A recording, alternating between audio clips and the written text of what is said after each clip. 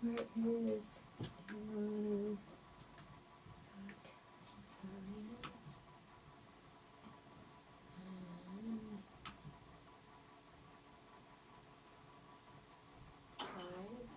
Yeah.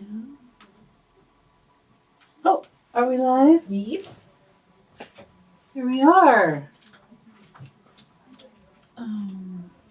Good morning. So is she saying it's still not working? Yeah, it's not working. Her phone's right there. The phone's right there. Good morning. Say hello so I know everything's working and you can hear and see and alright, let me tack that down. Oh. I have a little pin here. There.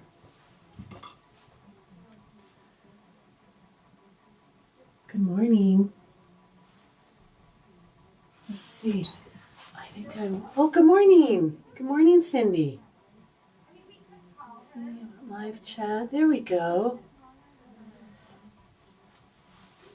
Good morning, Trish. Good morning, Wanda, Linda, Cindy, Lila. Great. Thanks for letting me know. Headed to Minnesota.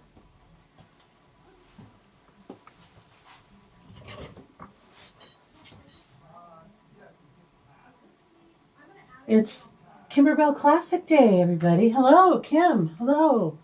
Thanks for joining. We're going to make this adorable little pillow. And it's a journey. It is a journey. We're going to have fun. We're going to learn a lot of techniques. This is an old Kimberbell. I don't know how old it is, but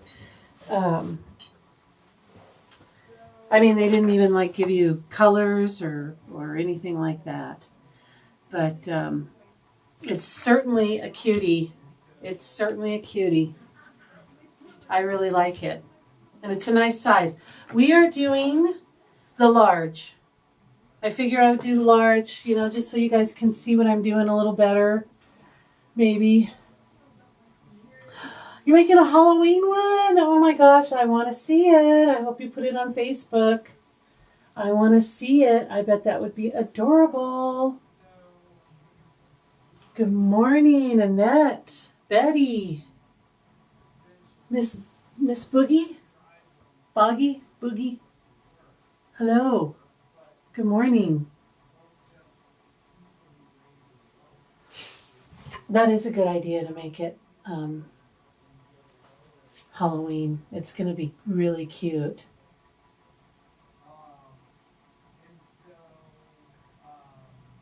At the bottom of the page, it's from 2017. Oh, it is 2017. You are right. Look at how smart you are. Absolutely. 2017. Yeah, that seems forever ago, doesn't it? But it's fun. It's a lot of fun. It's 3 hoopings and some sewing and all kinds of fun stuff. So, we're going to be using... So what you need is some thumbtacks. You need thumbtacks for this one. Oh, they got a phone in here. I should give them their phone. They probably need it. You're going to need thumbtacks for this. And some Kimberbell tape.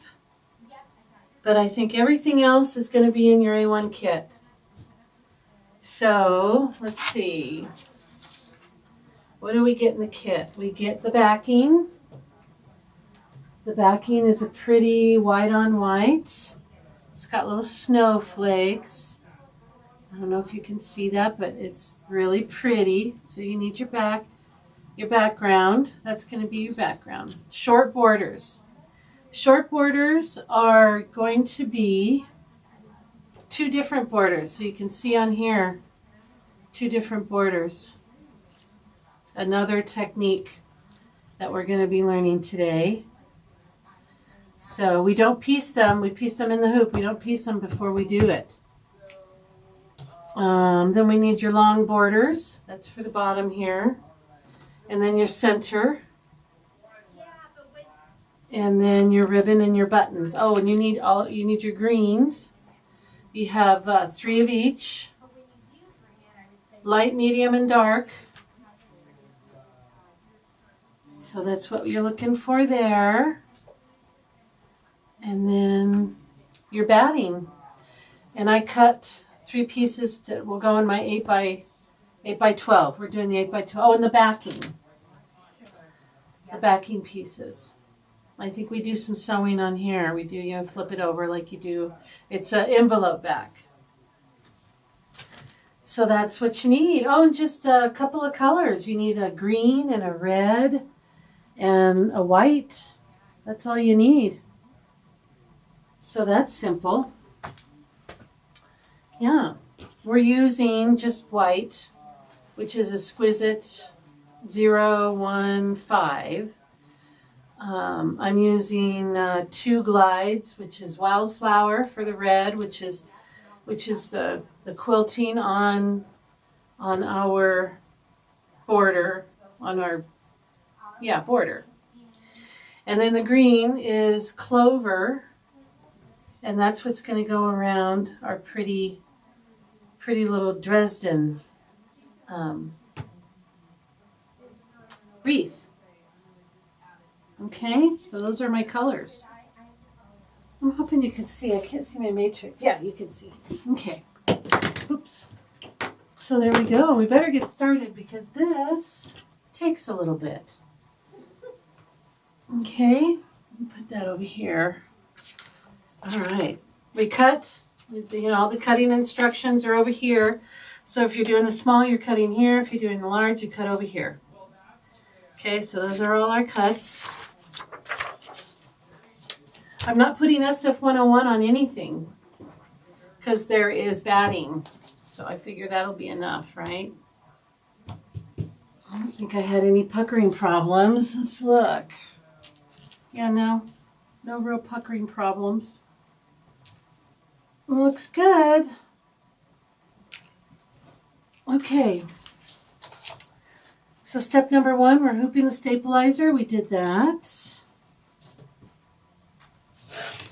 Did that right here. Step number 2.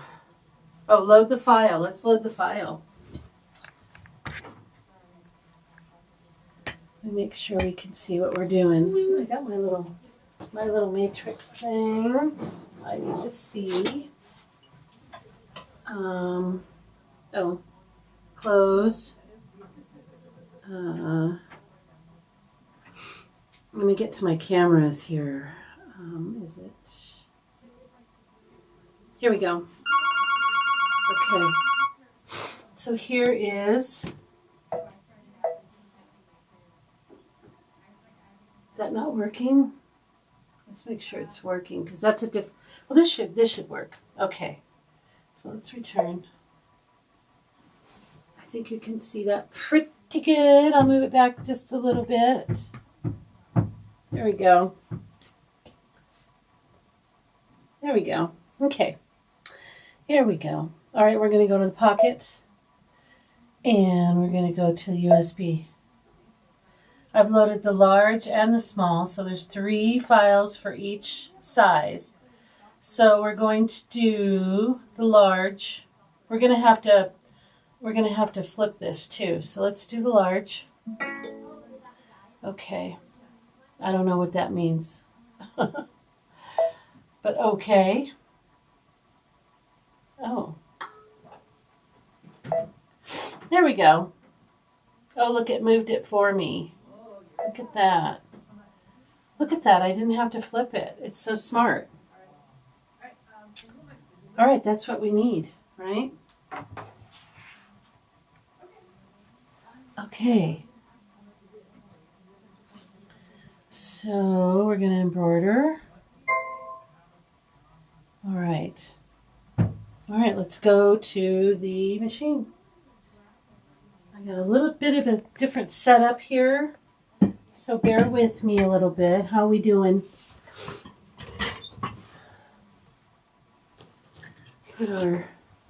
I'm just using no-show mesh.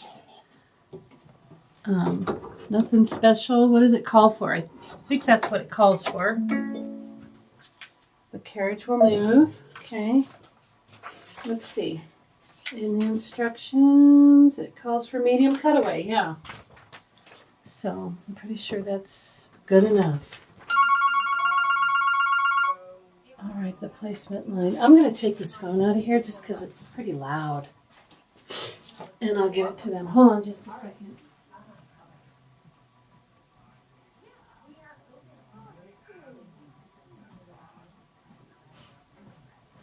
Okay, I'm back.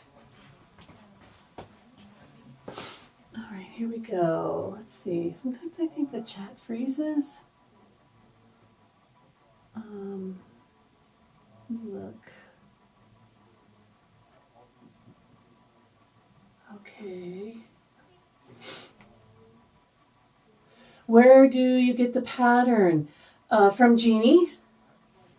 From Jeannie, yes. But I just updated my chat, so I'm looking here. You're doing the small size. Oh, I want to see it. I bet it's cute. I haven't done that one. I bet it's adorable. That one is like 9 by 9. This one's 11 by 11, so it's like 2 inches smaller. I bet it's cute. The pattern you get from Jeannie.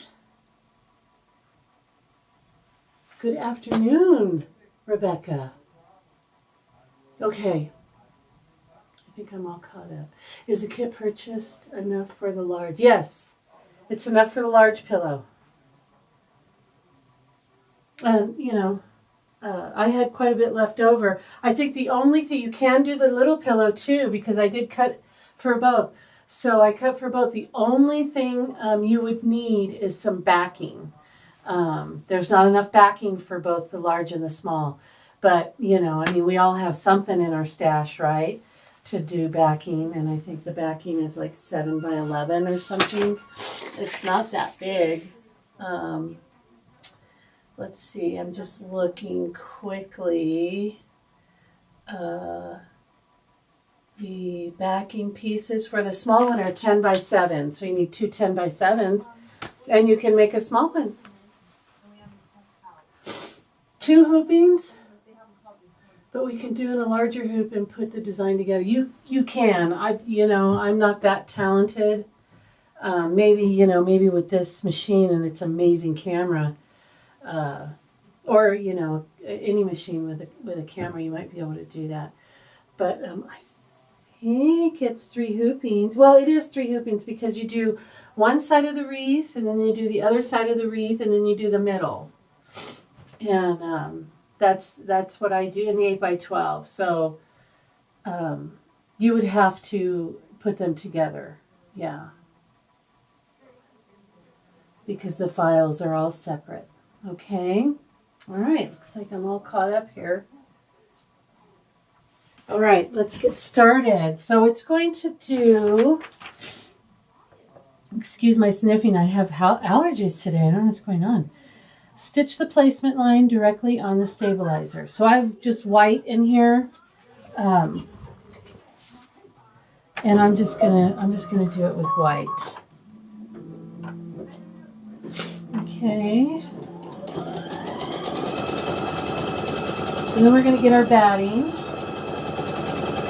And it says to fold it in half and finger press it. And just so we know where the middle is, I guess. Because we're just going to use half of it right now.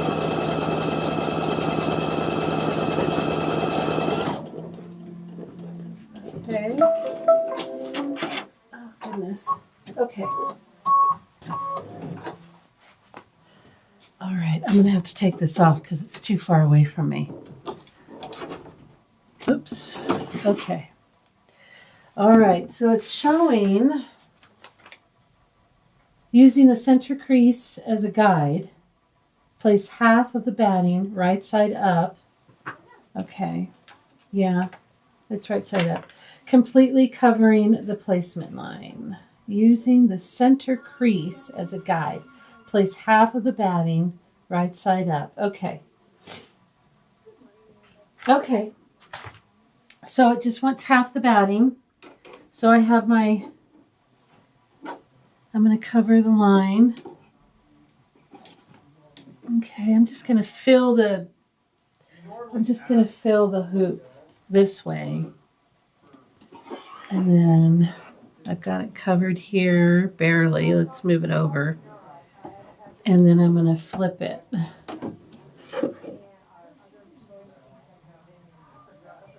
Okay. Just, it doesn't have to be perfect, I hope. Famous last words. Okay, we're just going to do it like the instructions say. Probably could have just laid it down and covered it halfway and it would be fine. So let's see, halfway is right here. And it looks like we have enough for the other half. So I'm barely covering this line here.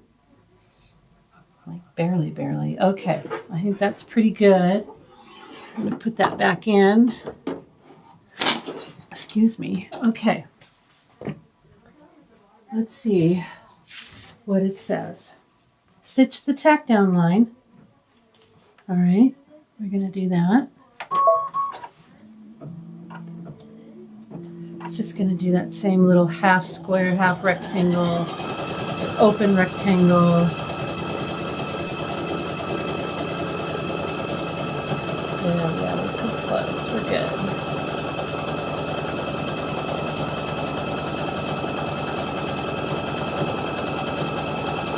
Okay.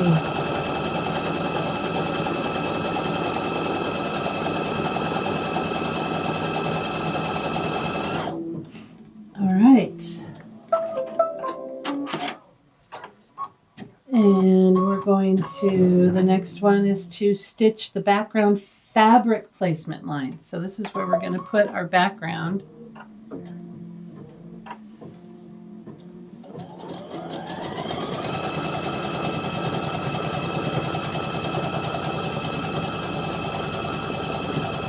Doesn't say to trim anything yet.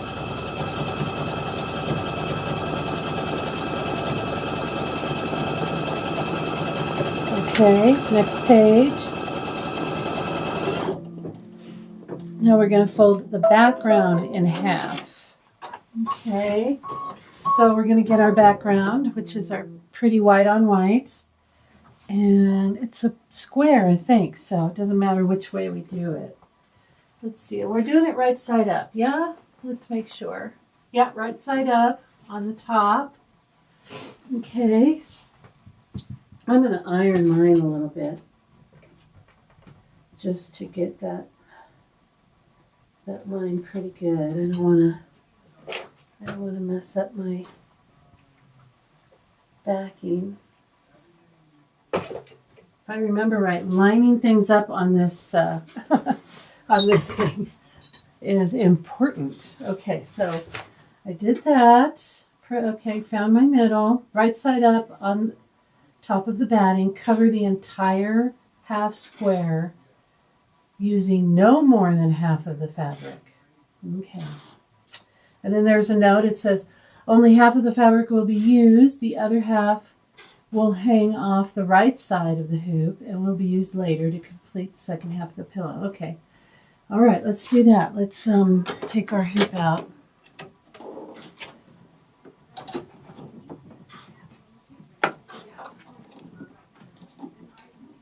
There we go.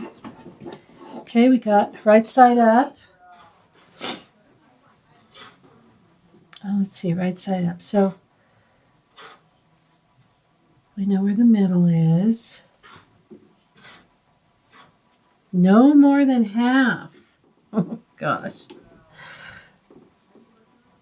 Let's make sure we're only using half. Get it straight. Kind of hard on this. Here's our line. And let's see, half. Half is about right there. Let's make sure. There's our line. Okay. I think we're covering everything okay. You know, we want probably, let's move it up a little bit. Let's just make sure our halfway line is at the end of our stitch line here. We have an open rectangle, so we want to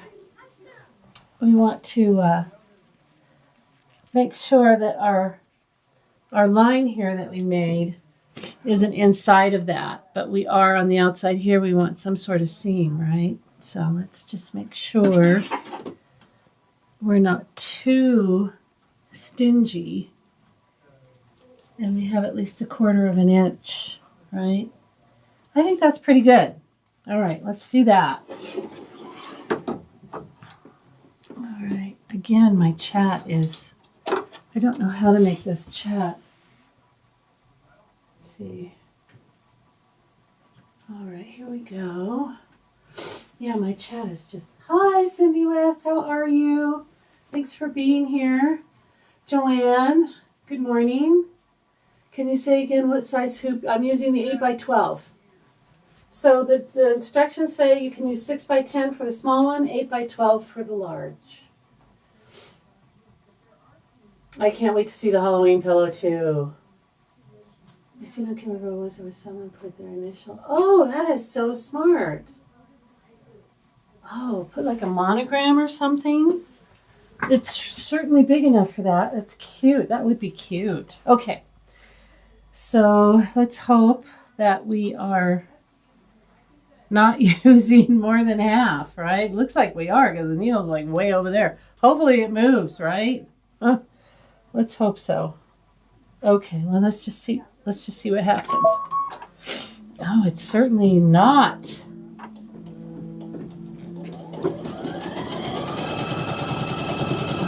I'm pretty sure the halfway mark right here that it went over. Okay, well maybe that's what it's supposed to do. Let's trust the process, right? Eek. Okay. Yeah, went past that halfway mark. I mean, it went way past it. I couldn't make that work if I needed to. So hopefully that's not a mistake. Okay. What is next?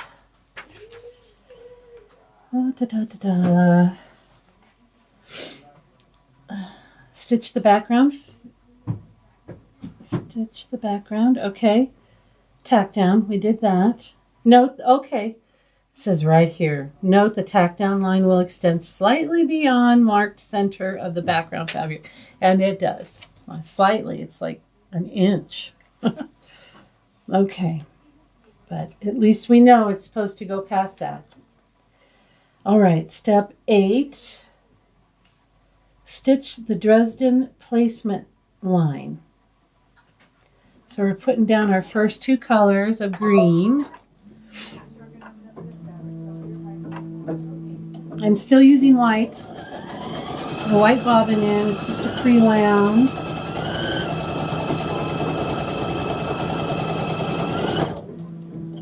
Okay.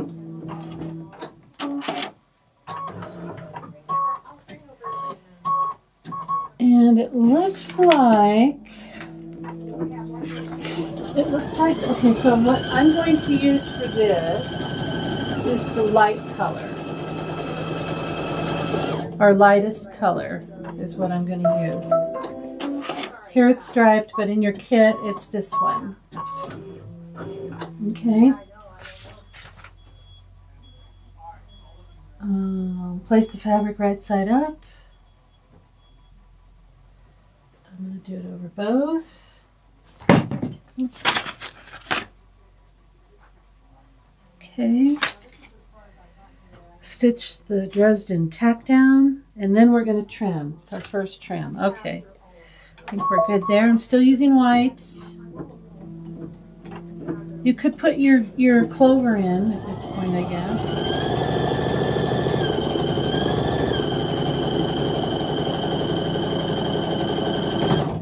Get my applique scissors. Well, I use my little pincers.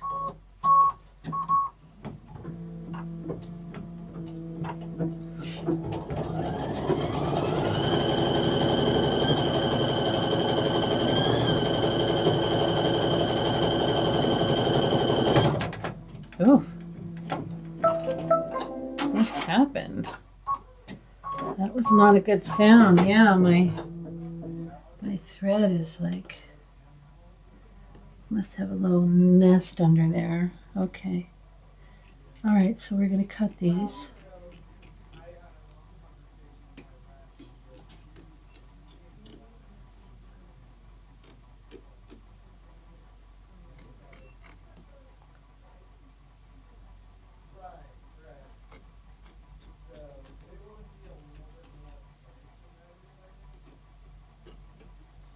The machine is making like a little sound of, I don't know, like a motor running or something.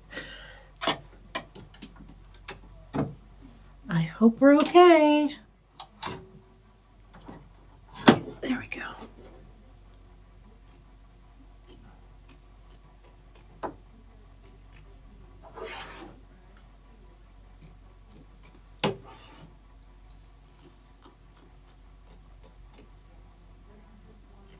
This is the A1’s, by the way, if you haven't noticed or if you can't tell. I am on the A1’s, which I really like. I really am liking this machine. This is a very nice machine. Got some great features. Okay.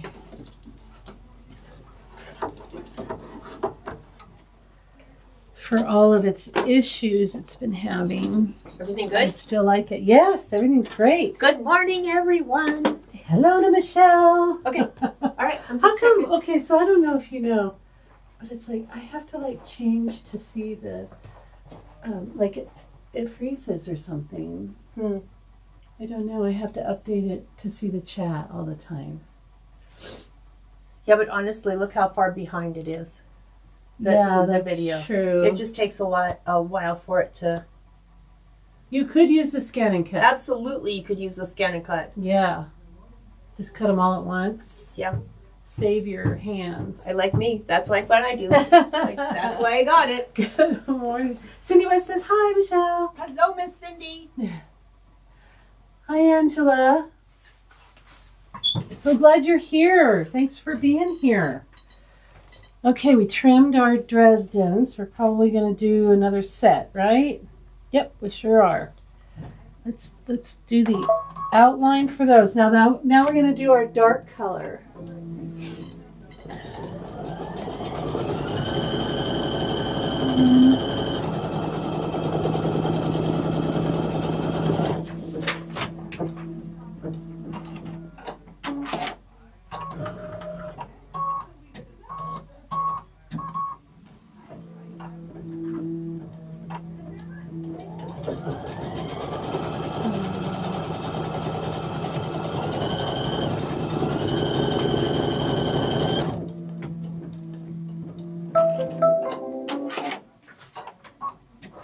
I may not have cut enough greens for my, okay, well, we're using the dark green. This is the dark green. Okay, covering those placement lines. Yeah, I may not have enough for my second half. I may have to cut some more green.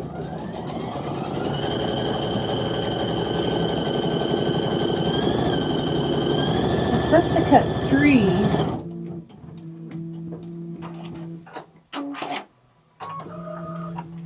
I only cut 2, but I'm not sure. 1, 2. I don't know.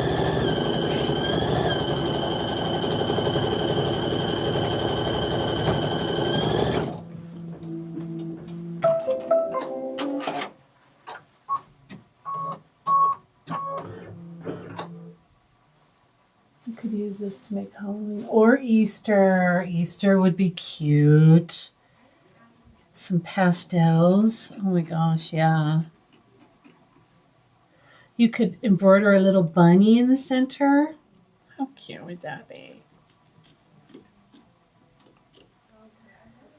That would be adorable. And for the Halloween one, you could put something in the middle too. You could put a little witch's hat or some flowers and Halloween colors. That would be cute. I have to take this out.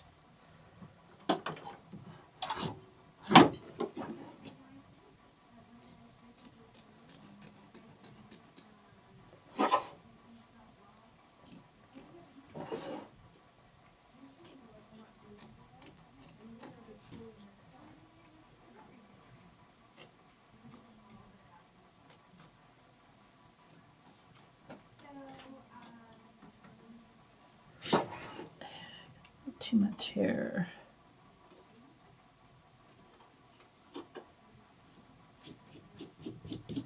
Okay. And then we're going to do the other two. And that's going to be our medium color. Which are these cute polka dots. I think this one's probably my favorite.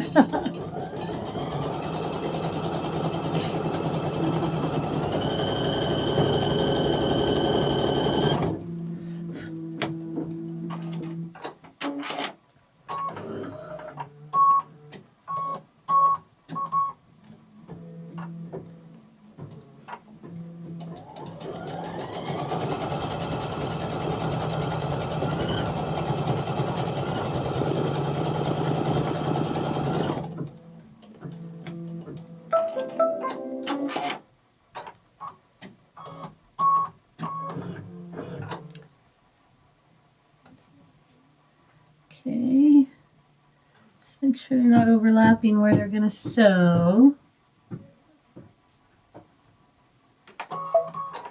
Okay.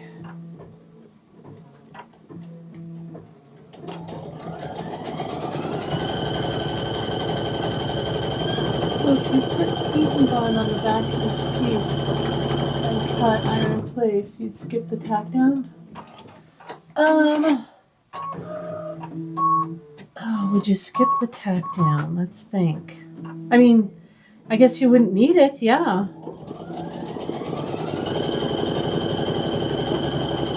Uh-oh, what did I do here? Ooh, oh, look at that. I didn't realize where the line was. Okay. Ooh, okay. All right, seam ripper time.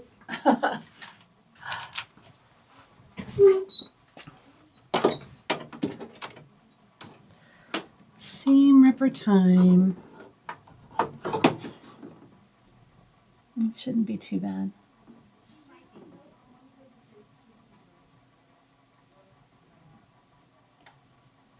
Get it going. There we go.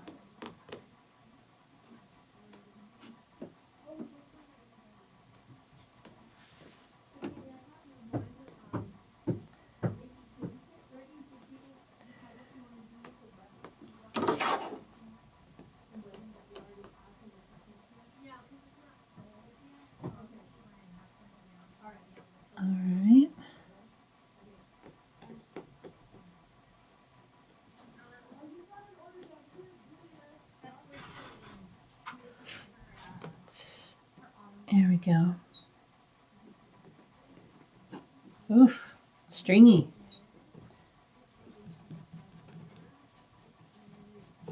That's what I like about this seam ripper is that it, this little rubber part on the ends gets out all of the stray threads quickly. All right, so I'm going to go ahead, I'm going to cut this. Cut these strings. All right, there we go. So we're good. Okay, so let's just make sure I'm covering it, right? Okay. There, crisis averted. Let's just go back on our plus minus. I'm going to go back to the tack down and then let's put this on here.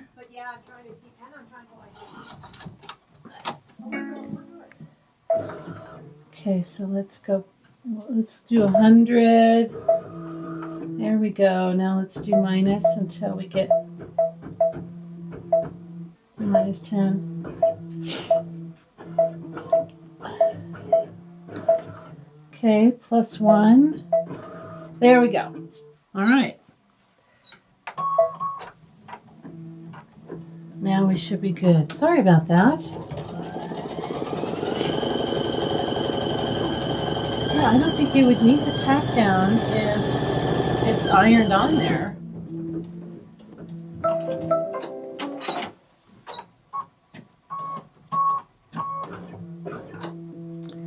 Okay. What are we doing now? We have 2 more to do. Which one? What colors are we doing? Let's look.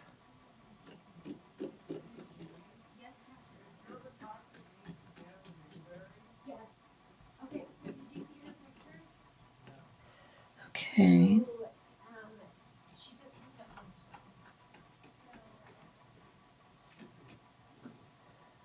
I thought I was so prepared and I cut everything I needed, but apparently I didn't because I'm out of green pieces and it wants to do 2 more. So let's see what we're doing. I'll have to go run and get another kit and do a quick cut. Let's see what we're doing here. Let's look at the directions. What step are we on? We're on step 10.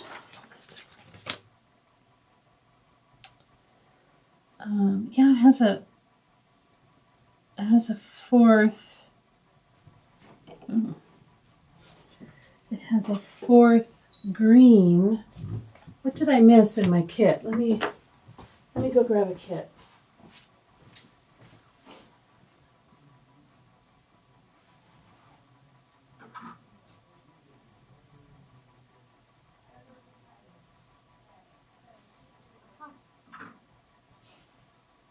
Okay.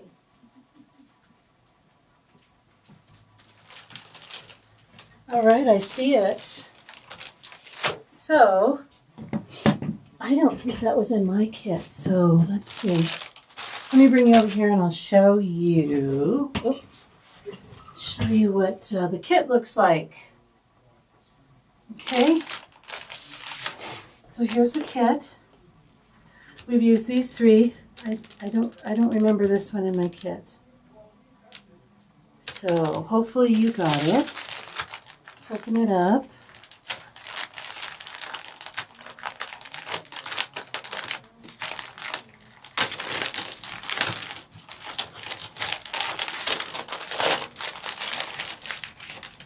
Okay. This is the one I'm looking for. Okay. You know, I don't need to cut. I can just lay it down, right? I think that will work. All right. Okay, we're good. Let's go back to the machine. Here we go.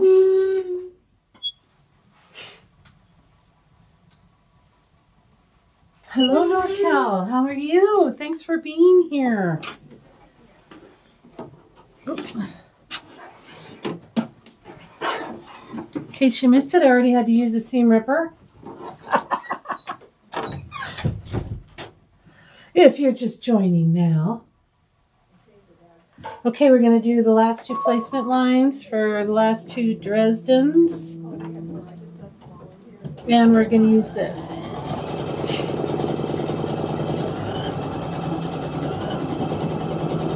Yeah, now I see it on my sample. It's going to go way over here. Right? Where's it going to go? No, just doing the one. Okay. Okay. Let's make sure we cover it, right? No SF101 needed.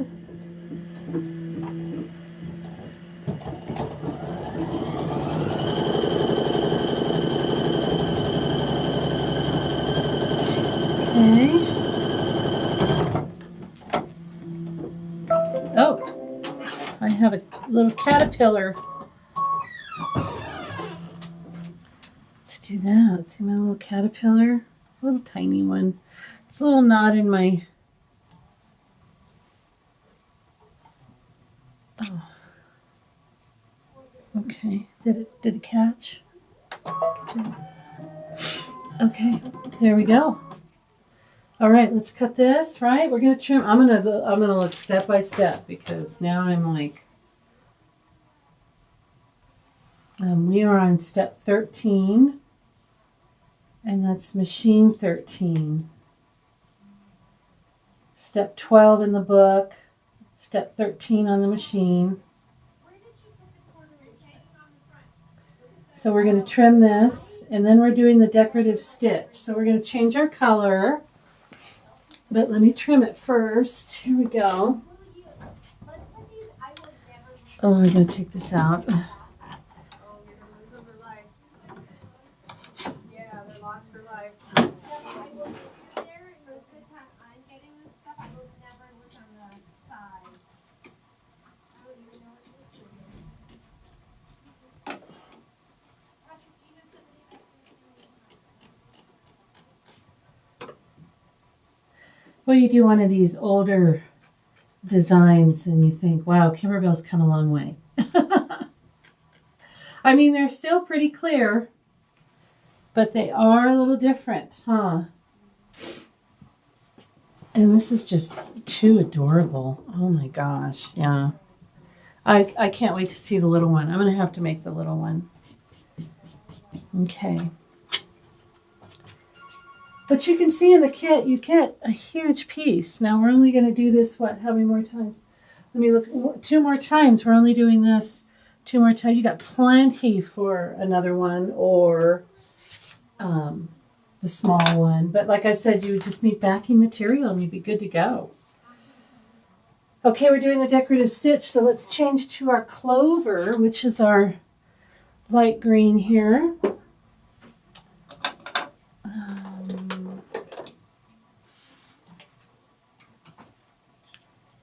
Taking the white out.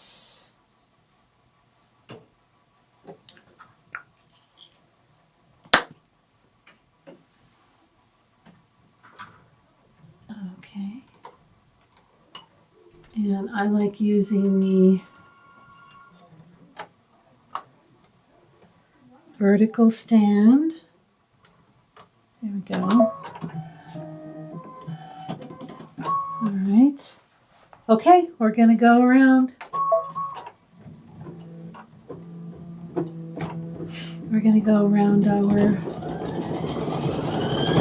And this is just like the little decorative stitch. It's not satin stitch. It's like, you know, little, what do you call those?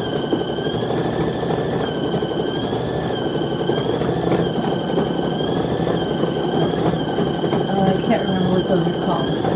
They're pretty. I do leave the white bobbin in, yes. Yeah, no need to change the bobbin on anything here because, you know, it's all inside the pillow.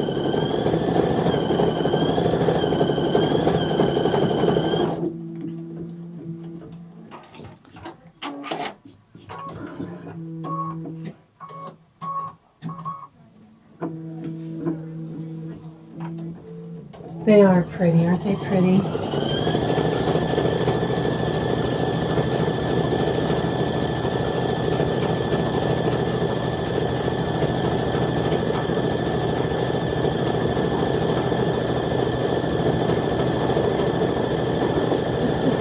Little pillow, and if you have like you've done a bench pillow for Christmas, I did candy cane lane, which was so much fun to make. How many of you guys made the candy cane lane? When it lights up, so cute.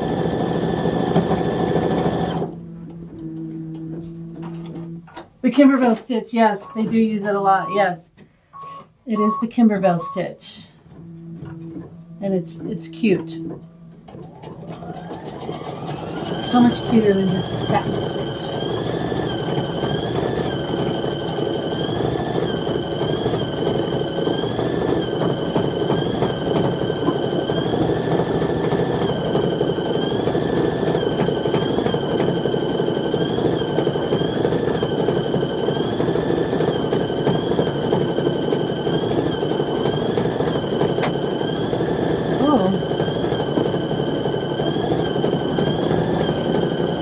A little click sound that I didn't like.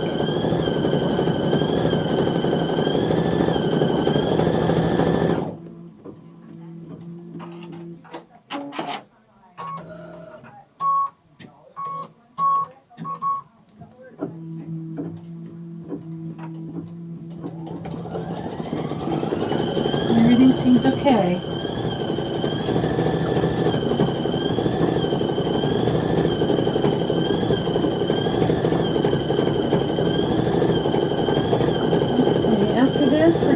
some quilting on the wreath itself. And I'm just going to leave the same green in.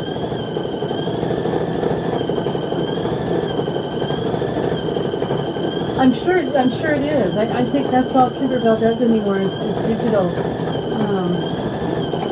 Yeah, if you just email Jeannie or you go on the website, I think she just she sends you the pattern and email, I think. I can ask if let me ask and see how that works with these older ones, because I'm not sure. Hold on just a second. I'm looking for my phone. It's not back here, is it? No. I'm sorry. Jeannie just came back here with 2 phones, one on each ear. let me go ask her. Hold on just a second.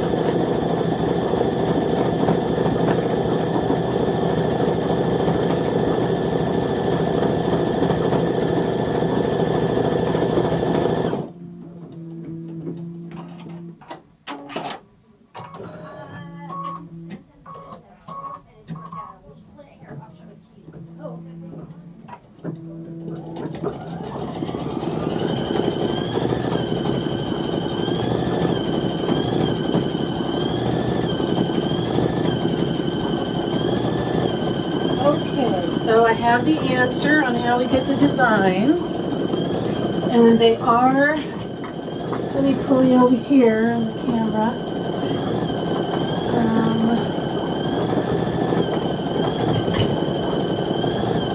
They are digital download. You can, when you order it, she can send you this. I think it's $5 shipping. If you don't, this is what we're doing, I think. Yes. So this has a gingerbread man.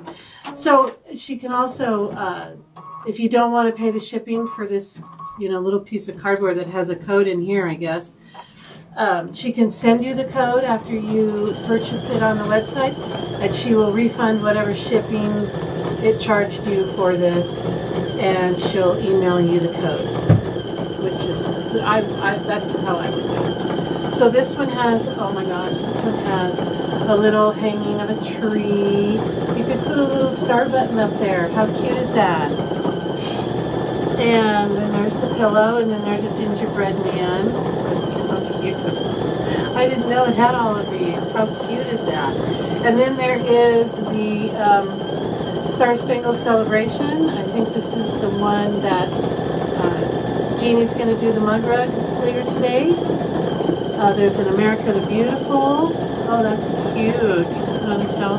And then these little bottles with the vinyl. That's super cute. And then this is probably Oh Happy Day.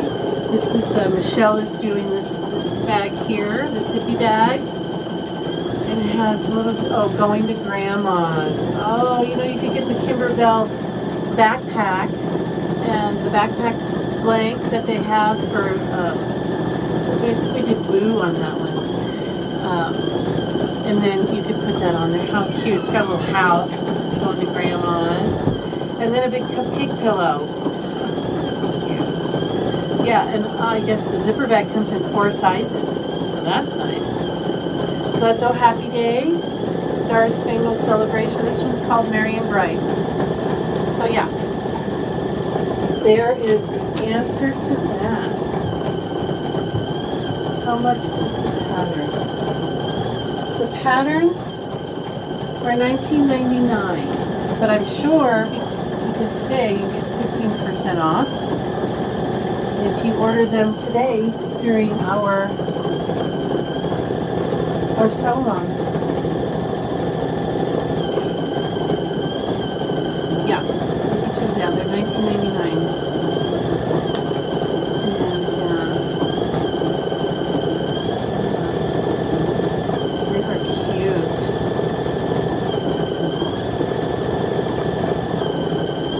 Is like a flip and fold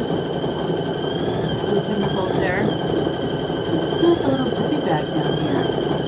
You see that? See a little zippy bag? Look at that in here. I guess I can read the description.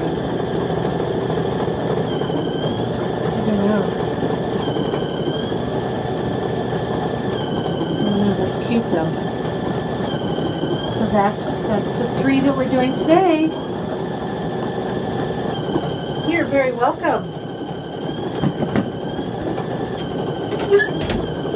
Yep, it's all digital download.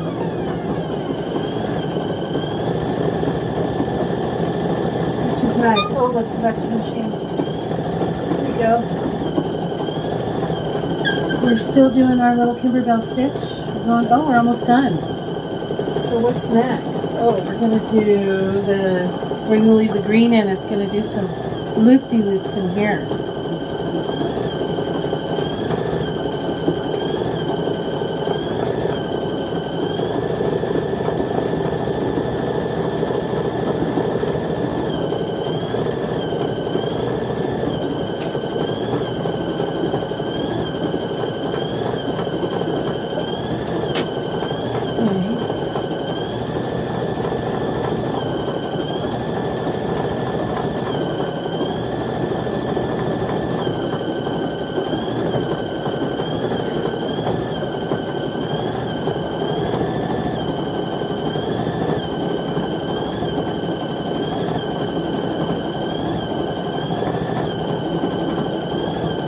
Can't even tell I messed up over here.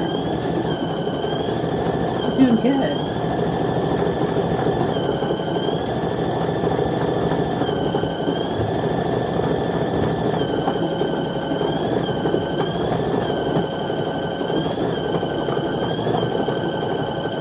No worries, NorCal. This is the 8x12. I'm doing the large size pillow just because I figure it's easier for you guys to see. I don't know, when I'm doing the thumbtacks and the lining ups and all the stuff we're gonna have to do. There's a lot of techniques in here.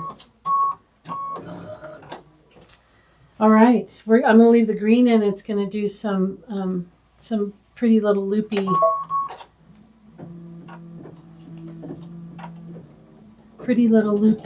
quilting on the green.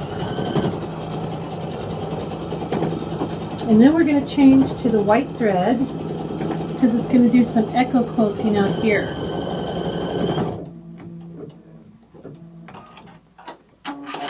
Let's get our white thread ready to go.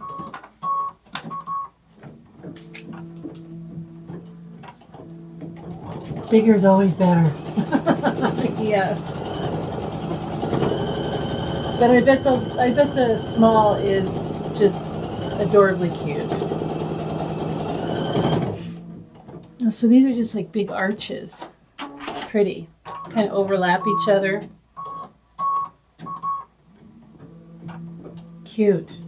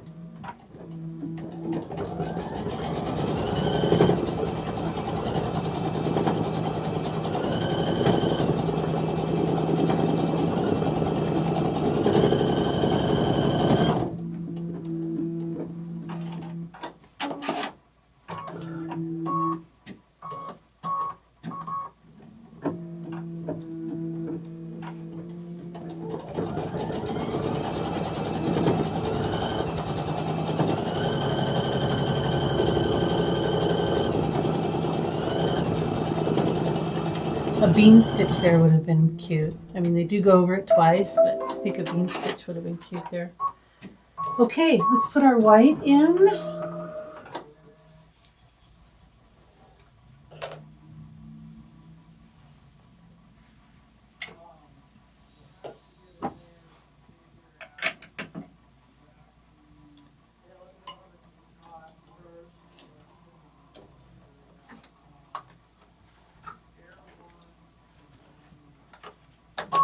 Getting better at finding that cutter back there.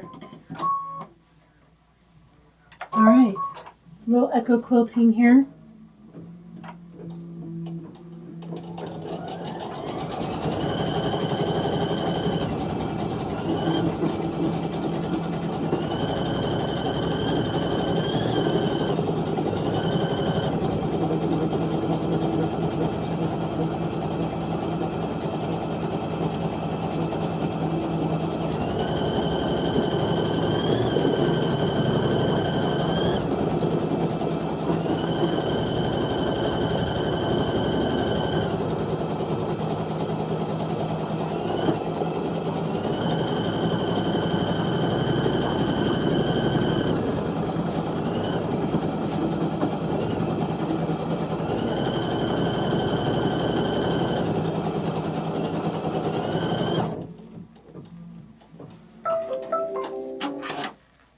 Okay, let's see what's next. All right, we're on the next page. We're on page 5, step 15. Long border. Okay, we're putting the long border on. All right, which is, let me grab that. Our long border is, oops, these stripes. So let's get one of those. Stitch the long border trimming placement line. Step 16. We can just leave the white in. It's perfect. It's just a little bit outside of the original tack down here.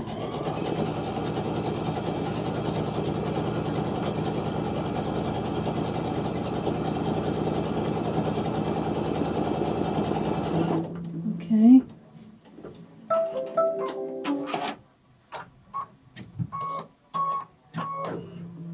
Oh, we're going to trim the fabric.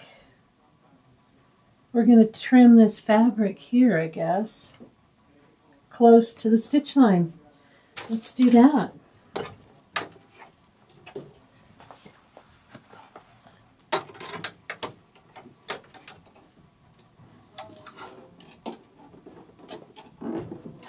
There we go. So I'm going to be trimming this off here.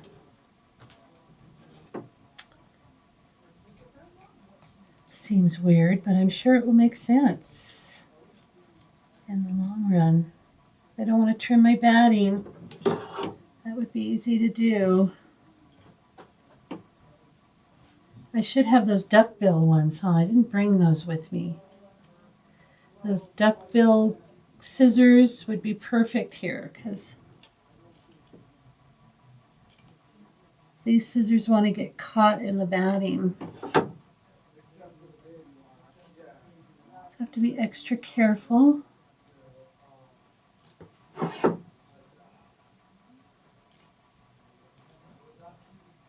not much material here to lift up on. Okay, there we go. It's pretty close. Let's put it back.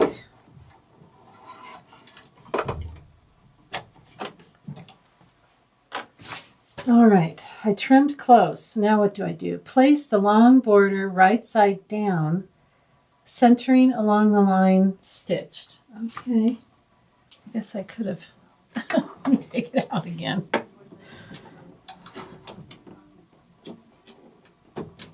There we go. Okay, so right side down, I'm going to line it up with that line. Okay, that's pretty good. All right, let's see what's next. I did that. Stitch the seam stitch. Flip and press the border right side up. Okay, so let's get our iron going and stitch the seam stitch. I like that there's not a whole lot of tape involved.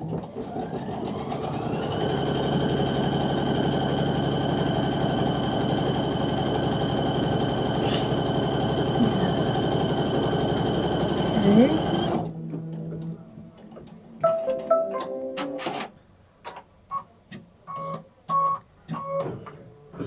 So I'm just going to go behind me here. There's no camera there. And I'm just going to flip this over and I'm going to flip it over and iron it just quickly.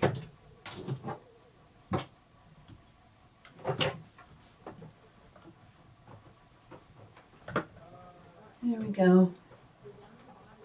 Just make sure it's nice and flat on the seam. And we're back.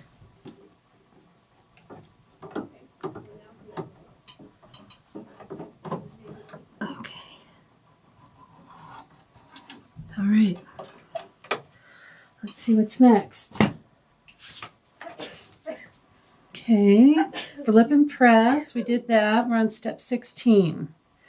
We're doing the short border. So short border B, which is, let's get that out. Short border B is this one. That's what they're showing on the picture here. All right. So stitch the top short border trimming placement line. Okay, that's a lot of words. All right, let's do that. Let's do a placement line.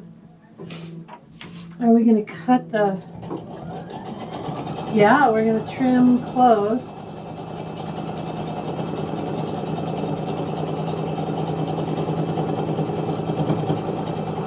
We are going to trim close to that trim line, or that placement line. All right, let's do that. I got to take this out to do that. Okay.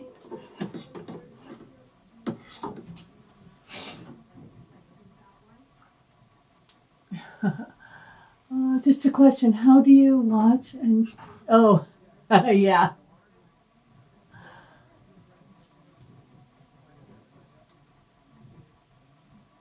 Yeah. That's the way to do it. Makes the drive go. Oh, we got to trim. Makes the drive go a little bit. Now, it's showing in the picture that I just kind of come down and trim. But again, I don't really have the right scissors for this. Oh, she had a bunch of scissors in here. I wonder if she's got some duckbill ones. No, I don't see any. These might work better though. I don't know. Let's try these. These are curved up a little bit more. Sorry if my hand is in the way. I'm having to lift it up quite a bit here so I can get underneath. Yeah, these work a little bit better. Okay. These are sharp. Those are nice scissors. I don't know what they are, but they're nice. Okay, so that's pretty good. Keep those around. Now, before I put it back in, do I have to put that down? Let's make sure. Trim line. Okay, place the short border piece right side down, centered along the stitching. So here's my stitching. It starts there and it ends there. And we're just going to kind of center it like it wants. And we're going to stitch. Let's make sure. Stitch the seam stitch, and then we're going to flip and iron.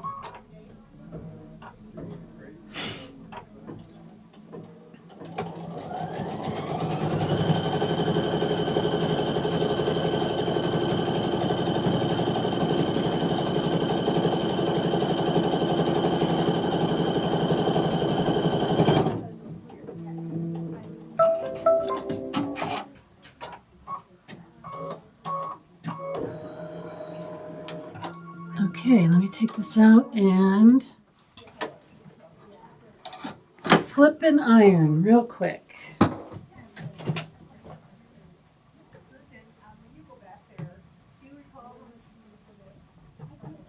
Okay.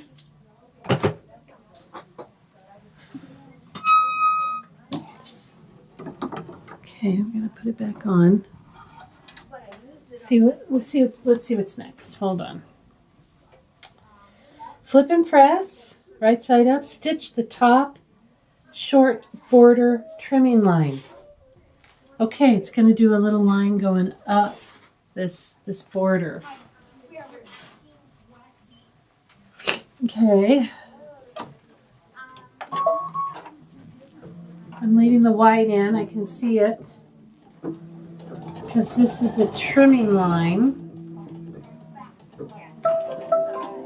Trim the fabric close to the stitch line. Oh, it takes it far, far away from me. Okay. Come on, digitizers. Okay.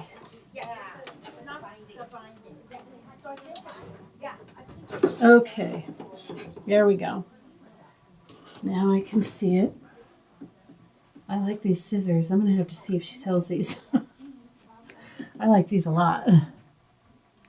They're very, very, very sharp. They have a name on them?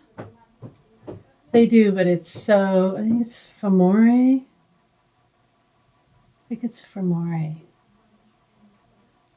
Cute. Cute, cute, cute, and sharp. Super sharp. And I like the angle of them. Okay, what's next? We cut. Now we're on page 6, step 17. We're going to do the short border down here at the bottom. Okay. And it's, I don't know, it's not the same. I think we're going to, let me look on my pillow. Yeah, we're going to flip them. We're going to do the other red border fabric. I'll show it to you here in a second. This is our border fabric we're going to put down here because we want opposites, right? All right. It's going to do a placement line, right? Let's make sure.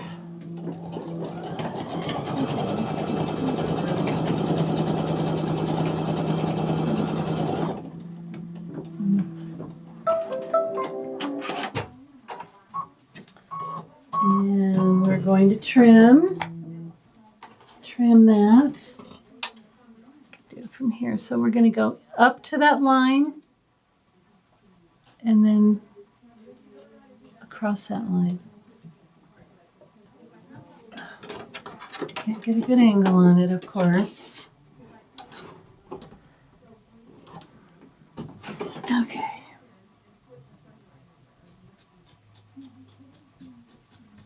Yeah, these, I don't have to be near as careful with these scissors because they're angled so far up like that. I like that. Okay. We probably have to lay this down. Let's do that before. Yep. Centering along the stitches. Again, we're using the other short border material just to have opposites. And then we're going to iron, I imagine.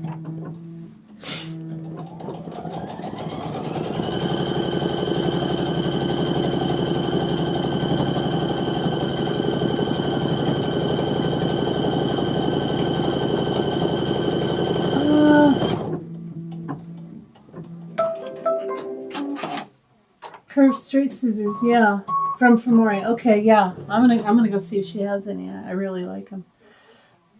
I know they did like a split border on the well, it's could be top or bottom and could be side or however you put this, but yeah, just I don't know, just to give it a little bit of interest or just to be a pain. It's not that hard. It's not that hard. It's just something we're not used to doing, right? I know I'm not.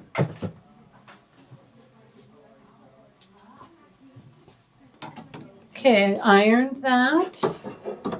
And I'm assuming it's going to do a little straight stitch like before. But let's read. I just want to make sure. Flip and press. Stitch the bottom short trimming. And then trim close to this line.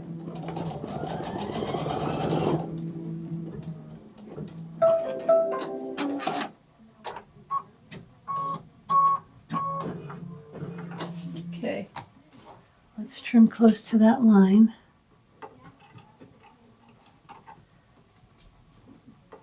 Oh man, come on.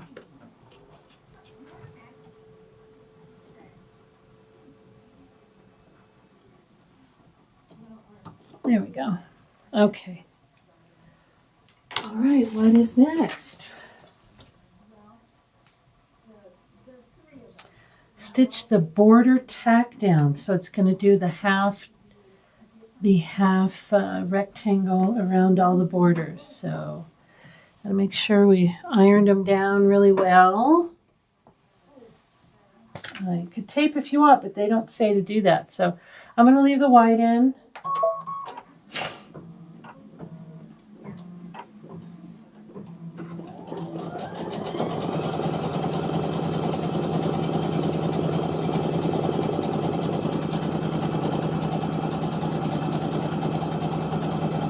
Yeah, all nice and flat.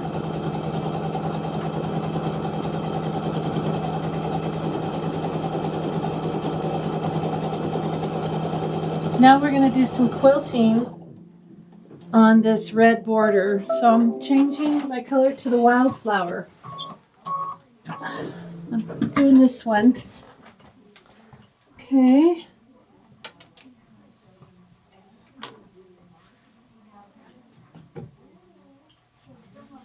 Okay, taking the white off.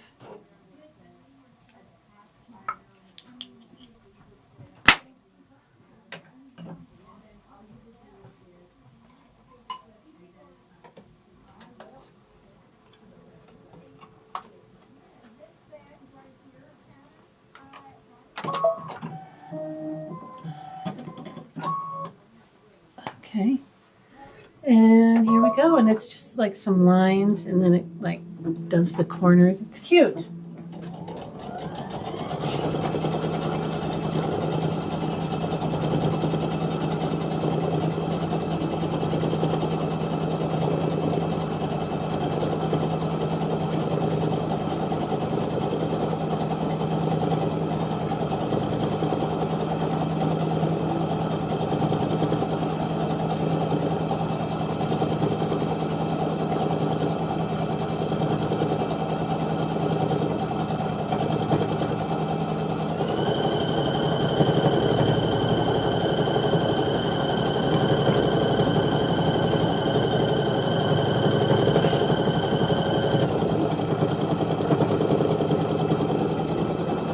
Yeah, I might be done with this half. Let's see.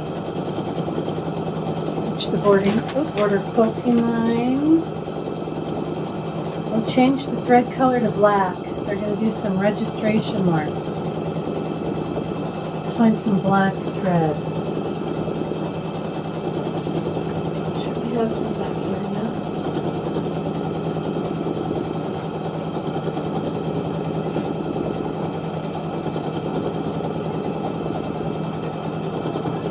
Maybe not. Do a super dark green.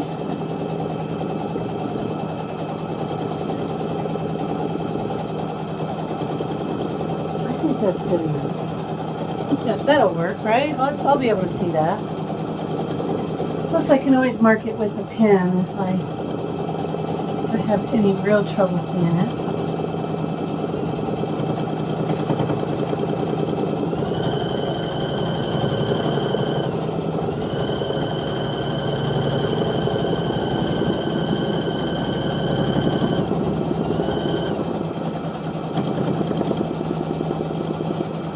You know, doing the Halloween one, the corner looks like kind of like a little spider web.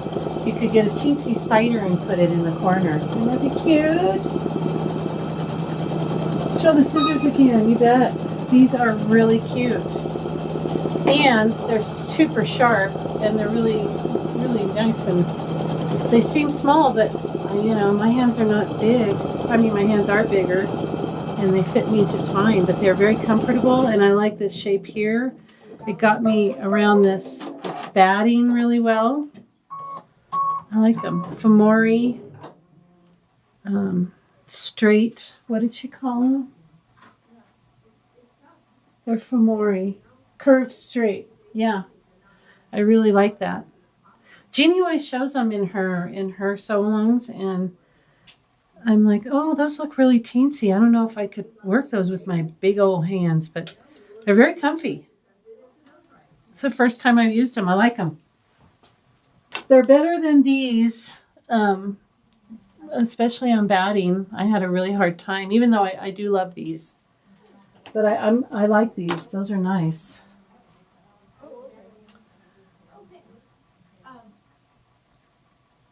Oh, you have spiders on your background material. Cute, cute, cute. Are you going to put it around the edge like that? Oh my gosh, yeah, that would be cute. Oh, they come in 2 different sizes, the scissors do? Oh, I like these small ones.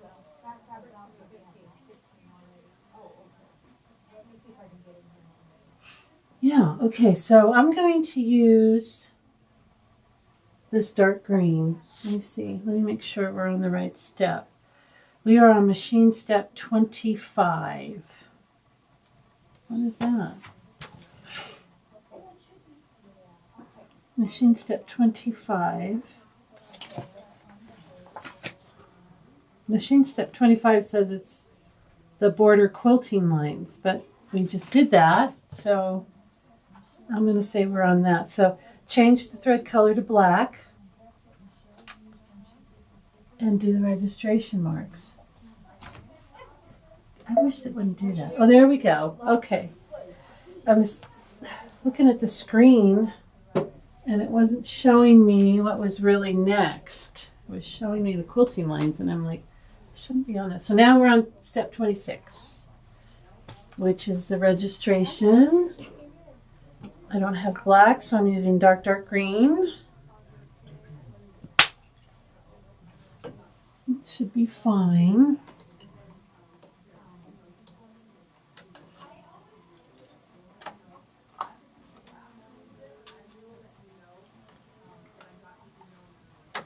Okay. And they're just teensy little marks, like one down here and one up there.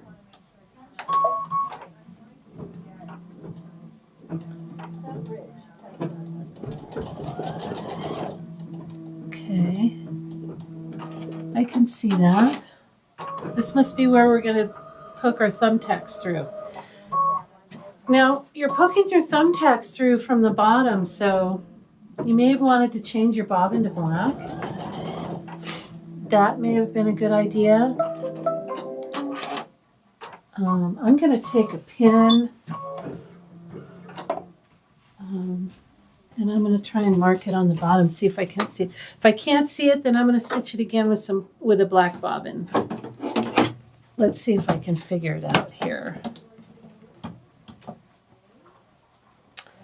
I think I can. I think it's right here and right here. So I'm just going to mark it like that. Let me show you if you can see. I just took my pin and marked that. It looks like an L, an upside down L. Okay, I'm going to do it on the other side. I think I can, yeah, I can see it. But, you know, if you don't want to mark it and you can't really see it on the inside, then go ahead and change your bobbin to something black. So the black bobbin or something. Okay, what is next? I think we're taking this out of the hoop. Make sure marks stitch on top and bottom of pillow. Right, okay, we did that. Part 1 is now complete. Remove project from the hoop. Trim excess stabilizer to the edge of the fabric. Do not trim the fabric or the batting. Don't trim the batting either. Just the stabilizer. Okay, so let's go over here. I'll move the camera over here.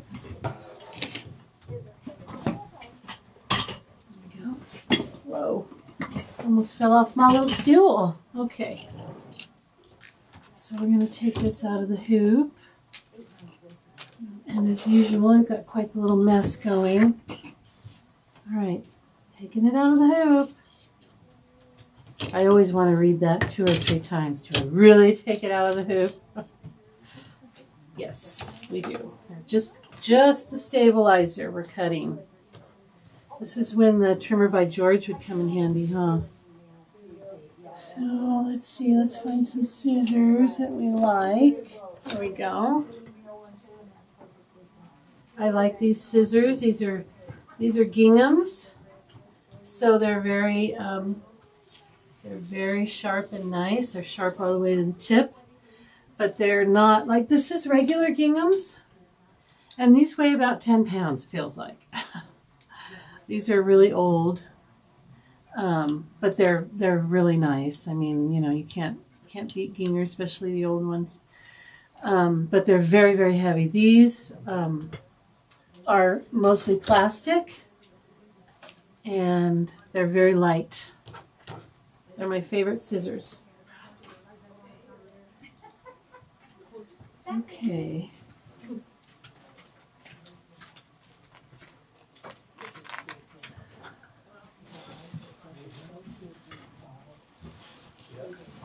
Just the stabilizer. I'm going to go all the way around.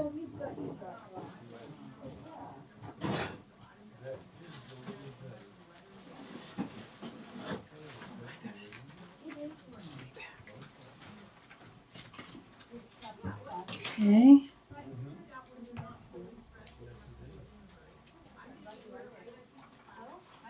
All right. So now we look like this with no stabilizer. The only stabilizer should be like around here.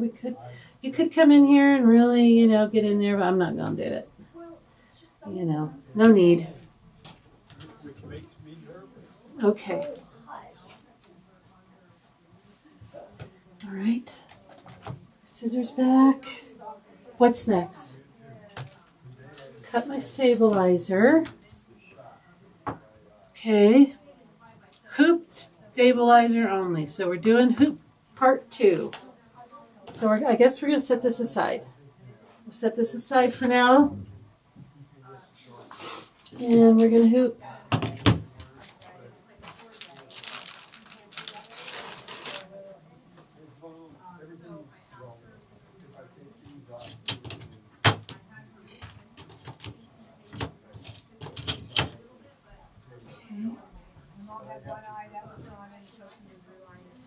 Yeah.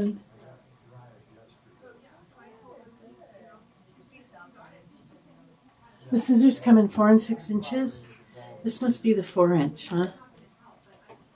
Yeah. They're tiny but mighty. Okay. I like a scissor that's small because it can get into places, but it needs to be sharp all the way to the tip. And these are sharp. Ooh, these are like, yeah, really sharp all the way to the tip. So those are my 2 requirements for small scissors. Small enough to get into tiny places and okay. And sharp all the way to the tip. That's important. All right. Hoop the stabilizer, we did that. We're going to load part 2 file on the machine. And we're going to stitch the registration mark. So I'm going to leave this dark green in here. Let's look at our screen real quick. Oops.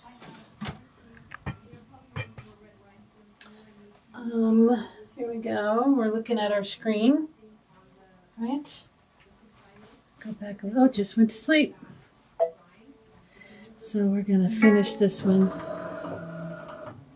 And go to embroidery, pocket. You guys see what I'm doing? Kinda, sorta, maybe. I hate to move this around too much. Okay, we're going to go to the USB. And we're going to do this one. We did this one. We're going to do this one. Hopefully it'll switch it for us again. See what happens. Look at that. It did it. It did it. And it's going the right way. We need it to go that way. How does it know? That's cool. Okay. Can you see? I don't know if you can see or not. See how it flipped it and it's going the right way. We're going to set. And we're going to embroider. Okay. Let's go back over here. So I'm not making you sick anymore. Try to hold that steady. It's not easy. It's heavy. Okay. All right. So we're hooped. We're going to the machine. Let's go to the machine.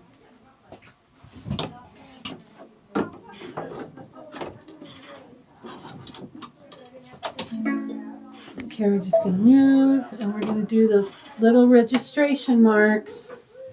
I see thumbtacks in our near future. Okay. Going with the dark green. Excuse me, my hay fever is just off the hook today.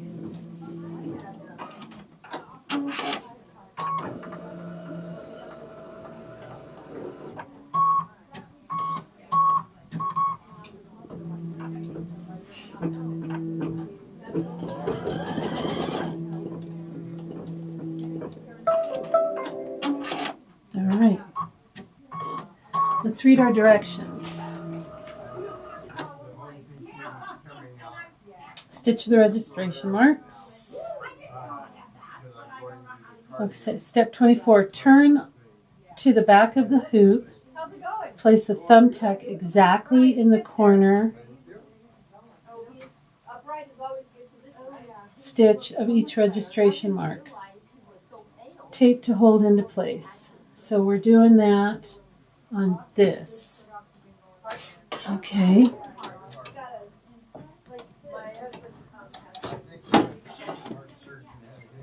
Let's go back over here.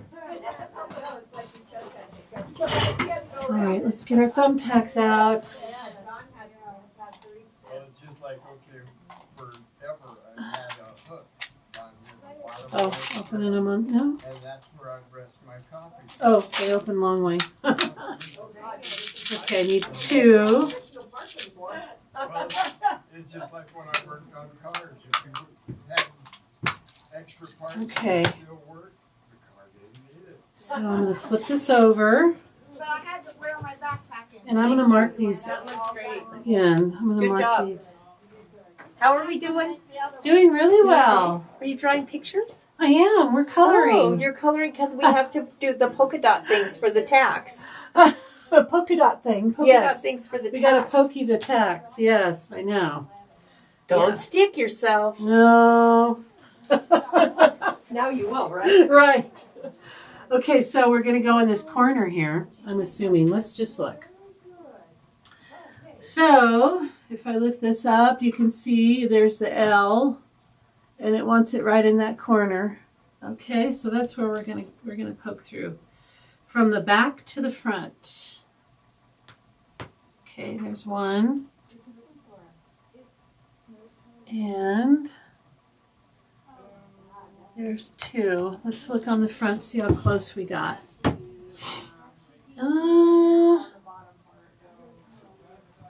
I think we're close enough. Okay. Now I want some tape on there, which I'm not sure that's necessary, but maybe it'll hold it while we're putting on the other part. So let's just follow the directions. Good little students. Because the second I go rogue is when things go crazy. Okay. So we got some tape on there. Push it down this way. Now what's next? All right. When the registration marks from part 1 and part 2 are properly aligned, the design will stitch out with precise alignment, it says. Okay. So, turn the hoop to the front. Place hoop on hard surface, and the thumbtack should be poking up. They are. Okay, 26. Take the pillow from part 1 and align each registration mark with the thumbtacks. Ensure each thumbtack is exactly in the corner stitch of each registration mark. Press into place, carefully smooth out pillow. Okay, let's do it. We got our registration marks. We're doing it right side up, right? Yeah. Doesn't say that, but yeah, why wouldn't you? Okay. Shows it in the pictures. All right. So we're going to take our little, we marked them back here. I can kind of see. Glasses would be awesome. I have some here. Okay. Now I can really see. There's our little corner. I'm going to try and get that. Right on our, and we're going through some layers. So we got to push kind of hard. Right here maybe.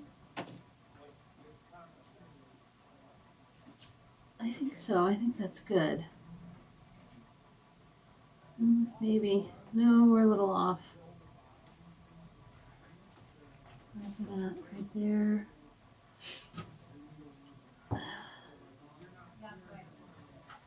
Okay. Yeah, of course, my nose is just running like a faucet. Okay. What is the purpose of the thumbtacks? Well, this is it right here. Excuse me. We are having to line up these two pieces so that when we start stitching this, it meets up perfectly. So we got to get it right in that corner, and I think I'm pretty close. I'm maybe like a half a stitch. A half a stitch. Do you think that's going to matter? I don't think that's going to, I mean, a half a stitch, really? Watch it make all the difference in the world. Okay. So now we're going to the second one. We've got our L up here. We need to get into that corner, and we're going to have to pull a little bit. Oh, see, that pulled out. I'm going to do this one, and then hopefully I can stretch this one enough. See, this one popped out. So I need like a third hand, somebody holding it up here. Well,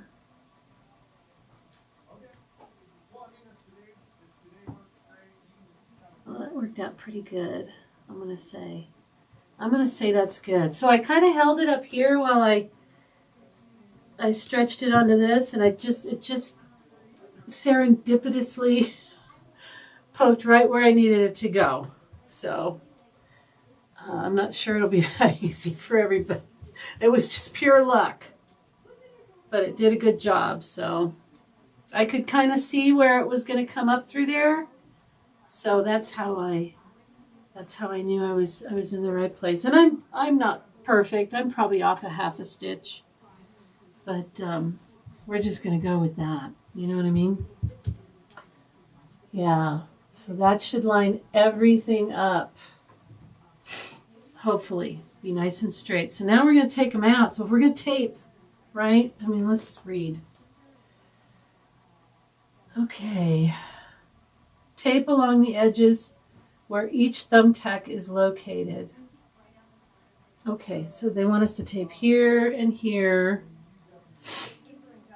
And I'm going to tape because I had to stretch this quite a bit and I don't want it to move. Because I felt like I really, I'm going to tape, I'm going to double tape. Tape along here. And just make sure it's very, very, very secure. I'm going to do it up here too. Because, again, I had to kind of stretch this a little bit. So it's going to want to move when I take this out.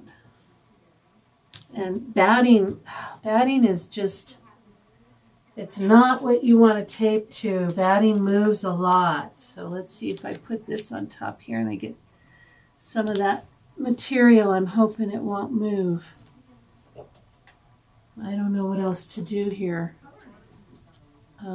Because batting will move. Batting, if you just tape the batting, it's not going to, it'll probably move. So let's see what happens when I take the thumbtacks out. See if we can tell if it moves or not. I was just going to put one more little piece here, but the tape is not, oh, here we go. Tape is not cooperating. Here we go. I just want to make sure that this is not going to move. As much as I possibly can, you know. Just taped it to the hoop a little bit. Over here too. So hopefully now I'm gonna pull these tacks out. All right, let's just read. Let's just make sure. Okay. So tape along the edges, remove the thumbtacks. Big letters in yellow. Okay. Yes, we're going to do that. So let's do that. All right, got some tape on here.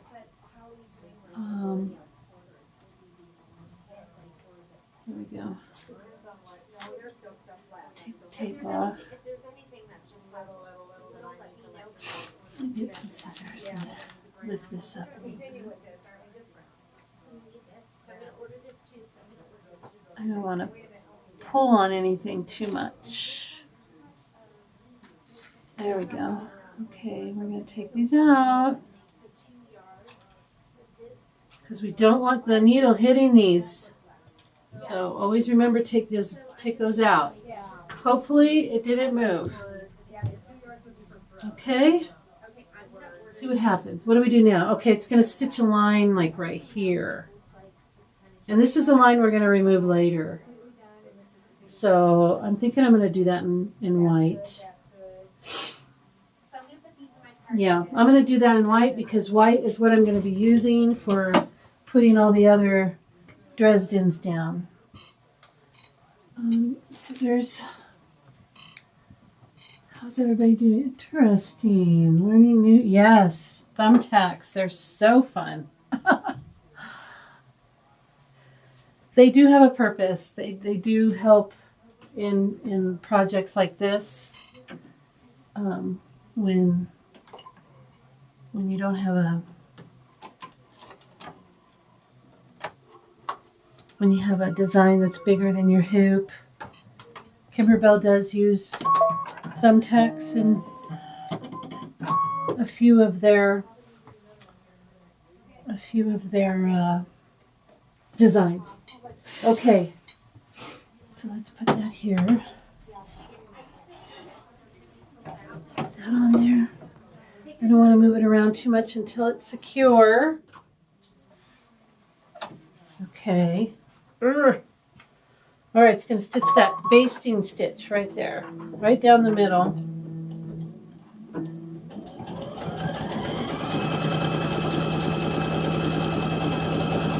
Oh, I'm not liking it. Did it like a double stitch up there. That's going to make it hard to remove. Okay.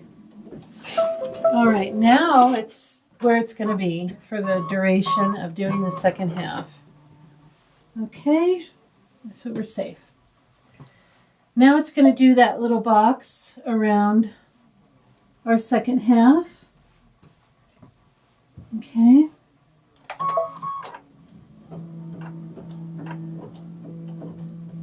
Let's make sure this is in the center. Okay. So this is when we put half over here and half over here. We did pretty good. We've got a nice little hang over here, so that's good. I did good. All right. What is next? So we are on machine step 3. Okay, actually we're on 4. 4 is stitch the Dresden placement stitch.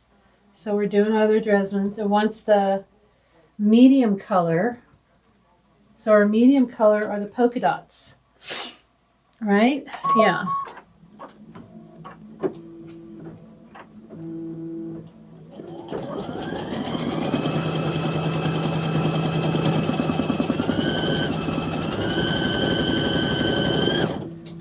All right, let's get the polka dots.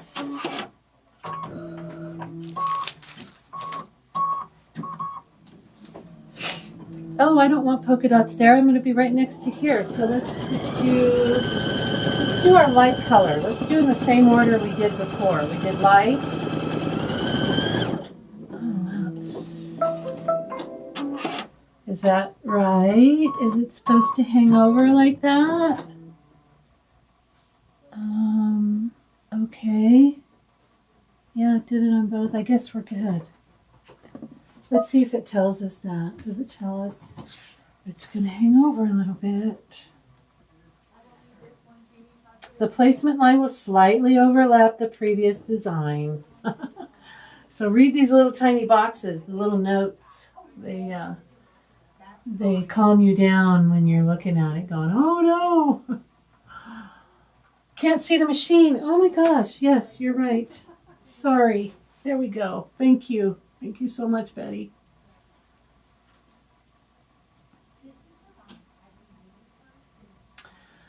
I got real close on putting mine, but I think my material moved just a little hair. Yeah, you know. It's going to move. Wait till we do the center. Oh my gosh, the center is so much fun. Okay, so because I just have this big piece, I'm just going to lay it down and do that. Cover everything, make sure I'm covered. Yeah. Okay, and I'm going with the light color. I like that. Am I next to the light here too? I am. Let's see, what did I do? What did I do on my other one? So I did it in a different order. Okay, should we do it dark? We should do it dark, huh? Let's do it dark. I don't want two of the same next to them. I'm gonna do this one. I'm gonna do the dark. What do you think? The dark? I'm gonna do it. Oops. Let's do the dark. One of the darks. This is one of the darks. There's two darks, and this is one of them. So let's just make sure we're covering it. I don't want to get Jack the Ripper out again. Oh, yeah, I'm gonna do dark here.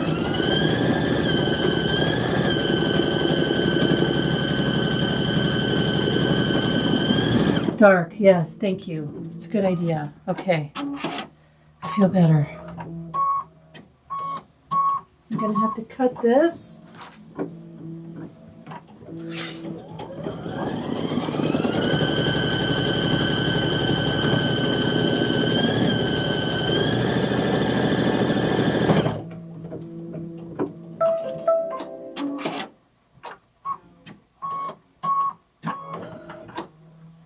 Okay, let's cut it.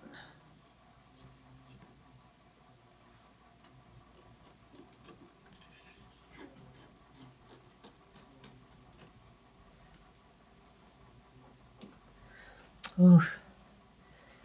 Can't get an angle on it.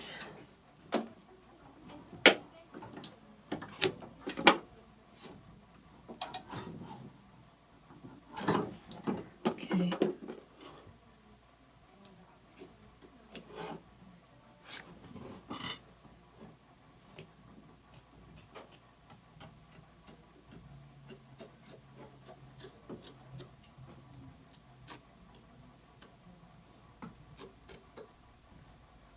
Okay.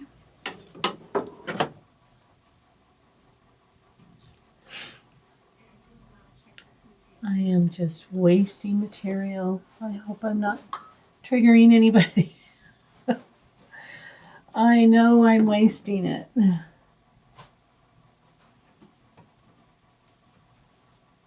I know it bothers me.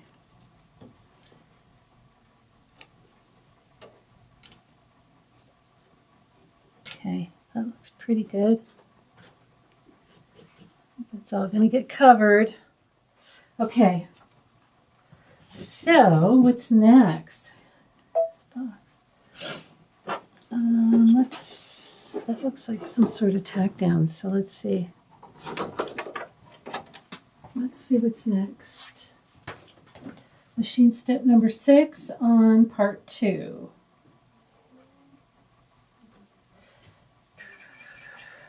I'm not seeing 2. That's 4, 5. Okay, here we go.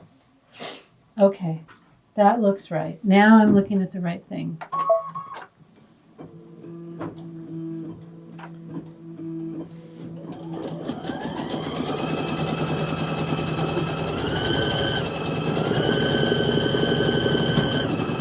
Okay.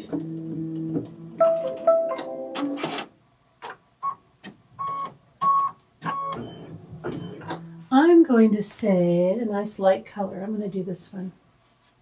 I'm going to do our lightest color.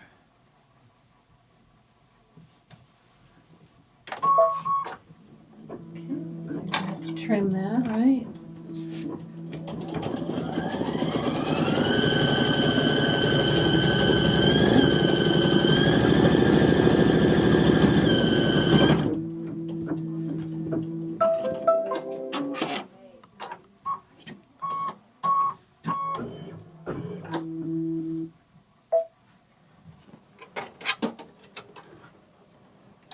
Okay, let's get that off.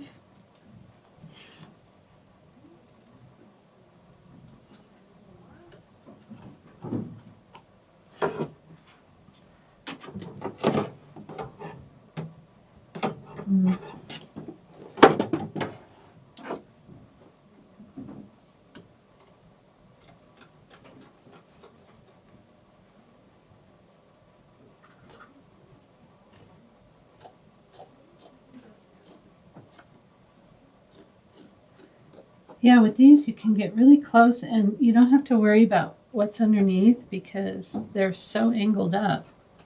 You can really kind of press down as you're, when you can't see, you know, like the material's under, you know. That's usually when I cut my project. Okay. Okay, that's pretty good. What is next? I'm gonna do this dark one. The dark, yeah, the second dark one. Let's do a placement line. And the second dark one is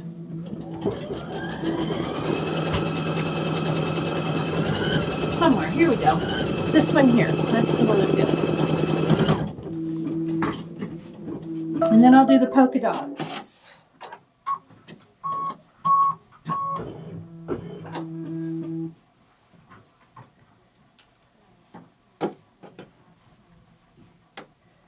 Okay.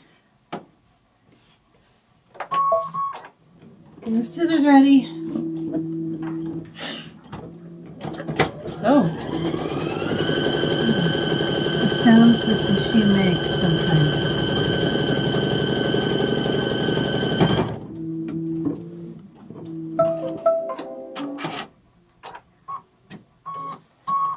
Okay.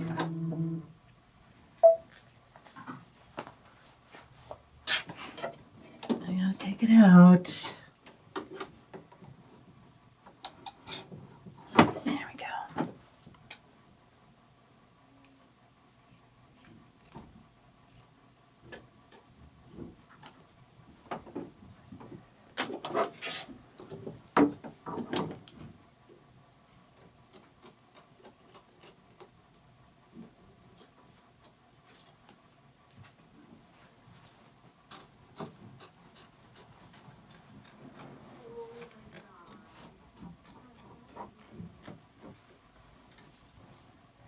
Okay, there we go.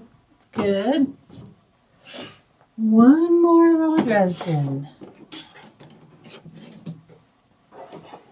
And then we'll move on to the, probably the borders. Okay, let's see.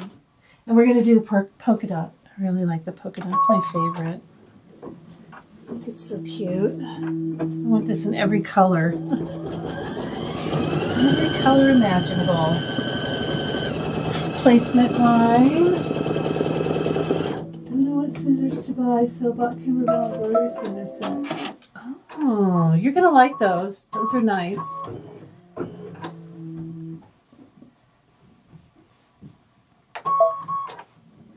Scissors can be pricey, so you know I just buy one every now and again. But you can't go wrong with Amore, I don't think. Finger.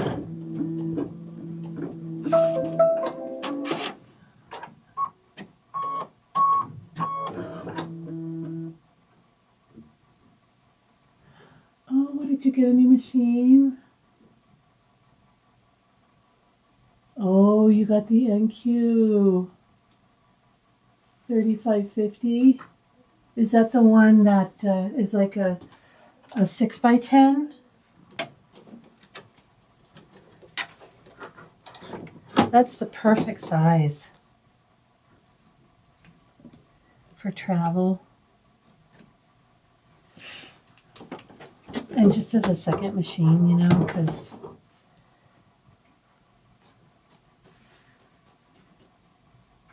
sometimes you just need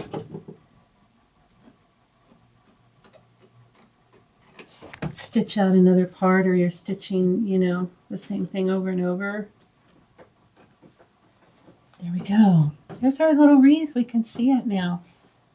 All right. Oh, we're doing our pretty Kimberbell stitch. That's what's next.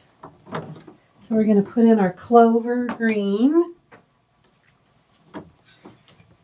Okay, we'll put this back on without... I was afraid the arm's going to move. Okay, so we're going to do our clover green.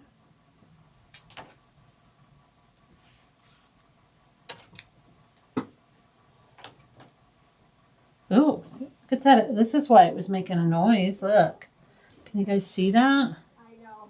I got it. Can you guys see that? I got a caterpillar. They call that a caterpillar. I don't know if you can see that or not. It's my little matrix. But anyway, this happens a lot to me. I don't know why. It just gets all bunched up in there.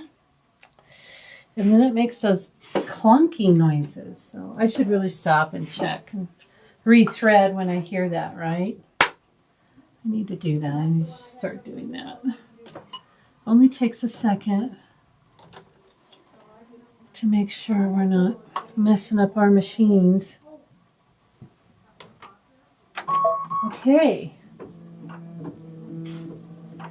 Here we go.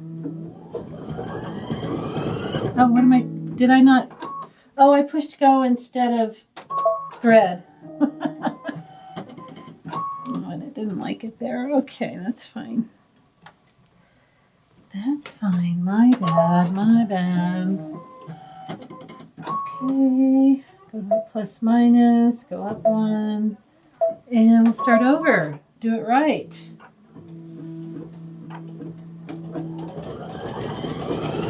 Oh, there's magnetic hoop. That is the way to go with a lot of things.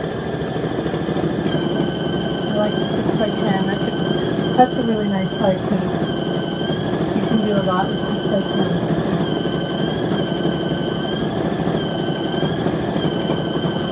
Maybe I could move this a little bit. We could get a better angle. This is like in our way, huh?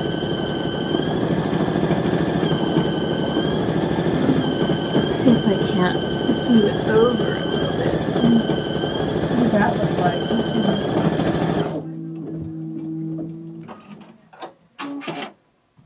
Looks a little better. A little bit better.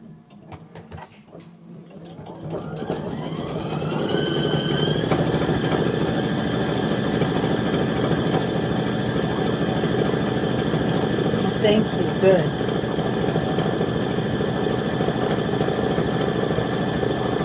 Yes, they are. They're the best.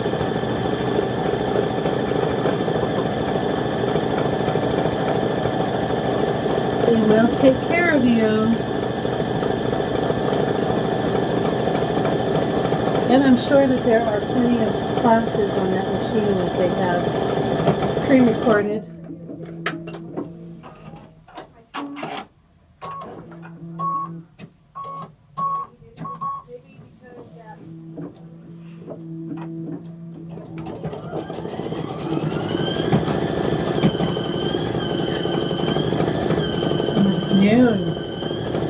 Oh, they might come in here and cut me off and say, you're taking too long. And I know. Because they have beautiful projects they want to do. This cute little bag. This is so adorable. Look at that. That is so cute. I love the colors. Love little zipper pull. It's a Kimberbell. It says Kimberbell, but it's a hoop. It's a little hoop. That's a cute little size.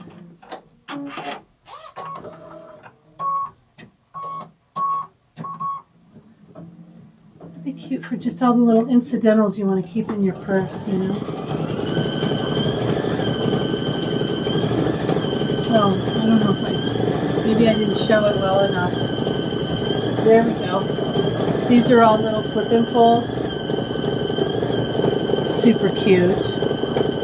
like they're quilted on there. They're really cute, like they're pieced. It's cute. I'm gonna have to make one of those. I'm gonna have to make one of those.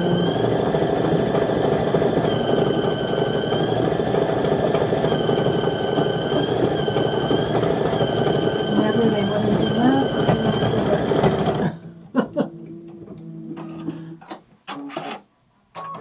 oh, they wouldn't come in and cut me off? I don't know.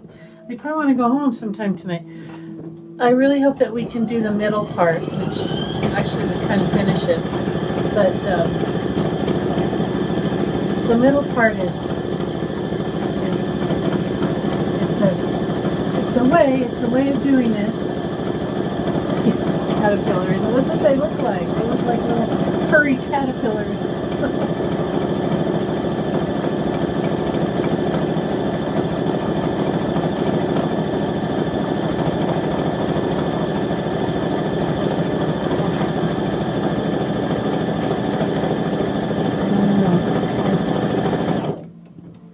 It's on the line and it's covering the line, but I think I'm just that half a stitch.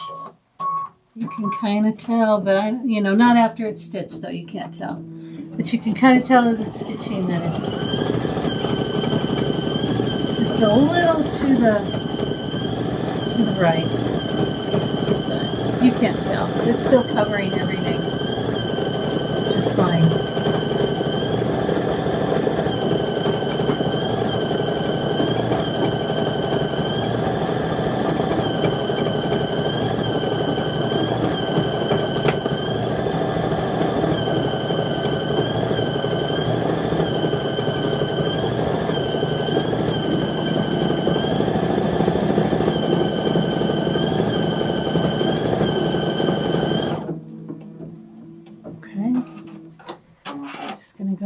Edges and be on to some quilting. Let's look. It's not a mystery. We know what's going to happen next. If we look, right? Let's see. Step 12, and that is on page 10. Machine step 12, step number 34.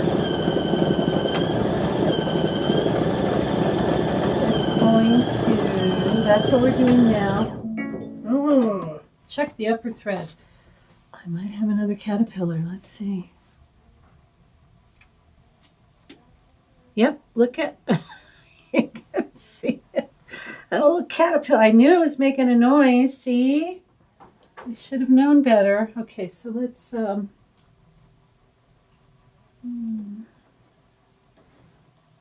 we go. Look at that little fella. Stinker.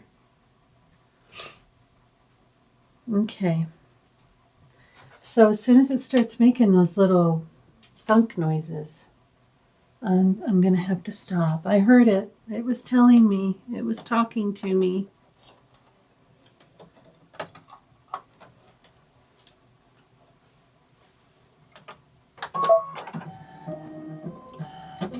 I wonder how close I am on the bobbin. Should I check? Sometimes when I have problems on top, I'm getting close to the end of the bobbin. No, I am like not even halfway through. All right, let's go back about 20 stitches.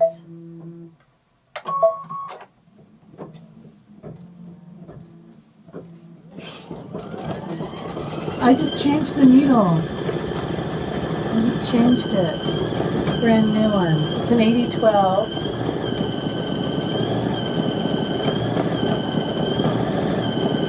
Maybe I could use a different kind of needle.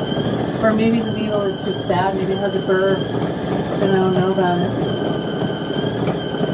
I am using Glide. This is Glide called Clover.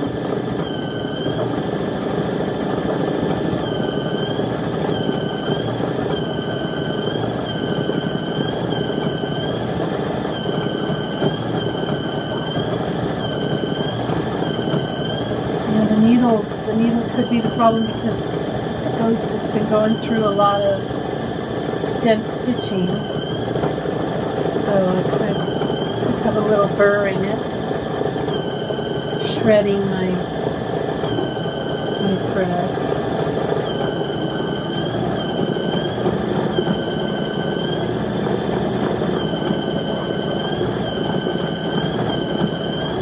But the stitching is beautiful.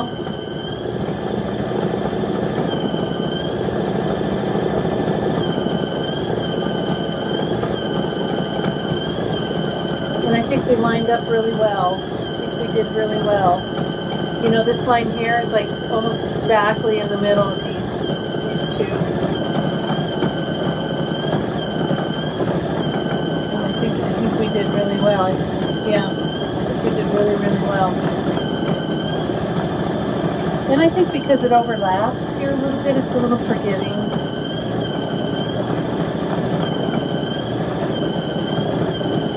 Don't be afraid to make it. If I can do it, anybody can.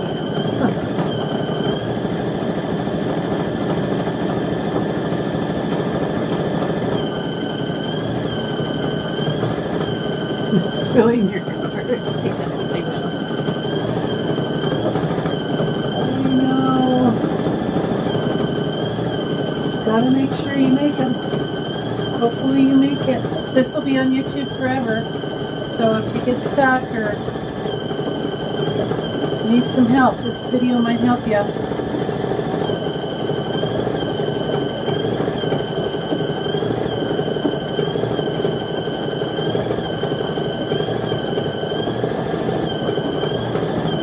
Alright, we're almost done. We're going to leave the green in and we're going to do our little loop-de-loops. Let's see how they line up. Well, you know, they overlap, but they should touch like right here. Let's see. Let's see how we did. Just gonna leave the green in. I think that's lining up pretty good.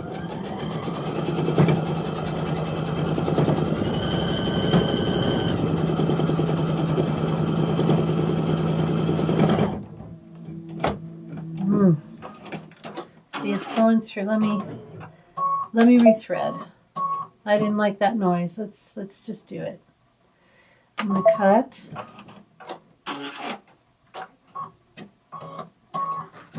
And I'm gonna rethread. Let's just make sure. Oh, see, look, I got another one. Good. Look at that. It was talking to me. Okay. What am I going to do? Should I change the bobbin? Just change everything? Let's see. Are they like,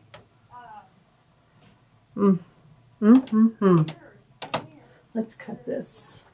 Pull it out here. Yeah. Just gotta listen. My bobbin seems fine.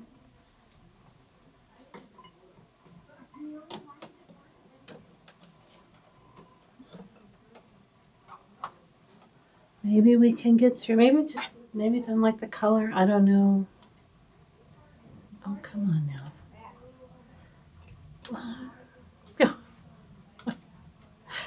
Okay, Mr. Cutter. Where are you? Oh, why am I not finding it? I'm like going as far back as I possibly can. Okay. Where is it? Where are you? Is that you?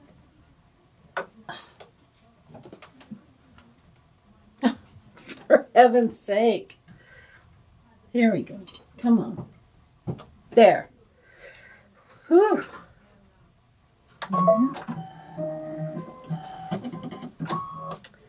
Talk to those engineers, huh? Okay. I think we're okay. Well, I think we're okay. Yeah, because it just did it at the beginning there. Okay. So I did totally rethread.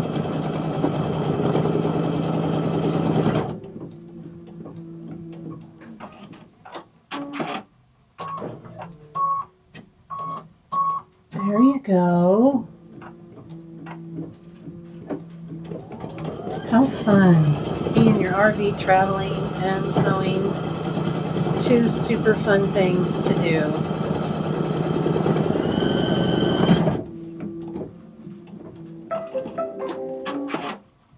All right, let's see what's next. I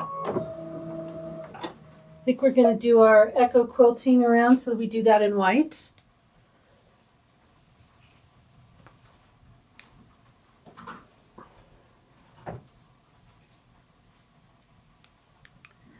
Okay.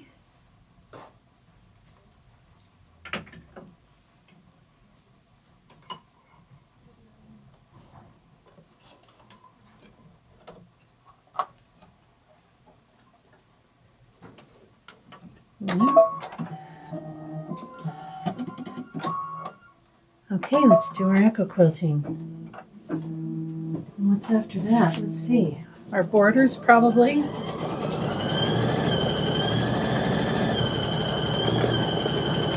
Yep, we're going to do our borders. Again, we're going to start with the long one, which is our stripe.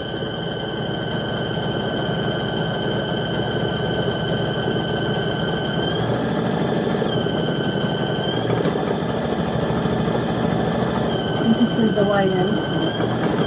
Oh, that's a sound. Should I check it?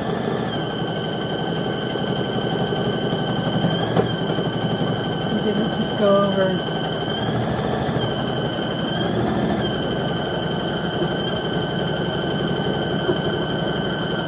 End of October. Oh my gosh, how fun. Fun, fun, fun.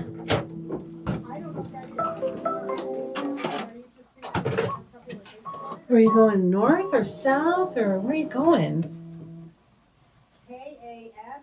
Use King Star Gold metallic thread for the... Ooh. Ooh, how pretty. Okay, so we're doing our placement line for our border here. And we're going to cut close to that line.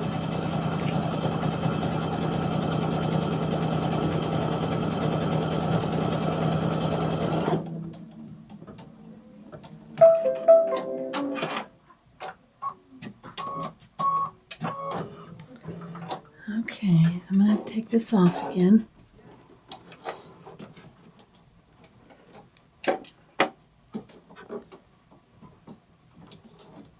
Oh, I'm always afraid I'm going to move the arm. There we go.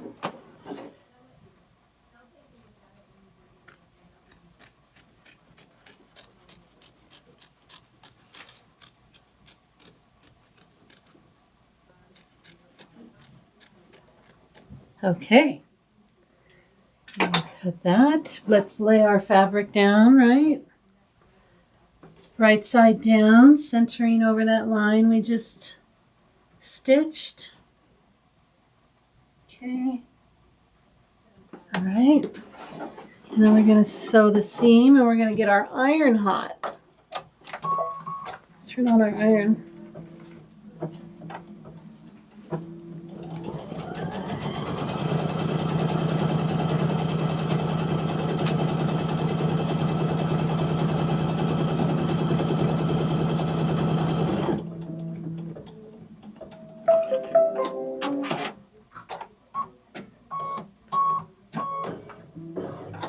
Well, I didn't center that very well, did I? I went right to the edge, but I think we're going to be okay. So let's take this out. This table likes to move. Okay. Oh, there we go. Just a quick little iron. We want them to be flat because they'll stitch that box around there. So let's make sure they're nice and flat.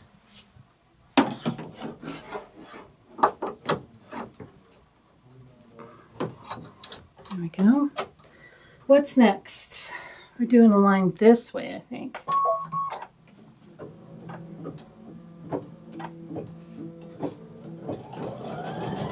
Yep.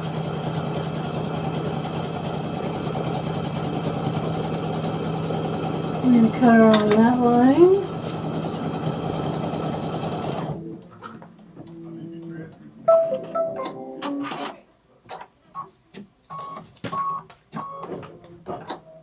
Yep, trim close. I think I can do that with it still in here. If I can get started. Come on now, there we go.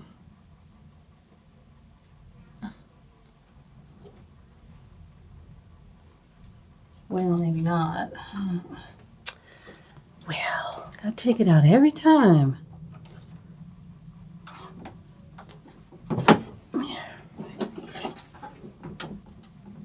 Just get a hold of it. A couple of layers there, so it's not much. Probably could get away with just leaving it there. There. That was not much at all. Okay, so now this is when we connect the borders, right? So let's we do something fancy here. Let's see. All right. We trim the fabric. We are on step 38, which is a super long step. There's like 4 pictures. Okay, place a short border piece right side down, centered along the stitch line. Make sure there is approximately 1/4 inch of extra fabric toward the center of the pillow. And there's a picture. I don't know how well you could see that. This is where you want your 1/4 inch to hang over. Okay, so I'll show you. Which one are we doing? We're gonna do our swirly fabric. Our swirly border. It's right here. Right? Because we want opposites. Okay, face down. Now they want you to go past this line 1/4 inch. Right? Let's read it again. Make sure toward the center of the pillow. Make sure there is approximately 1/4 inch extra. Okay. Okay. So I'm going to put it here, and I'm just gonna kind of look at what 1/4 inch would be. That's approximate, right? And they want that to hang over, I guess, the stitch line. It doesn't say that, but I'm gonna do that. So let's put it right here. Let's see how that goes. Okay, we're still got plenty of room over here and all that. So, all right. So it's going to go like this and like this, I think. And it kind of sticks out there. So it's going to go there. So let's just do this. Okay. I think you want 1/4 inch past where it stops stitching. It's going to go up there. Okay.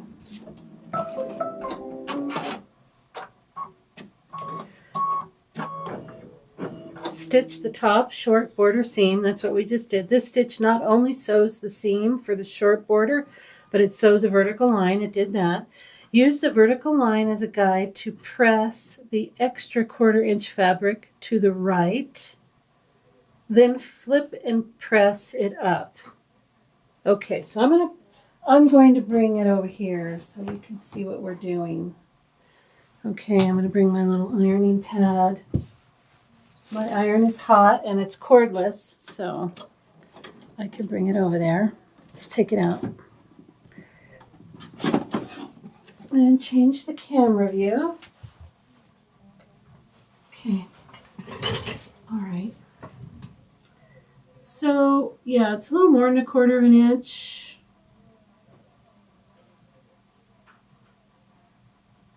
Okay. I mean, if you were, I'm not sure that's going to matter, but I'm folding that over, and the stitching here is stopping me up here, so that's where I'm That's where I'm ending. So I'm going to go ahead and I'm on an ironing pad. So I'm going to go ahead and iron that down. Okay. Now I'm going to flip it up. Okay. I'm going to flip it up. Now I have a clean edge here. And I'm going to iron that down. And that's how we're going to marry these two different borders. I'm going to take this tape off of here. We need that anymore. Okay? Take it off down here too. Okay. Does that make sense? Any questions on how that's done? Now we have this finished edge. It's all ironed down. And we're going to go back to the machine. What does it say? Okay, we did all of that. Right side up, folded edge should completely cover the vertical line, which it does. Our vertical line it barely covers it. But it is. I can't see it. Okay. And then we're here. Stitch the top short border. Stitch the top short border top stitching using the same color thread as you used for the border quilting lines. Okay, because we're going to see this, so let's change our thread to red. Let's do that. Because it's on top.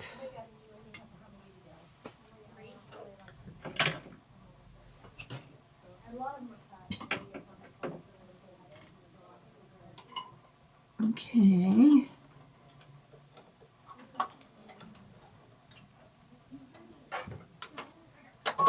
Changing the thread to red to do these 5 stitches.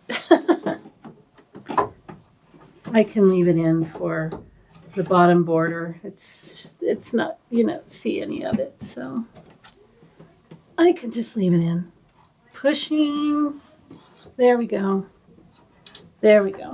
Okay. So let's stitch that down. Oh, it's like right on the edge. Look at that. Oh, nice. That's nice. Yeah. Oh. Let's go back.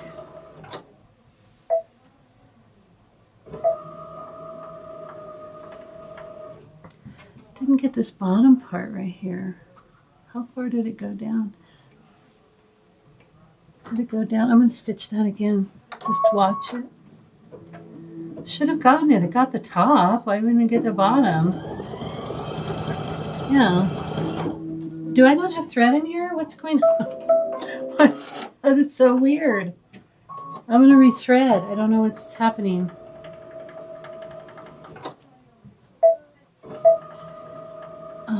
I mean, it's stitching at the top, but it's not stitching at the bottom.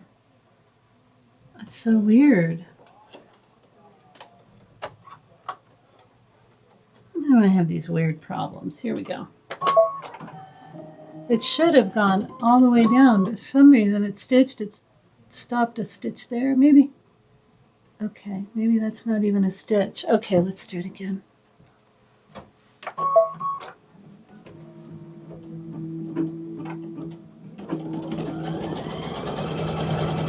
There it is. Okay. There we go. We did it. I would love to see everybody's idea too. I'm going to leave the red in. Okay. So we are on to the second short border. Okay, stitch the short border trimming placement line. Let's do that.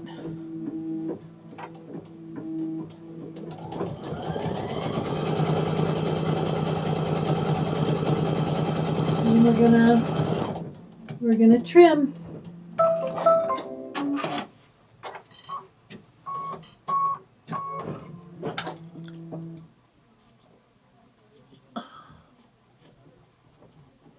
Oh my goodness. Okay, my hands are just too big.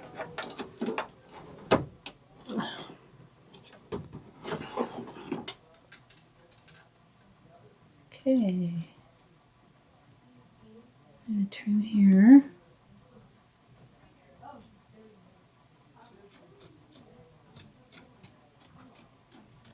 Okay, and then I'm going to trim down here to that red part.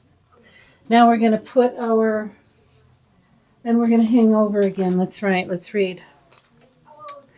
We're going to hang over 1/4 of an inch this way again, past this stitch line, or past this.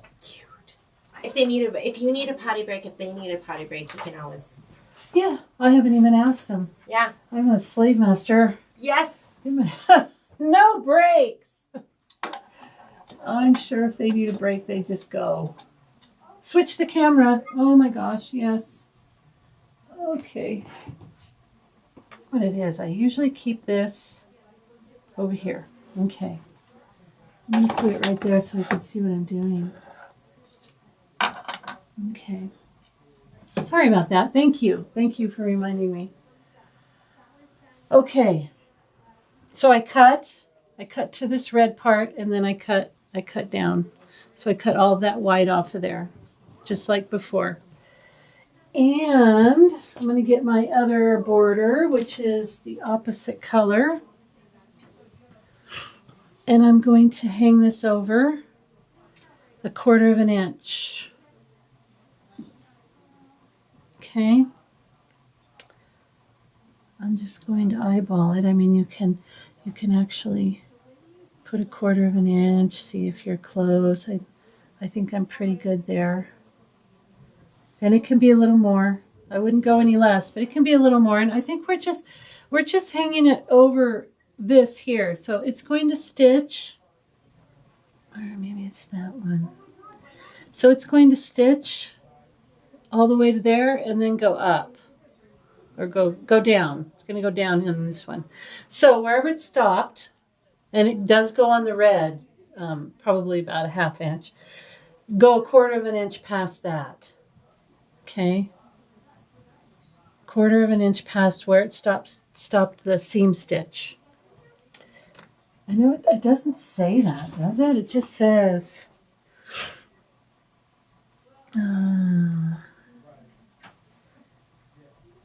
make sure there is approximately 1/4 of an inch extra fabric towards the center of the pillow.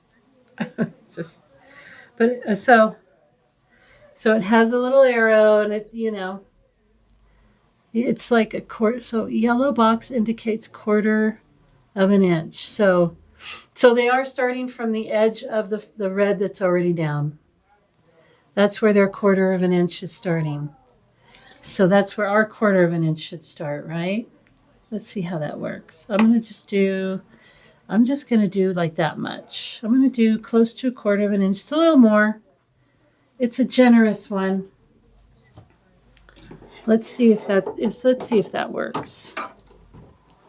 If they would just say from the edge of the 1/4 inch over the edge of the border that's already down.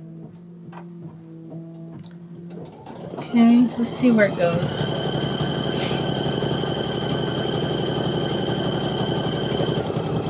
Oh, see? That's not 1/4 of an inch. Liars. Lies. Okay.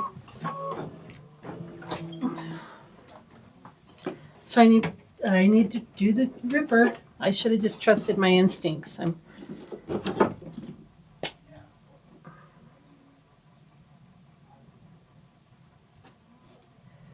Should have trusted my instincts. There we go. It's okay.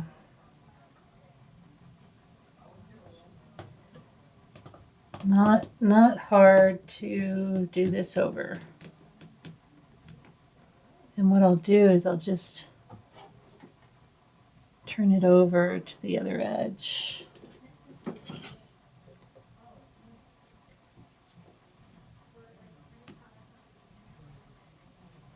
There we go. Okay. So this is the side that and again, I just really like this because it pulls out all of the threads. But I'm going to put that up here. and it'll be all cut off in case it looks messy. All right, so I'm going to hang it over the stop where it stops stitching, which is like a 1/2 inch over here. So I'm just going to make it, I'm just going to do that. And that should give me plenty of room to make my fold. So let's go back.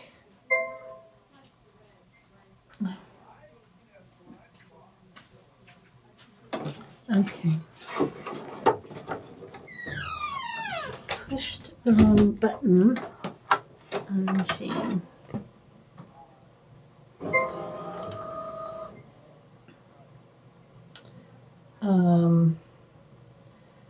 Where? Okay.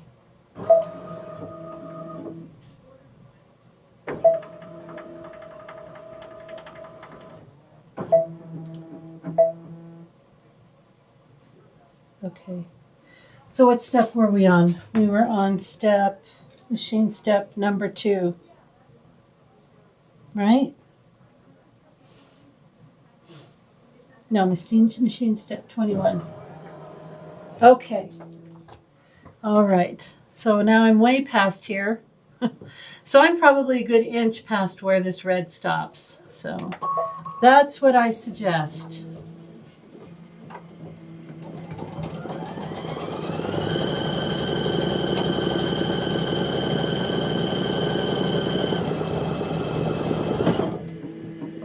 It goes way down there, right? Okay, so back to our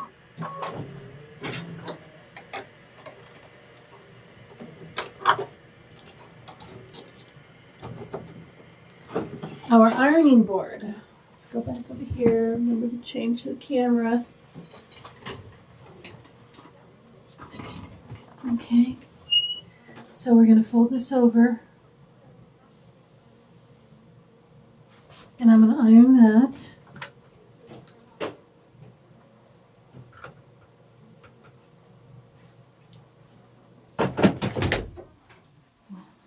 And I'm going to bring it down.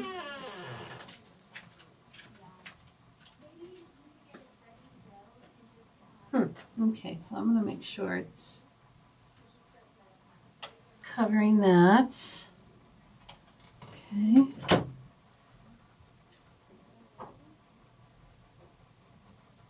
Okay. There we go. All right. Perfect. Let's go back to the machine. Any questions about that? Over border bumps. Never make never make a note to change. Need to make a note to change. Yes, absolutely. Make a note in your books. Because the wording there is just not, well, it's just kind of omitted. And the picture is deceiving. The picture, don't go by the picture. That did not work. Okay, what the heck? Here we go.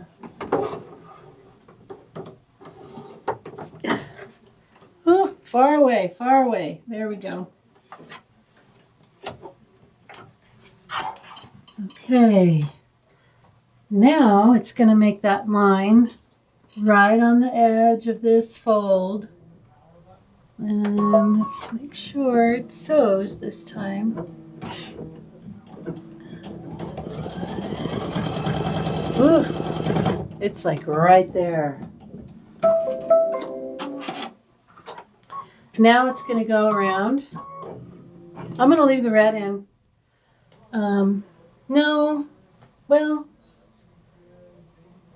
I'm going to change just in case that's a cut line. I'm going to change to white. And then we got to go back to red for the quilting, but I think it's going to be worth it if I need that line for cutting or anything like that. I want to be able to see it. So I'm putting white back in. Just quickly.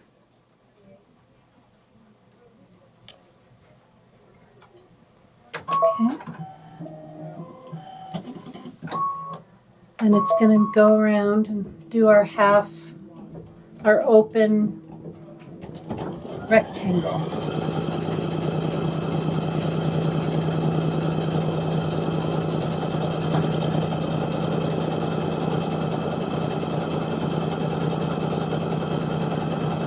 It's looking like a pillow top.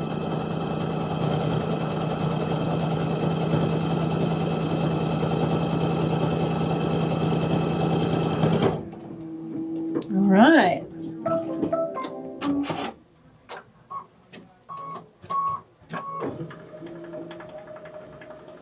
Now we're doing the quilting. So let's go back to red.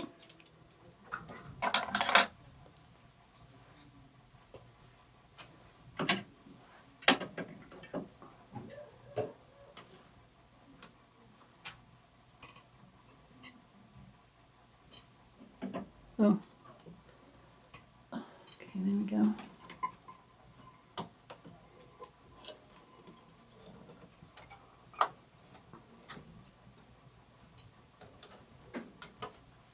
All right.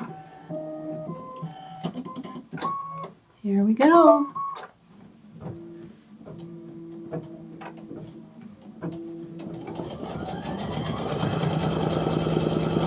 Switch the camera. Oh my gosh. So sorry.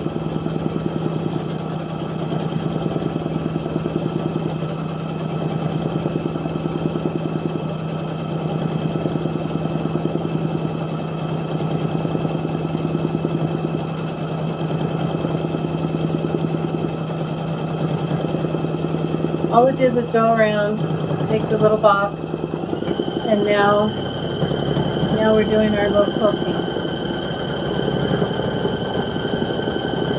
And let's see what's next.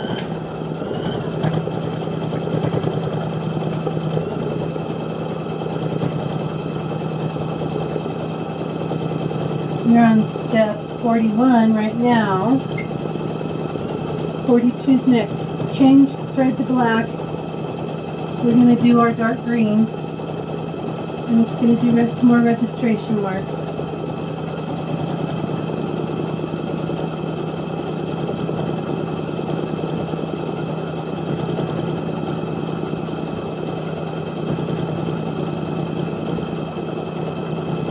And then we're going to do the center.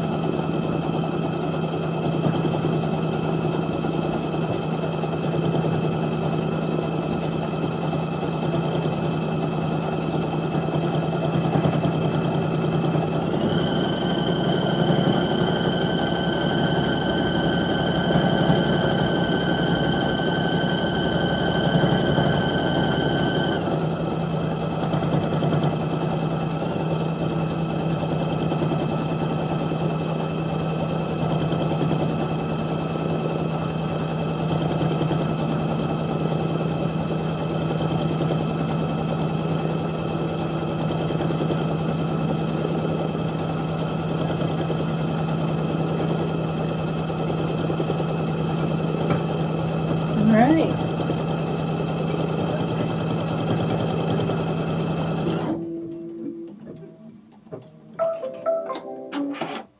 Switch to our black, or in my case, dark green.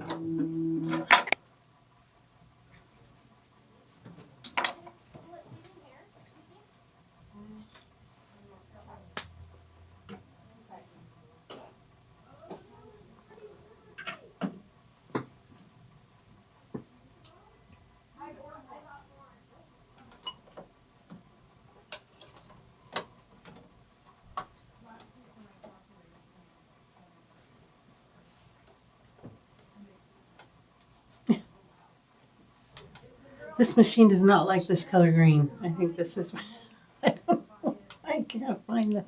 It's like, no, I'm not going to let you thread me. Come on. There it is.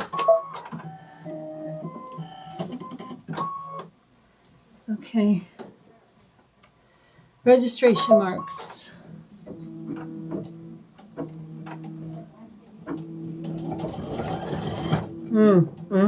Those are not going to be easy to see. Let's get our marker.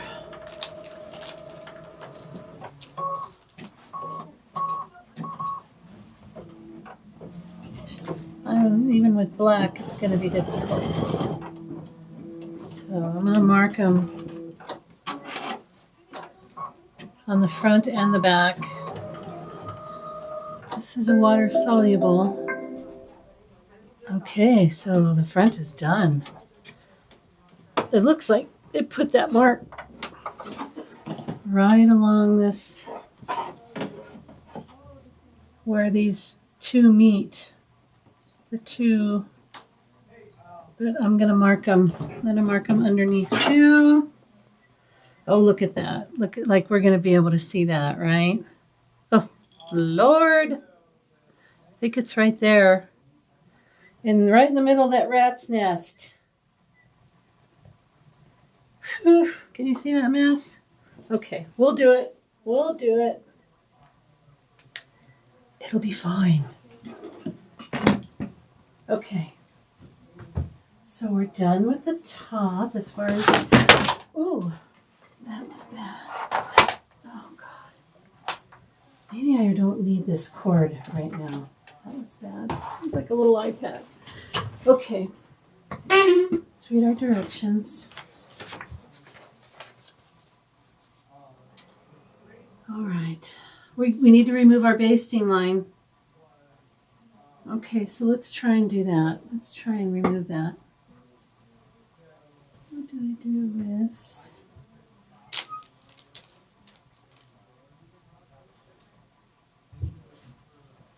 These things just walk away, you know? What did I do with my seam ripper?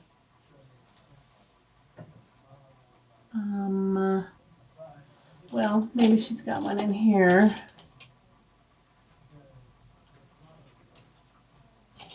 Oh, she's got this with this sharp. We can't use that. Okay. It's dangerous. Okay. I need my seam ripper. Where do you think it went? Other side. Oh, yeah. Other table. Got it. Got it. Glasses. They're on my head. I need to move the camera, right? Okay. Okay, here we go. These are not like basting stitches that we're used to. These are very tight, small stitches. So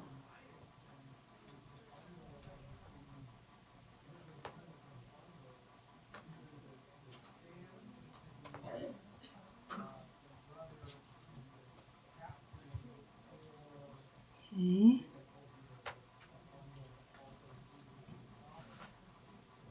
Can't get underneath it, so you have to do one at a time. My head in the way? No. So just move it along.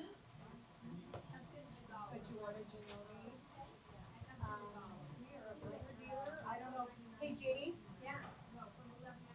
Yes. Can you come here a second? Okay. They're interested in a machine, but they're interested in the Genome. Okay. Very, very fun. So, we used to be a Genome dealer. We were like the biggest Genome dealer in Northern Nevada. And So it's a little easier with these stitches that weren't stitched over twice.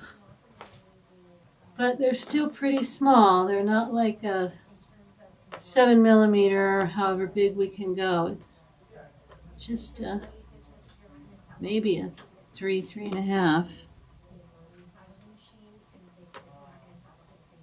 But it is easier. so I don't know why it would go over it twice back there, but it did. So, okay, what kind of Okay. There's a few in here. Okay. And do you have a sewing machine right now?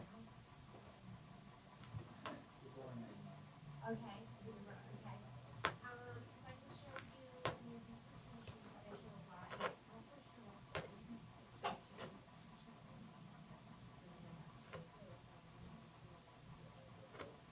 Okay. Oh, not there. I don't know why they would put a knot, but they did. Okay. Maybe that will just stay there. Okay, I don't want to rip my fabric. Okay. There we go. Get all the strings out. Okay, our basting line is gone. Now what does it say? Hoop the stabilizer and load part 3. So we're going to take this out. Let's cut the stabilizer away, right? Does it say to do that? Remove the basting stitch. Oh yeah. Trim excess stabilizer to the edge of the fabric. Do not cut the fabric. Or the batting. Well, do you think the batting can come out now? Let's get our scissors. It doesn't say, and it shows the batting like folded over. So I'm going to leave the batting.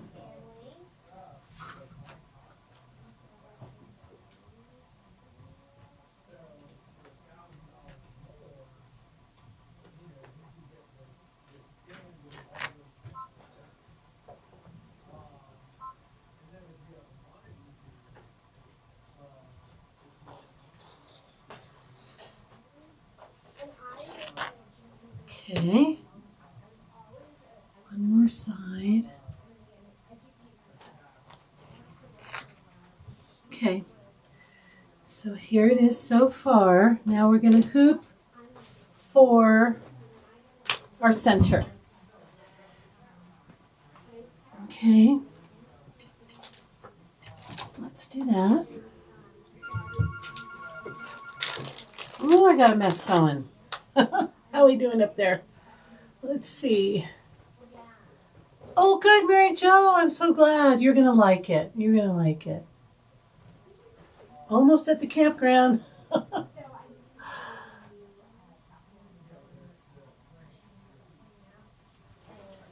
Almost at the campground. How fun.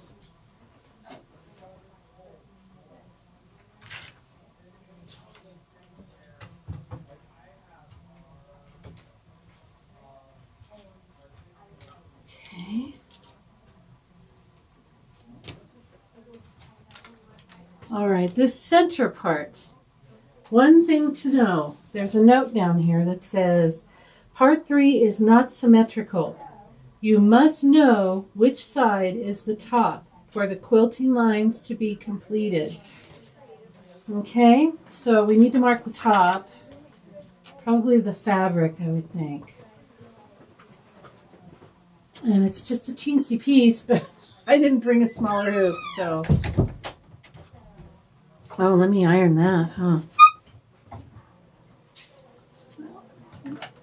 Just iron it on this. Okay. Make sure it's going the right way. There we go. All right. Switch the red. Okay. Let's go back. Did I miss something? Hoop the stabilizer and load it. Okay. It says stitch the registration marks. These marks will assist in rehooping the design. Okay. Oh, okay. All right.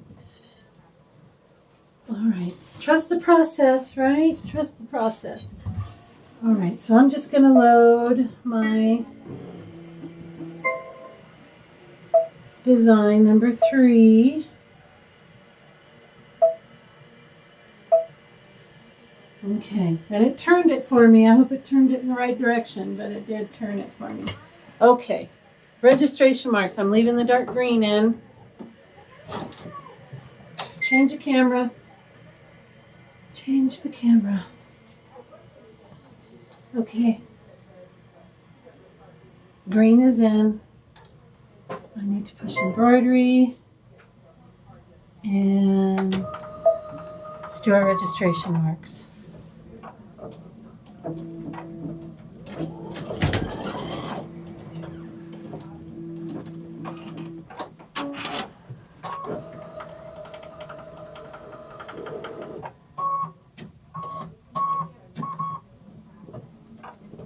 Okay.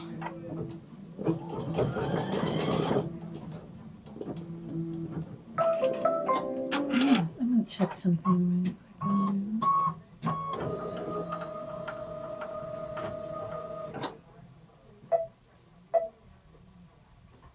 Yeah. The embroidery foot has been one notch higher this whole time. I'm just looking at it going, that looks a little weird. Okay, so I fixed that. Okay. Let's see what's next. I feel like thumbtacks are in our future again. Place the thumbtacks exactly in the corner of each registration mark and tape and hold in place. Let's go back over. Okay, switch the camera.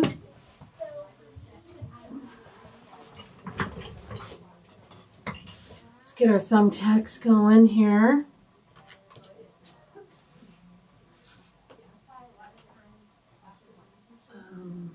Oh, I see it. Okay.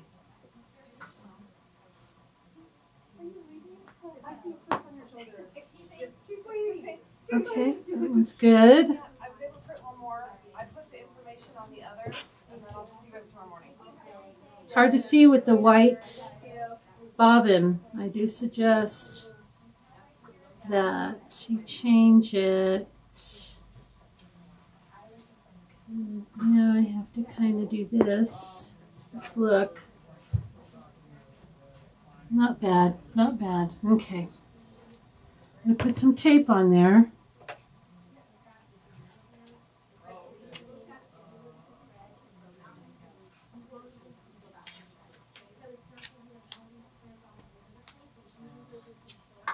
You need a hard surface, right?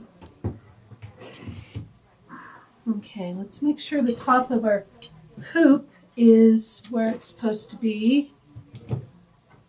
Okay. All right, let's see what it says. Got our tacks. Tacks in, taped, hold in place. Turn the hoop to the front. Place hoop on hard surface. Take the pillow from part 2 and align each registration mark with the thumbtacks. Ensure that the thumbtack is exactly in the corner of each registration mark and that the pin you previously placed is toward the top of the design. The pin I previously placed, when did I place a pin? Did I miss something? Oh, I must have missed something, yeah. Okay. Number 43, step 43. Part 2 is now complete. Place a sewing pin on top of the pillow. Place a sewing pin on top of the pillow. Where?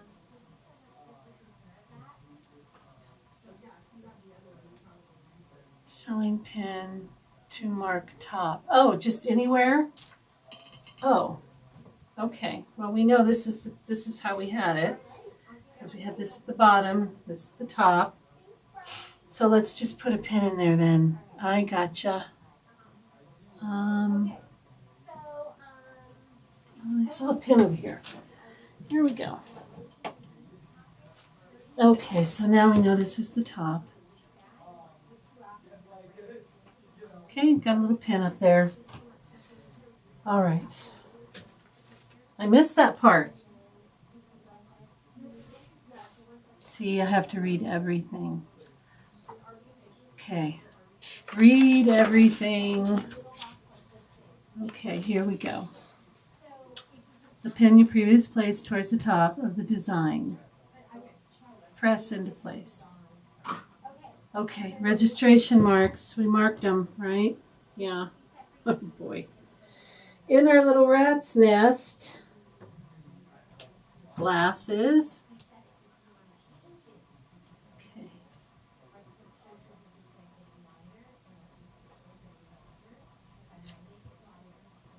Now we're going through a lot of layers here, so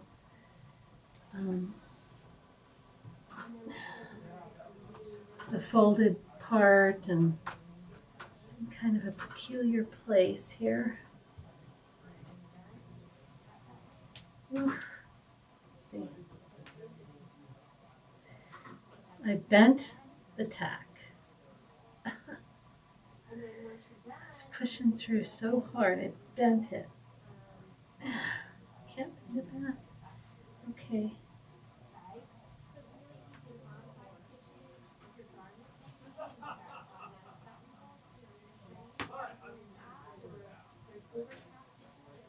I can't get it through all these layers. So,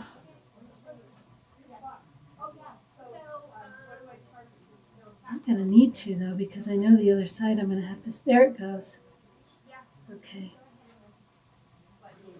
There it goes. Okay, that's pretty good. Ow. Ow. Okay, let's do the other side.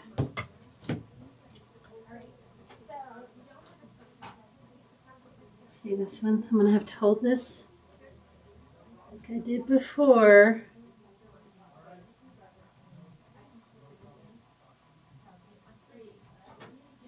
And try to get this. That's pretty good.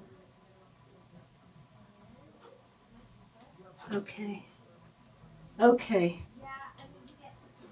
Now on my sample, I was just a little bit off, and I mean, you can't tell.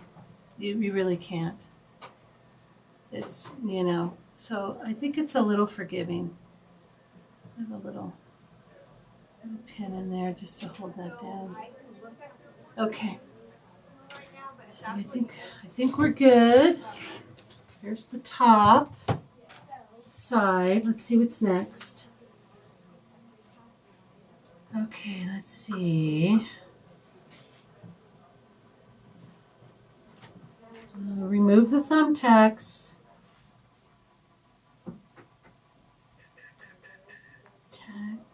Tape along the top. Okay, so we're going to tape like we did before. We're going to tape, tape, tape.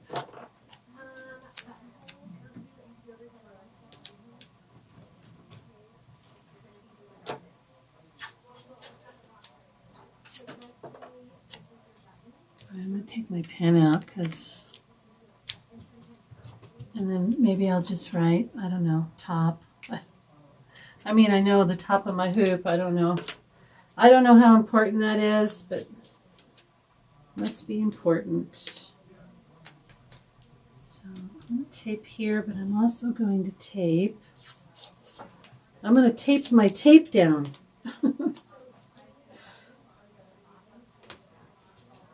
There. Okay. Take the tacks out. How are we doing? Do they make tacks a little, I know, right? A little longer and a little sharper would be nice.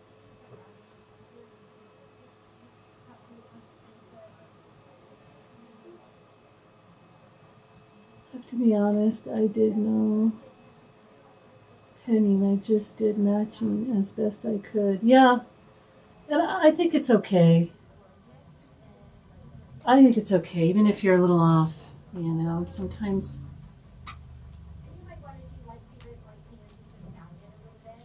Go.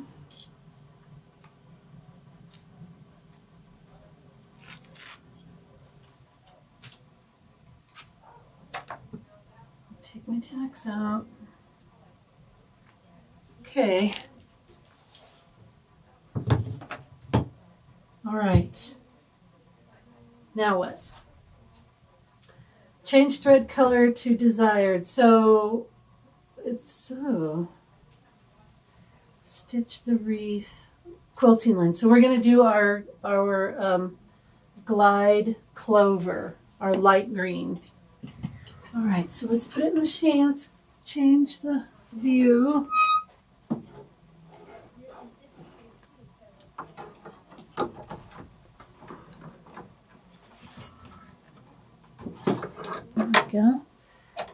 change our thread color to our light green. Okay.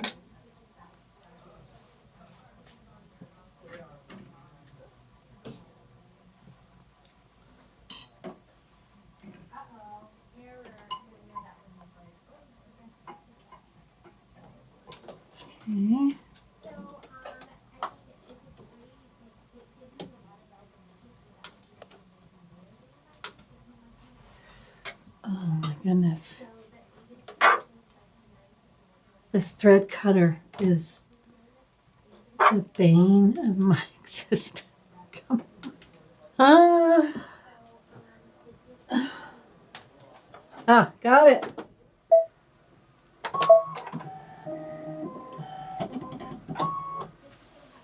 Okay.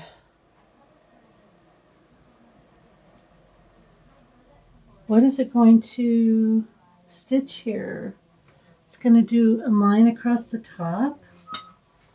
Oh, let's see. Carefully smooth that tape along the top, bottom.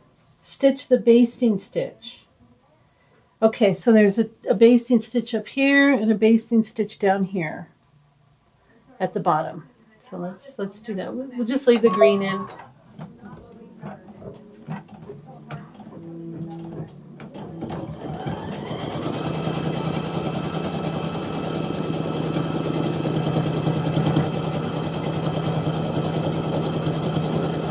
Wow, it's going over it like 3 times. Not getting that basting stitch out. Who's the admin for the Facebook page? Oh, I think it's Michelle and Jeannie.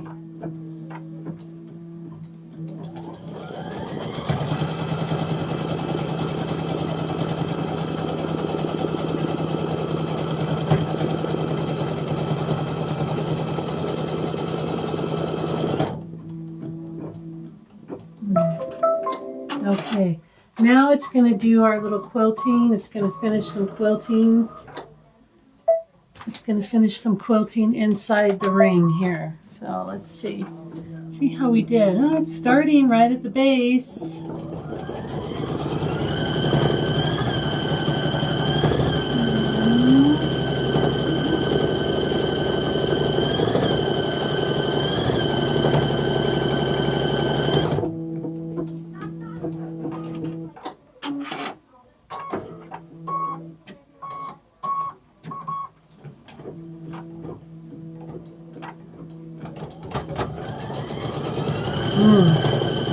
Clicking noise.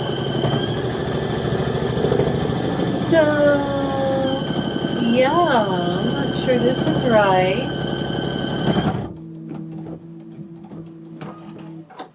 I mean, I did mark the top.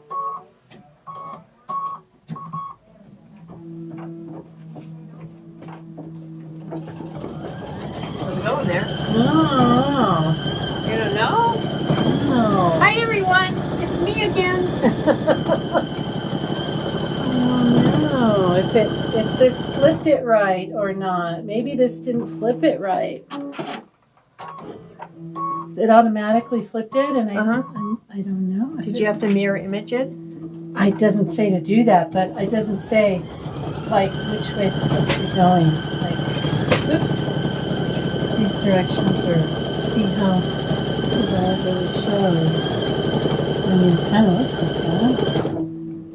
Looks like you're doing the Big Bang Theory there. I know, right?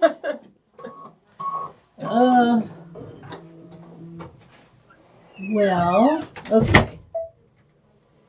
All right. Well, I'm not sure that was right.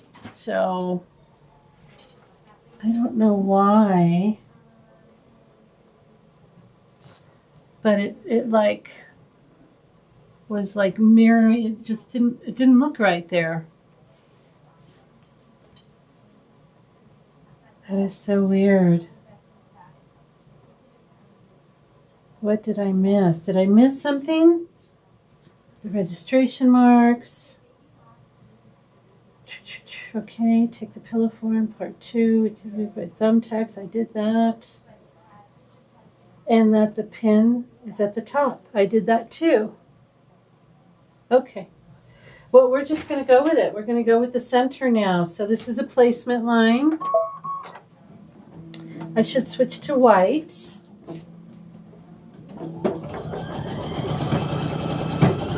The placement line is perfect. Where is it? See, it did this to me last time. It was a little off. Okay, let me change this.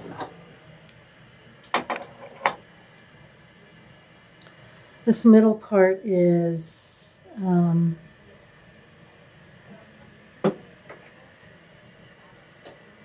let's see. I'm going to use the camera. See what it's doing. I'm going to see what it's doing here.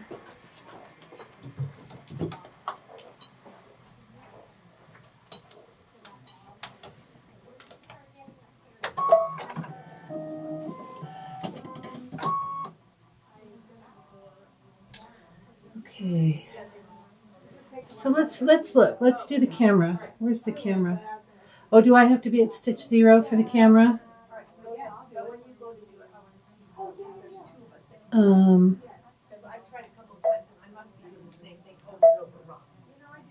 Let's see. Okay. Well, let's just do it. Let's just go back because we're on step 5. I can remember that.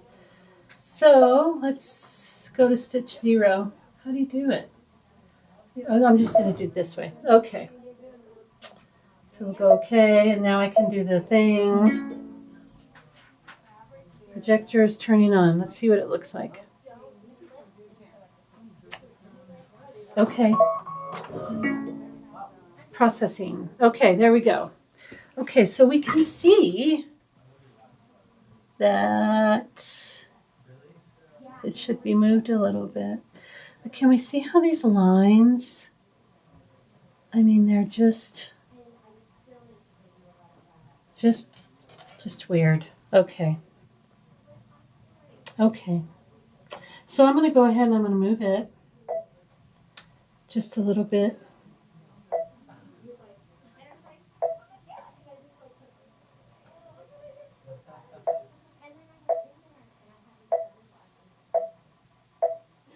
Move it down a little bit.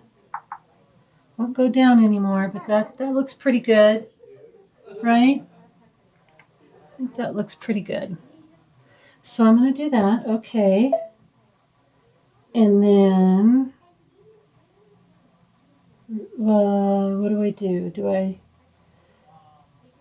Oh, these symbols, I don't know what they mean. Let's see. Turn the projector off. Okay, carriage will move. Okay. Let's see if that did it. Let's go to 7 now.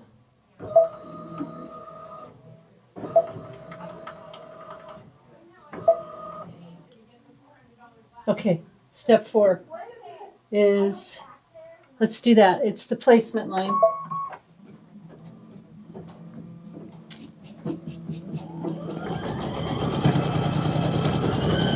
See if that looks better.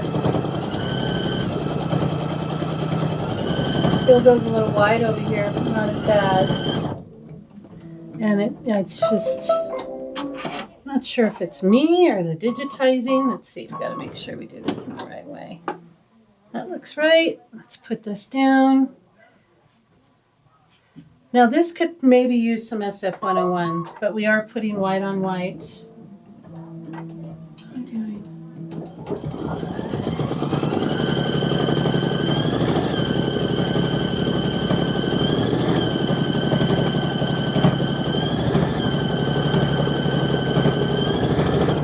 Okay. We're going to trim.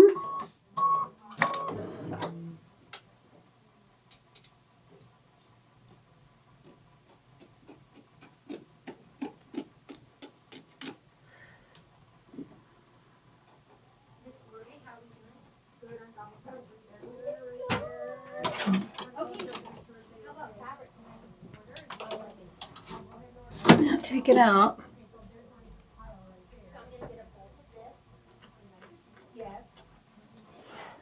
And these are what's left over. These are the ones I think.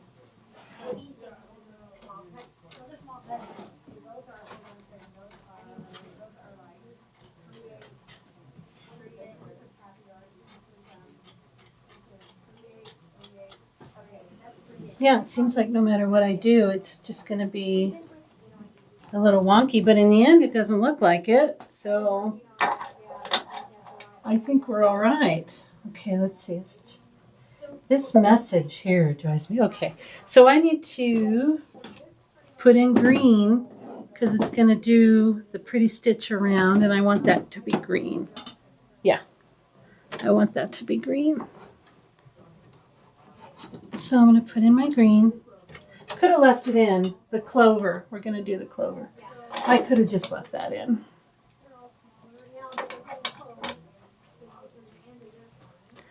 Because it's not doing the middle part. I thought maybe it would do the middle part next, but no. No, it's doing the little pretty stitch, the Kimberbell stitch. Now, what was it that I was going to oh, we do definitely need more of that one. Remember that? Okay. Here we go. What did you do? Okay, if you don't have the camera, right. I did not use the camera on my pillow. And it just worked out. I don't know. I don't know why. Honestly, I don't know what I did different here than I did with the other one, the original one. But it was off. So when it went around my white piece here, it was like way off over here, and I'm like, oh my gosh. But it did just fine in the middle. So if you don't have a camera, what'd you do?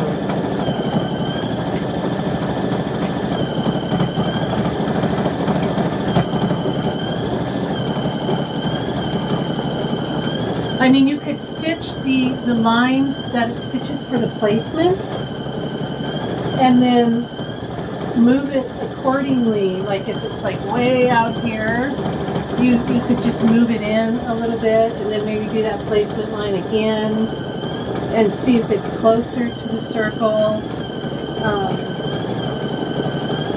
And just do that a few times until just keep doing the placement lines to see if it's close to that circle, because even when I moved this, I couldn't get very close because it would just get all wonky on the other side. So I just kind of made it where it was just wonky on both the sides. That's what I would do. I would play with the placement line for the white. That was step 4. So step 4 would be the one. Maybe Jeannie would have a better idea. I'll wait till you're done.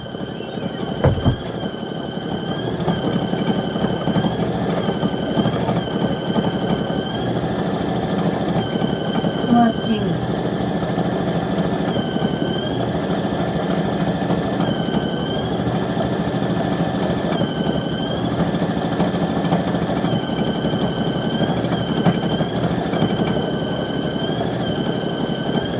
As wonky as it was on this side, it's covering the white part.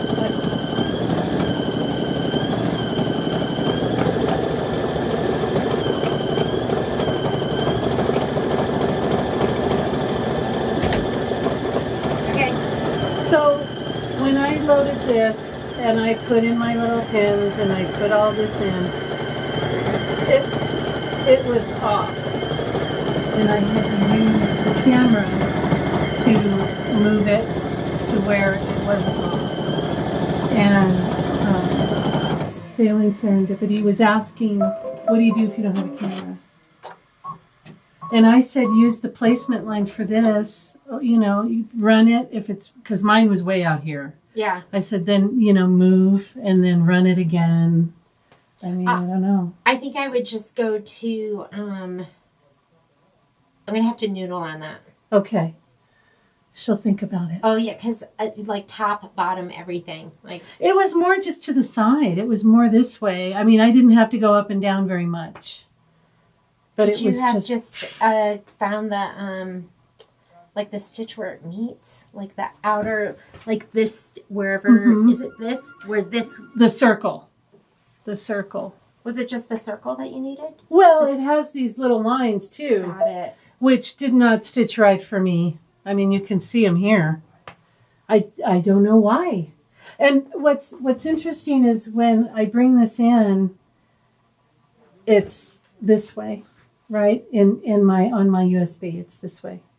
When I push OK to load this, it puts it this way automatically. So I don't know if the machine's doing something. I don't think so. What do they have you do? How did they have you line it up? They just say it should be miracle and happen.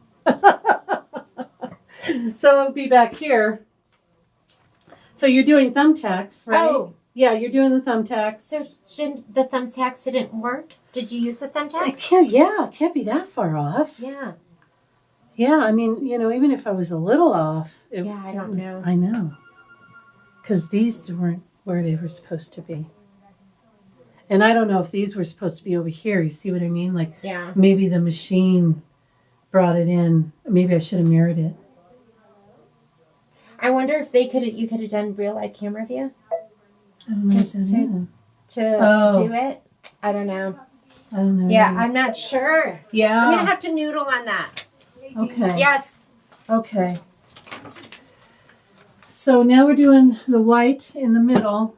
And I think when we're done with this, I'm going to mirror this and see if that was the problem, if the machine brought it in the wrong angle. I'm going to see if that's what happened. If I mirror it, will it do the quilting where it was supposed to do it? Why is it sometimes I can find that cutter and no problem, and then other times I fight with it? Because I think these lines should have been over here.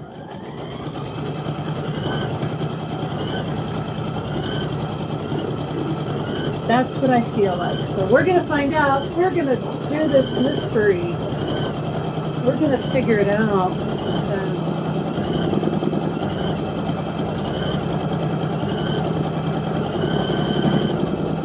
Because this is the last step, so we're going to try it.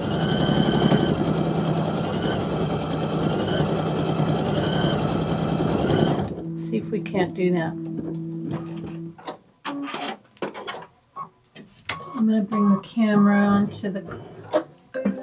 onto this, and we're going to do it. We're going to figure it out. Let's go back a little further. Okay, let's see. I got to change the view. Hold on. There we go. Okay. So what we're going to do is, sorry, I bumped the camera. I'm going to mirror this. Let's see, how do we do that? Everything is different here. I'm going to do okay. And where do you think mirror is? It's not there. What's this? What's this? That didn't do anything. Does somebody know where mirror the image is on here? Would it be this? No, that just puts a block around it. Let's look down here. Anything?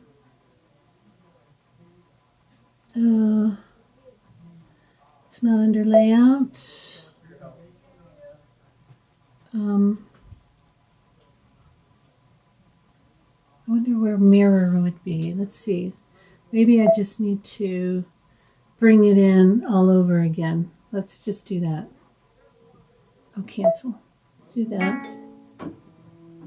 Because I'm just really curious. So when I did this, I go here, I go to my thing, and you can see that it's horizontal.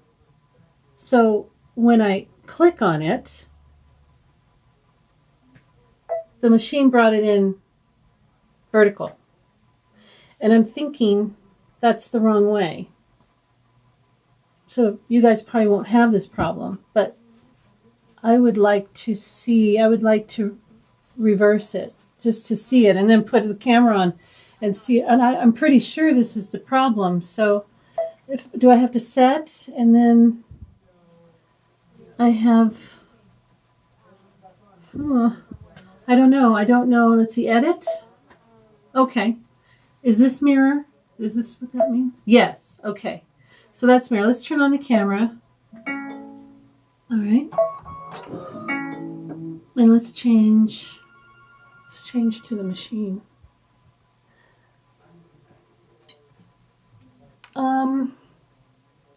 Yeah. I mean, look, it's just perfect. It's just, yeah, it's actually centered perfectly. Everything is perfect. So that's what happened. The machine brought it in and I'm like, oh, it's vertical. That's perfect. That's what I need to fit in my hoop. And I needed to mirror it. Bummer, huh? But now we know. So I didn't like mess up the alignment or anything because that's all perfect. Look at that. That's what happened. I brought it in horizontal because that's the way your hoop is. Yeah, but the machine did it for me automatically.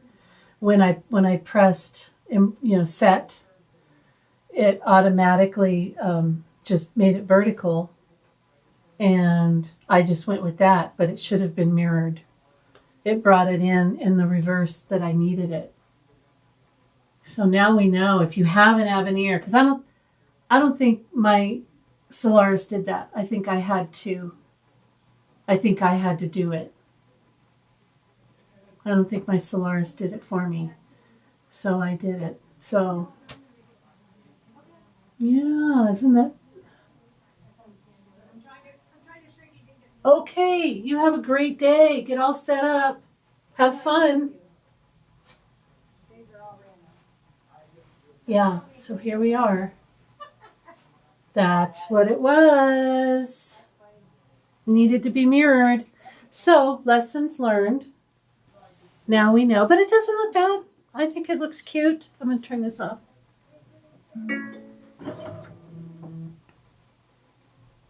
That is our pillow. We're done with the top. We are done.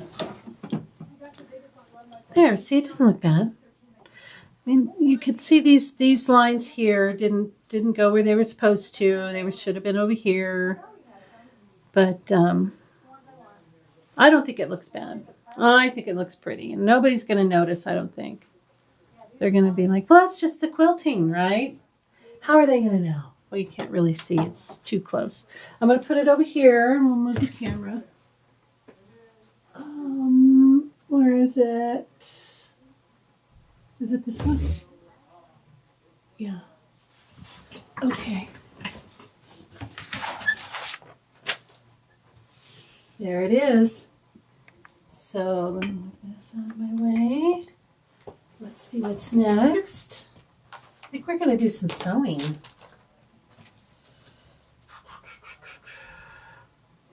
Yeah. We're going to do some sewing. Yeah, you can't even tell. If somebody's looking that close, shame on them, right? That's what I say. I have an Avenir and mine brought it in the right way. Oh, but I'm doing a small pattern. Weird. Weird, weird, weird. Well, good. I'm glad I did that. But now you know, if you do the bigger one, pay attention to how that comes in. Yeah. Yeah, for sure.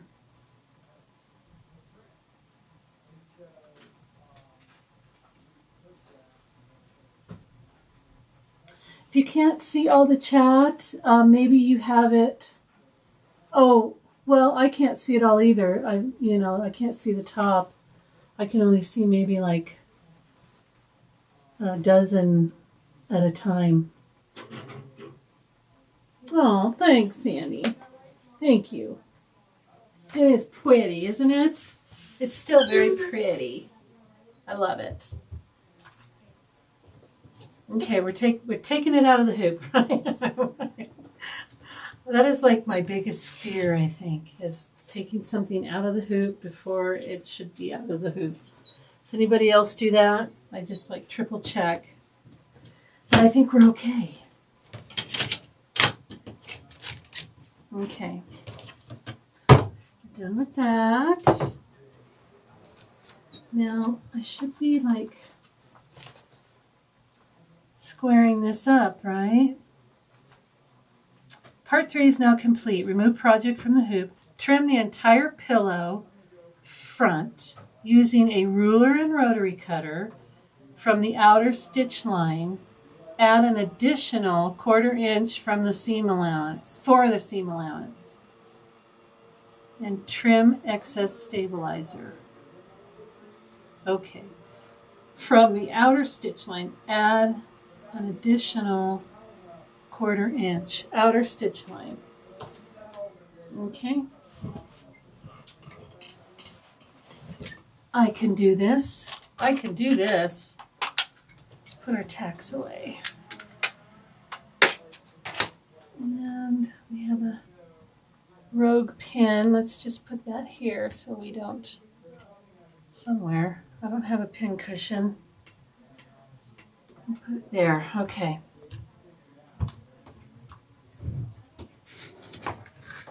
Got a ruler. Get my glasses on. Can we see okay? Yeah. Probably about right here, right? I think I'm moving away from the camera. Okay. So we have an outer stitch line here and we want to go 1/4 inch. 1/4 inch away. There's a 1/4 inch. 1/4 inch. 1/4 inch. Okay. And we're going to cut. I'm on a cutting mat. Okay. Okay.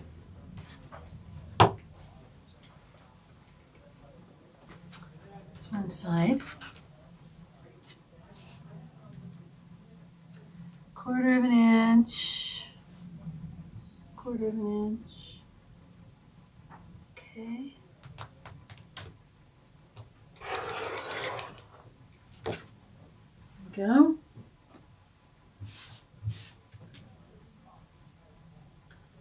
Quarter inch. 1/4 inch.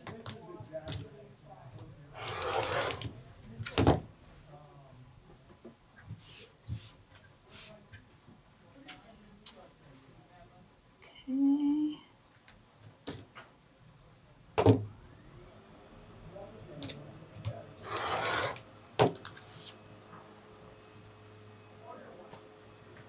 Okay, here's our pillow top. Now I think we're going to make our flaps, right? So we did that. Okay, finishing the pillow. Oh my goodness. Okay, I suggest that we put our buttons on now, right? Maybe they just glued them on, but I would put the buttons on. Wouldn't you? Wouldn't you do that now? That's what I think. I think at this point I would put the buttons on, but I won't do that. You guys don't have to watch me sew buttons on. I can always do it later too. But I would do it now. It doesn't have you do it now, but I would do it now because number one, you could do it on the machine right now. And that would be easier, especially if you don't like hand sewing. That would be good. Okay, so what we're gonna do, I'm heating up my iron. Get our back pieces. And what does it say? Take the two 10 by 7, but ours is bigger because we're doing, yeah, our back pieces are 13 by 10. So this is for the small one. From Fabric E, and create a hem on one long edge of each fabric. Okay? Turn fabric along one 10-inch side. So which would be the 13-inch side for us. Then fold over a 1/4 of an inch and then another 1/4 of an inch. So we are creating a hem.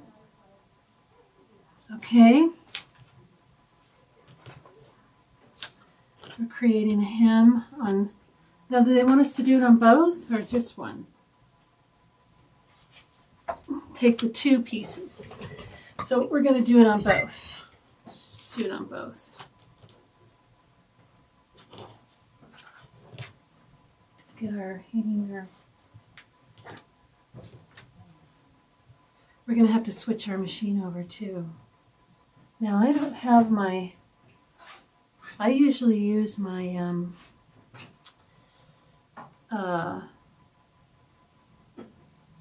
my ruler that I can iron on, which is very handy, but I think we'll be okay with just eyeballing it.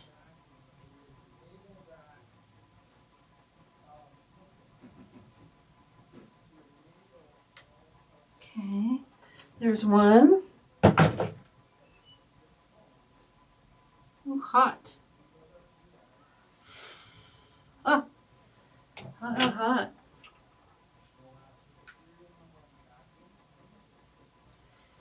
And then 2.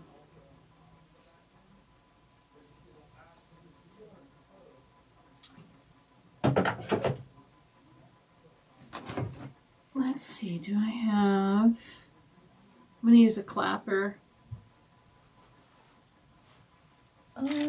Got some, got some of these, just a few. I didn't bring all of my clips. Just put one on either side, I guess. There we go. Well, maybe if I have a third. Do I have a third?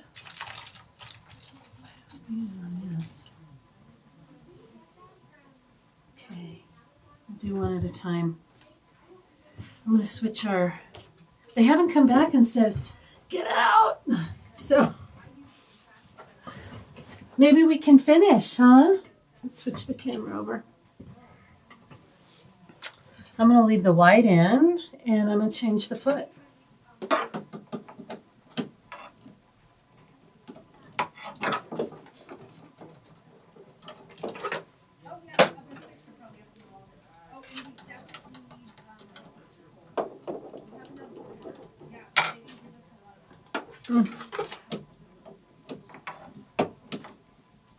Okay.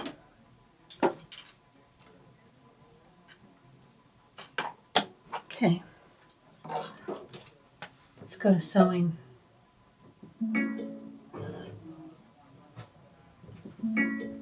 All right. And I'm just going to leave the white in.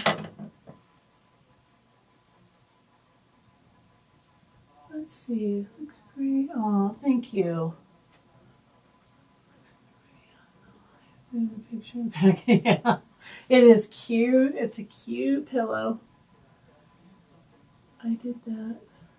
I did find that the 1/4 inch seam with all the batting and everything in it made it kind of hard. Yeah. I would go bigger with a 1/4 than a 1/4 inch. Yeah, that could be. So actually I should turn this to red, right? Because it's gonna see, you're gonna see it. Let's just do it.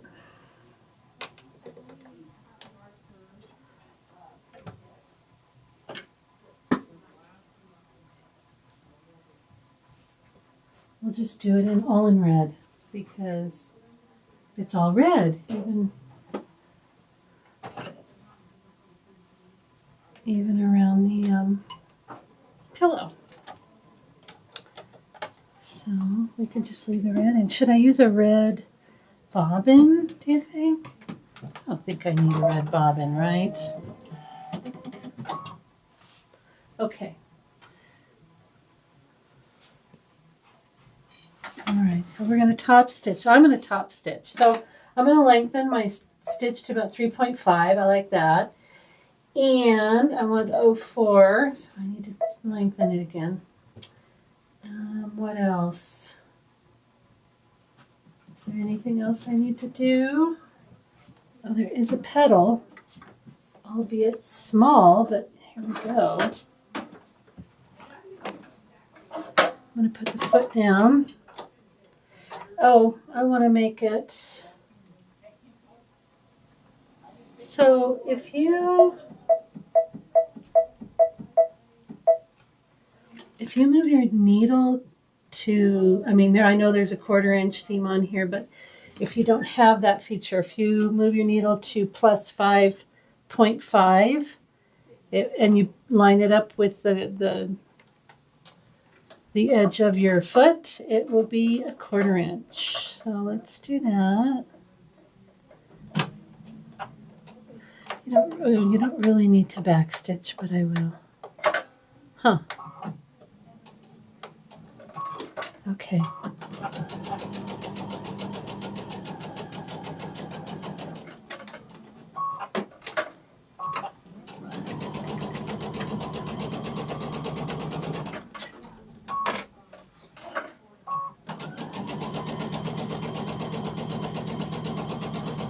Okay. There's one. Let's go over and do the other one.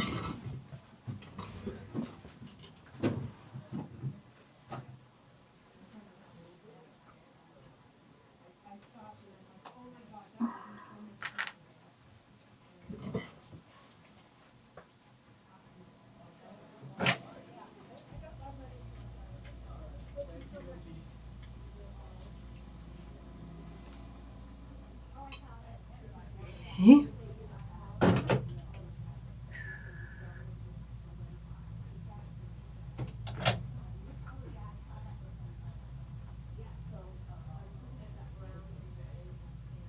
There we go. Put my clips on. Very hot. Okay, let's go ahead and sew this one.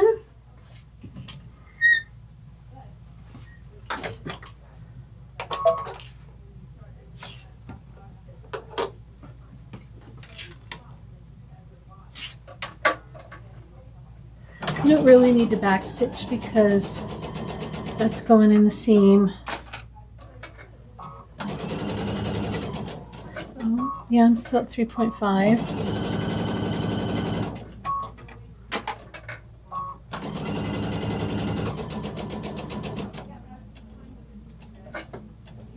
Okay. And there's that. So let's read the directions. Pretty sure I know what's coming up, but let's just do it anyway. We're on the last page. Lay your pillow on a flat surface. Well, let's move the camera. Pillow on a flat surface. Right side facing up. With the right sides down, lay the hemmed pieces on top, aligning the edges with the pillow front. The back pieces will overlap to create an envelope style. Okay, turn the entire pillow over, sew around the perimeter of the sewing machine, just inside the stitching on the edge of the stabilizer. Okay.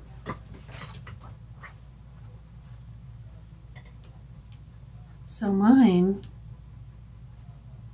goes over a little bit on each side. but that's okay.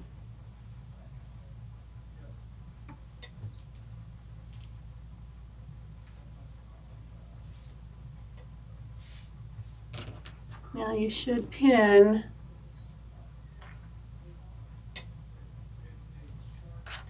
but really, let me see if I have another.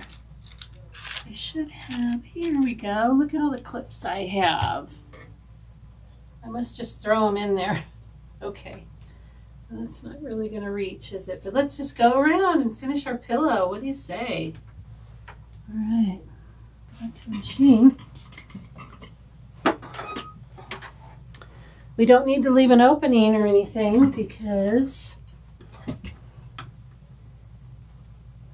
I'm going to, again, I'm just going to follow the edge here.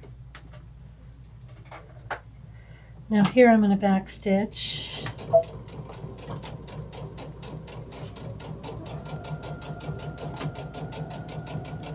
And I'll just cut off the extra when I'm done with this, because I do have extra on the edge here. Let's see if I got too close.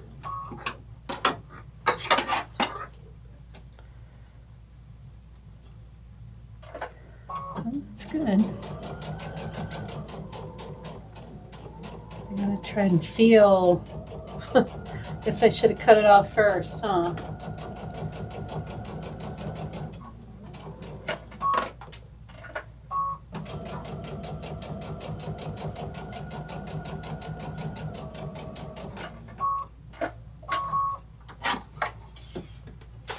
Go in one more stitch. Okay.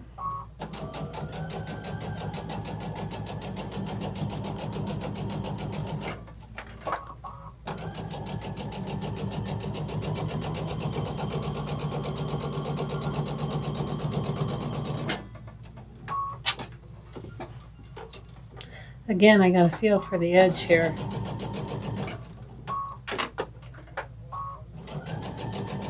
Now when you're going over here, I should have, I'll do it on this one, but you should go over it a couple of times.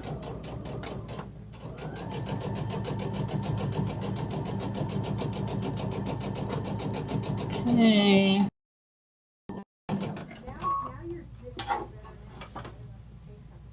That's one more stitch.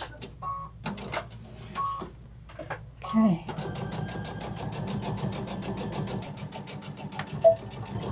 All right, we're done.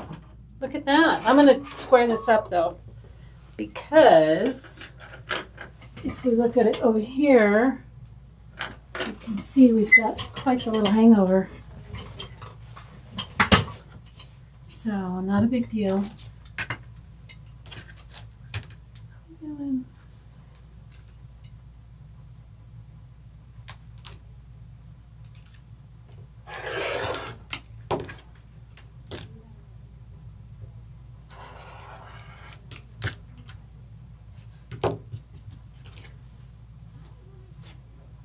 I think we're good there. We got a little bit here.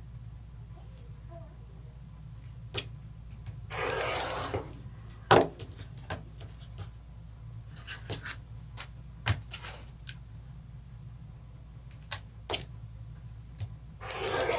can't wait to turn it right side out. The exciting part.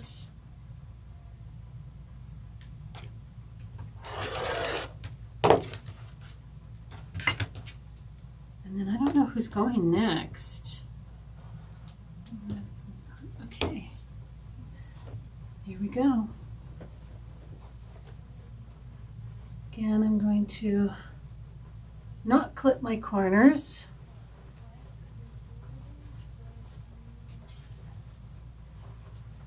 Let's see what we're doing. Yeah.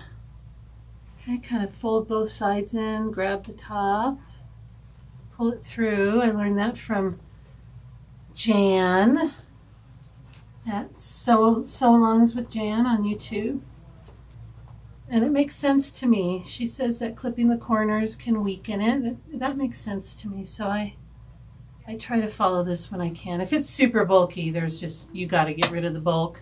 But, you know, something like this, we're still good. Oh my gosh. Look at that. Look at our pillow. It's a good, needs a good iron.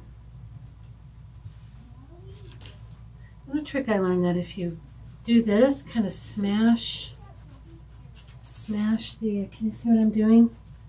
Just kind of smash that and then roll it over. You can get a nice crease there with just your fingers. On all four, just kind of do that and then do that.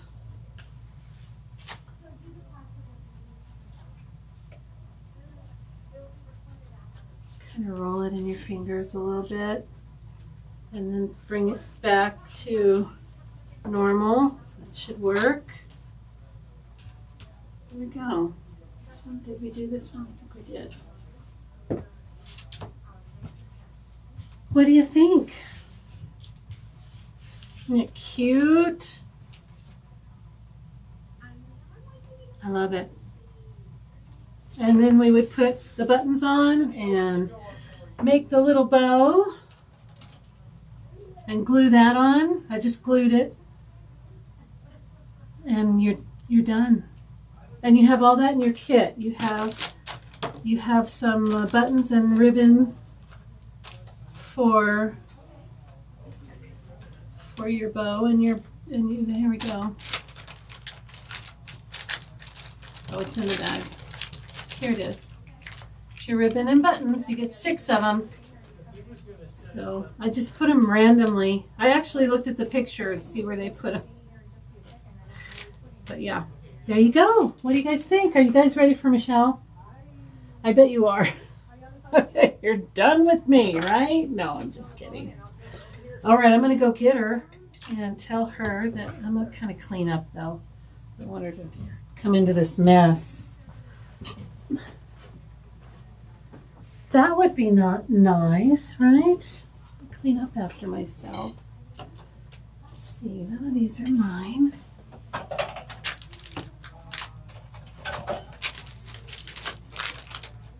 Well, I hope you guys enjoyed that. I really hope that you guys make the pillow. And I would love to see it on Facebook. Would love to see the pillows, especially, you know, the ones that want to do like different occasions. Love to see an Easter one. Oh my God, that does sound cute. And let me see, put the tape back. And I think I'm going to go get, she's going to make this right here. This is what you'll be making next. Okay, I think I'm good. I'm going to go get her.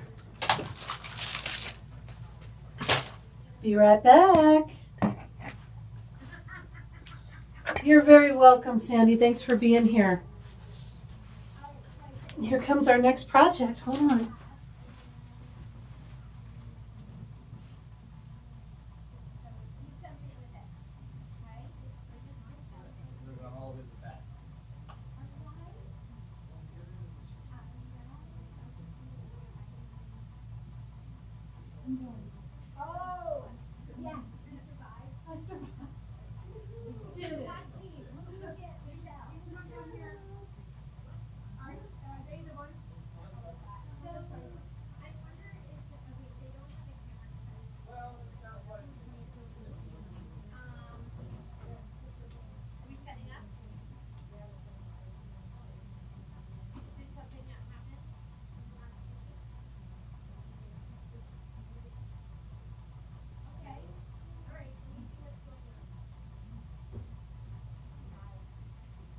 Are they on lunch break?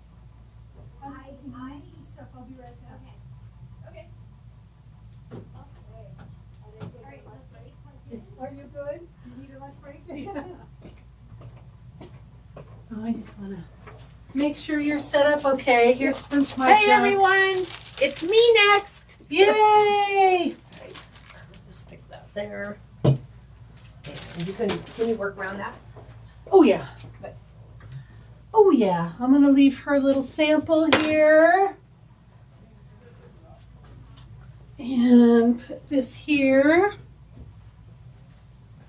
Okay guys, now you have a real instructor. You're gonna make a fun zippy bag.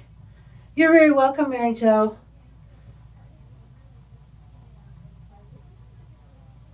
Good, I'm glad you learned something. All right, let's see. Whoops, I don't think she needs tacks. So, let's get my stuff out of the way. Here are your supplies. Excellent. Yes. It's on that camera there over the board. Hello. Hello. This is what we're doing. I know. It's so cute. It is cute. I want to make one. And a lot less work. It's kind of like, let's chill. Yes. But congratulations. That was quite the project you all did. Yes, it was fun. It was. And you have the book? I learned a few things. With the directions? Yeah, they're over here. Do you need them? Yeah. For my pillow? No, it's are they all in the same book? No. Okay, the book I had all the directions in it, so let me go grab it. Oh, I just have mine. Teeny.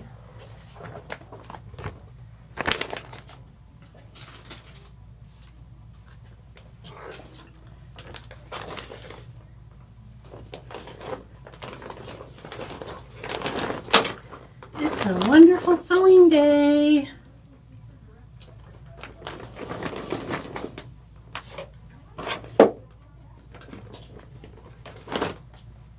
Good time for a little break.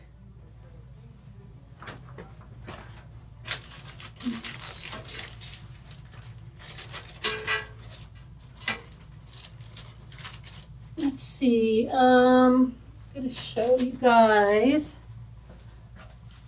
This is the design.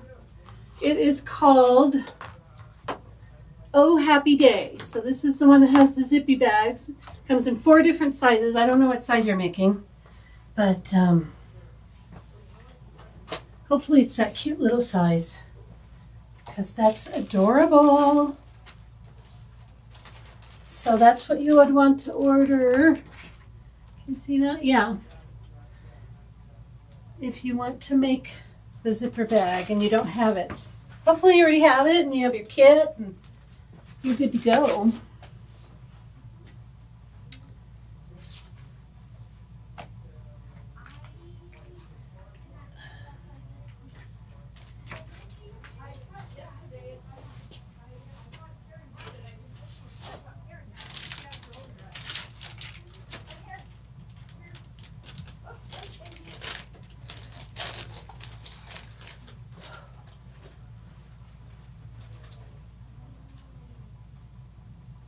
Got it? Yes, I did. Thank you. Okay. It's always good when you have the directions, right? So we're doing this cute little zipper bag. And I think that's the one that's up, right? Yep. We have some charms out there. I don't know if you guys have ever seen the Kimberbell charms, but I grabbed one just to put on the little zipper bag when I was done because I thought it was pretty cute. So for thread today, I used for the entire bag, I used a dark color of teal thread that actually matched the fabric. So if you have one of our kits, that's the color I'm going to be using. It's kind of a teal. If you have your own kit, then I did everything with the dark thread. Now, when it came to quilting this down here, I switched to a light color because I just felt like if I had dark stripes on all of these fabrics, it would look, I didn't think I'd like the way it looked. So, but if you want to do it in dark or match your fabric, that's fine too. So I think I'm all set up here. It's just jump in and go, right? Hello everyone. I'm so glad you're here. I I love doing these things. I think it's great. It's a great way to connect with you guys, even though some of you live far away and we don't get to see you as often as we'd like. So I did prepare my fabric pieces. So I'm going to go over with the directions how I prepped everything. So we're doing the 5x7 size.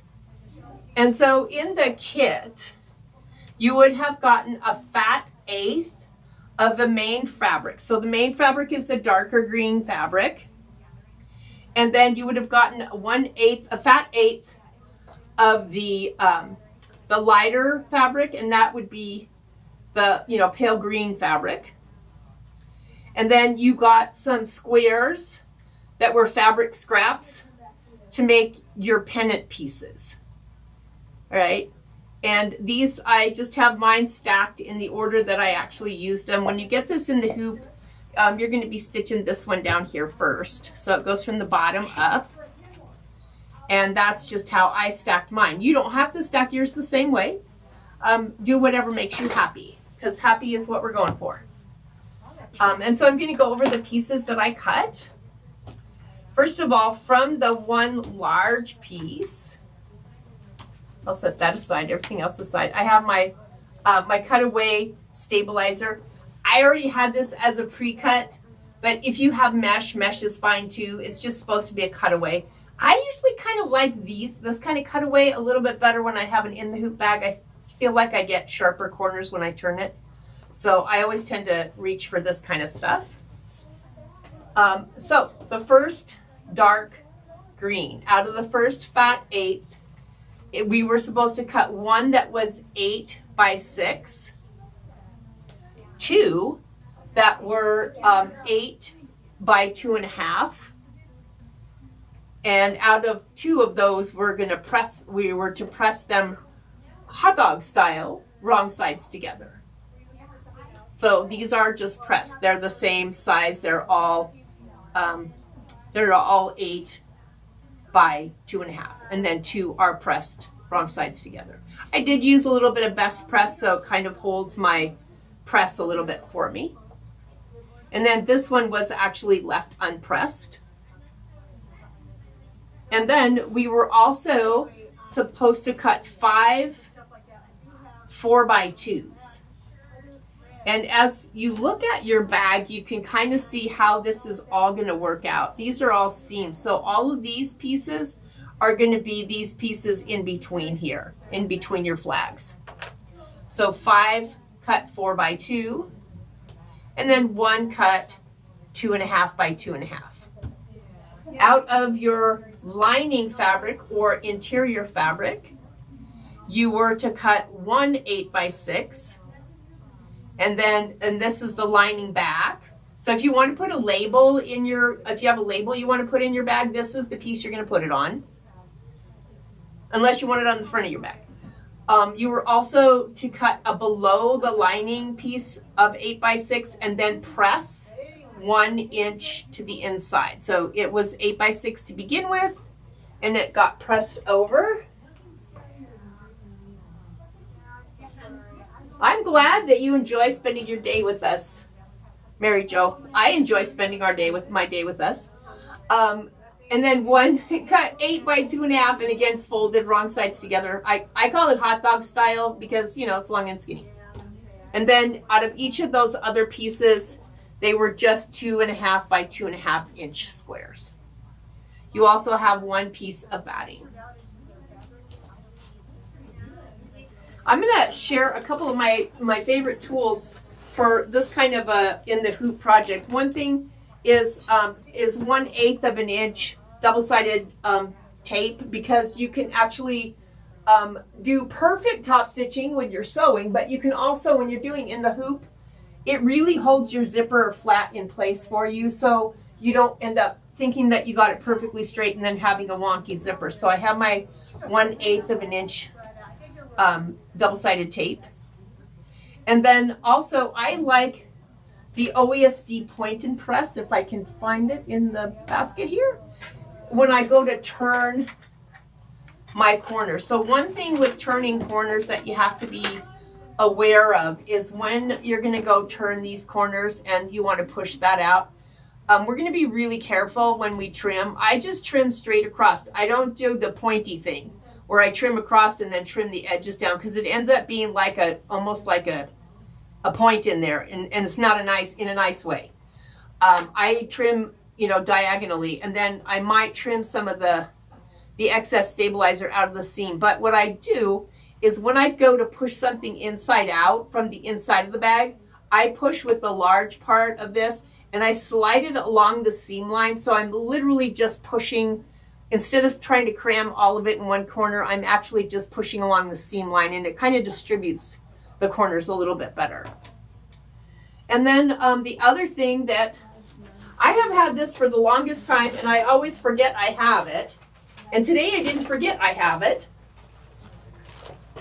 because you can either press in the hoop as you go along, or if you have a fabric folding pen, it just has some liquid in it. And what it kind of does is it softens your fabric so that when you fold it, you get that nice crease and you don't have to press. So I'm going to be using this today, or you can use your iron and press when you're in the hoop. And I will, I'll let you know which is which. I'll say, okay, if you're going to press, you press. And if you're gonna if you have a fabric folding pen, or if you're just fabric folding pen curious and you're just kind of want to see how it works, that's okay too. And other than that, I need 2 spools of thread. All right, I'm gonna run you some tips by you too, and some suggestions. So you know that a lot of us quilt with like 80 weight Decobob. And we love it because it's so fine and beautiful.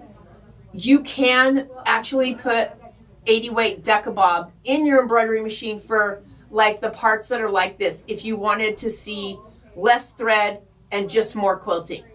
All right, so you can still use a lower weight thread if you want to kind of make it sort of invisible. And that goes for, for everything. Even there's 100 weight. You can use what is it? Decobob, and then Deco Wonder. Forget what the 100 weight is called. That's pretty tiny, but you still can use it if it's just quilting and it's not stitching that's holding your bag together. You can definitely use a different weight, so don't be afraid to do that. All right, so I'm gonna go ahead and hoop up. Put my zipper over here. I'm checking some of the comments just so I can see what we're doing. Yeah, as a 45. Alrighty. Okay.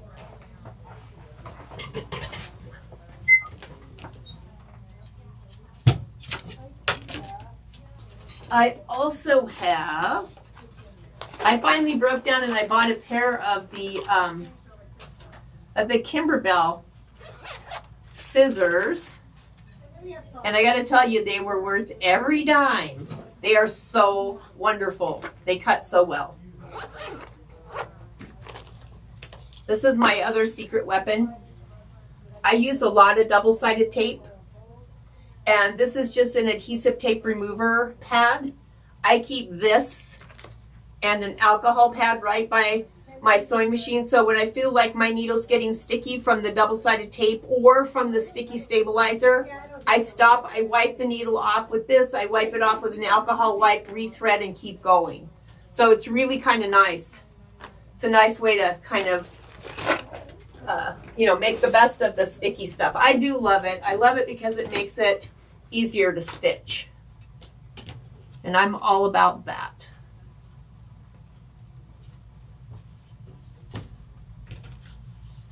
Make sure I have it the right direction here.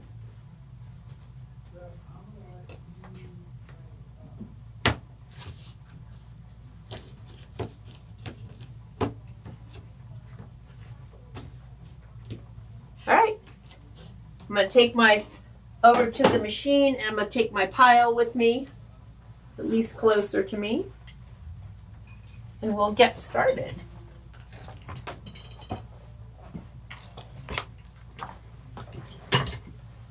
where are we at? Let's see. This one's way off in the Netherlands here. Let's bring this one back.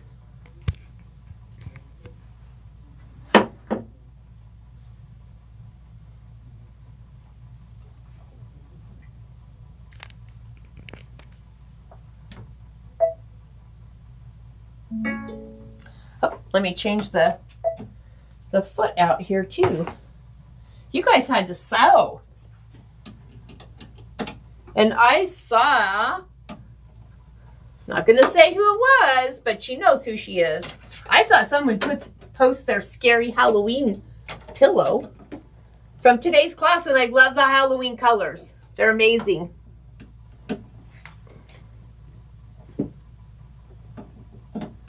I don't think there's any other holiday besides Halloween, apparently, because when I look in my stash, I have a lot of Halloween colors. It's my favorite holiday.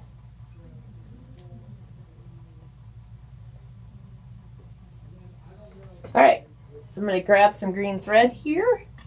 All right, I'm going to pull up my design. This is like a half a bobbin. I'm just going to start with a new bobbin. Nothing is going to show on the outside, so white bobbin thread is perfectly okay for in between.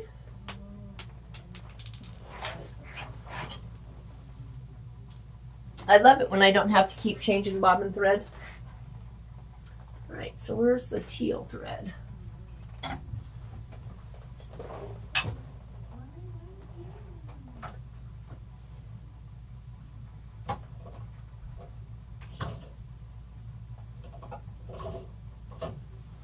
Well, let's see what I got in the basket here.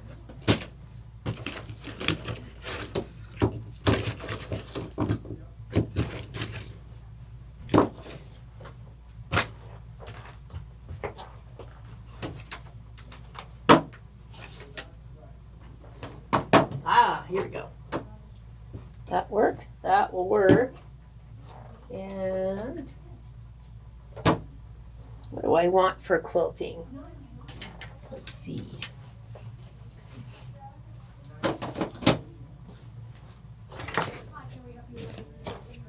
Maybe that one. All right.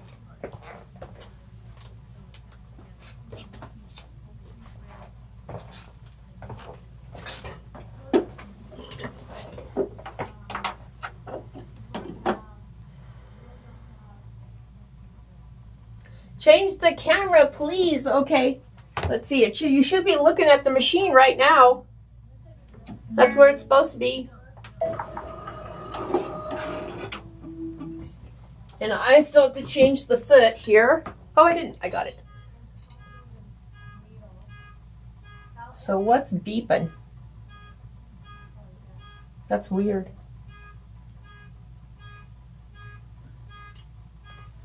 Huh. Can you guys hear that beeping? Oh. What the heck? Is that somebody's phone? All right. So I'm going to just pull up my design.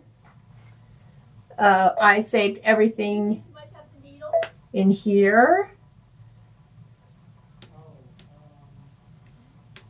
No, I didn't.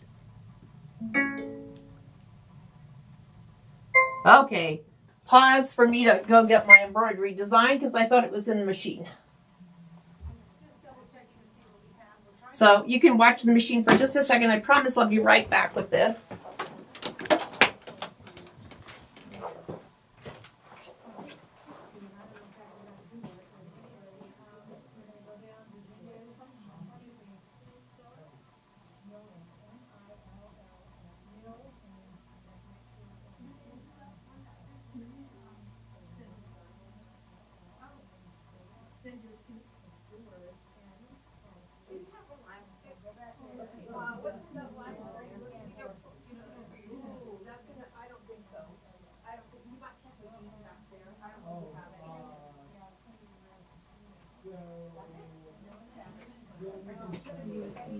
Huh?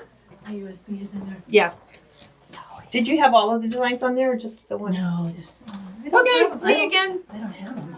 Jeannie's going to send the design. So what we've been doing, and we've really been enjoying, is we've been sending our designs via the design database transfer. So Jeannie hasn't sent it yet. And then that way, so we could actually send like an entire, all the designs at once. So we sent all of them for Comfort and Joy, which is what I've been working on this week. Hello from Ohio.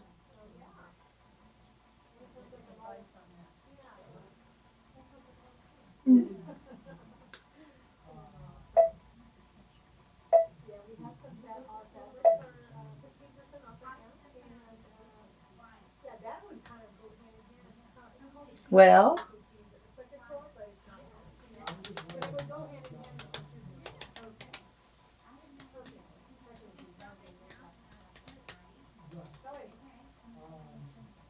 so I wonder if she got involved in something else. I don't have it on a USB, so I thought it was already on the machine. Hey, Lori? Lori.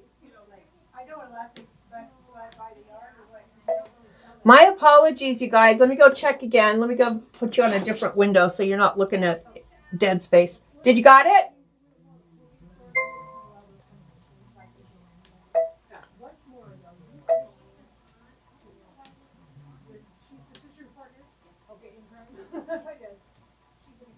Detected that the network is slow. I don't know why it's not letting me send it. Do you have a USB? Can you just grab me a USB, please? Yeah. It's because it says the network is slow. Oh, maybe that's it. It is not letting me even. Oh, I was going to show him the fancy thing. But that's okay. The regular stuff works. We just need to get going. This is. Hang on. I cannot even. Thank you.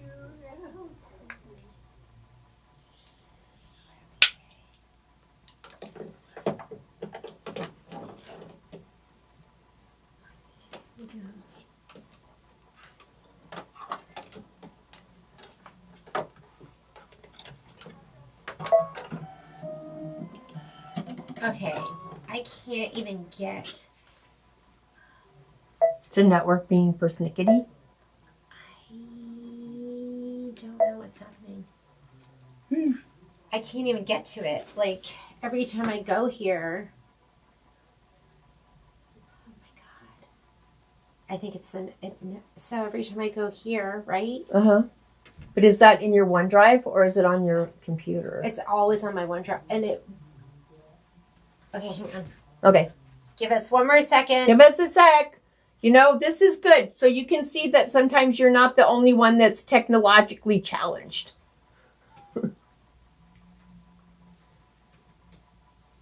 Okay, that one, let me go in there. Yes.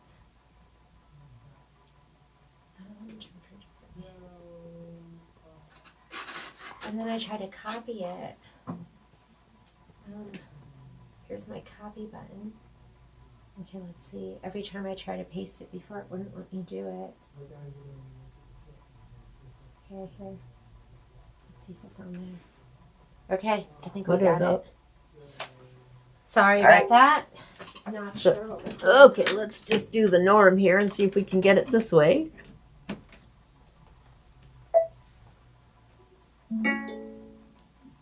It most certainly is loaded. Try it again.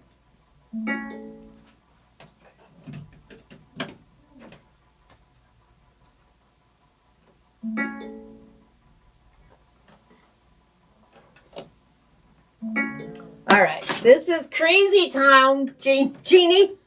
It's telling me the USB is not loaded. It won't take this USB.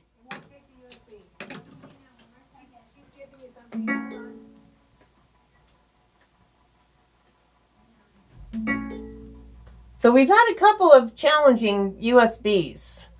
And this is obviously one of them. I wonder if I put it in the lower one if it makes a difference. Let's try that. Nope.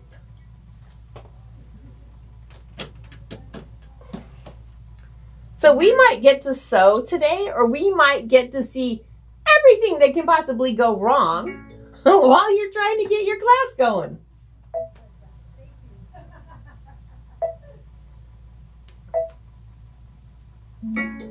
Oh, crap. Nope.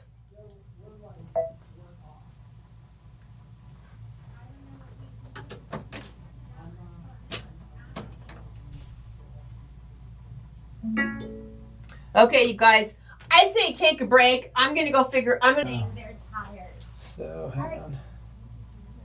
So we don't have the machine and then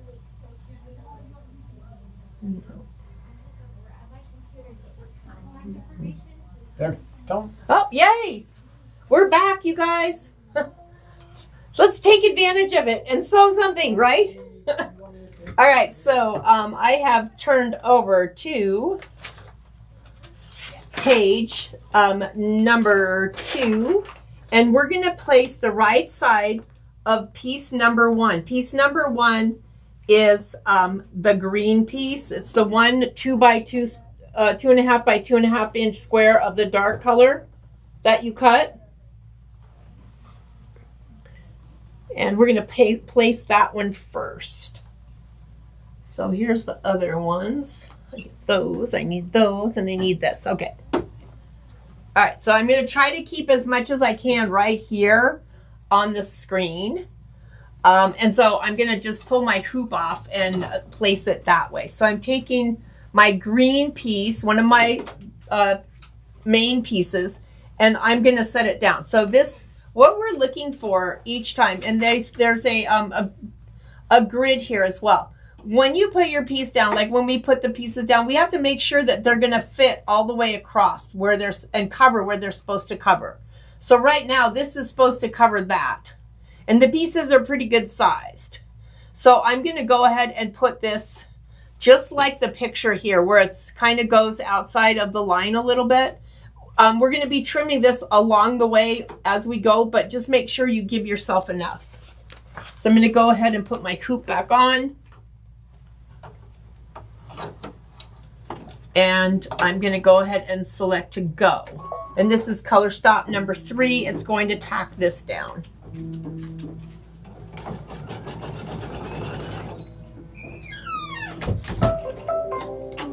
All right. And we're not trimming anything there that I can see.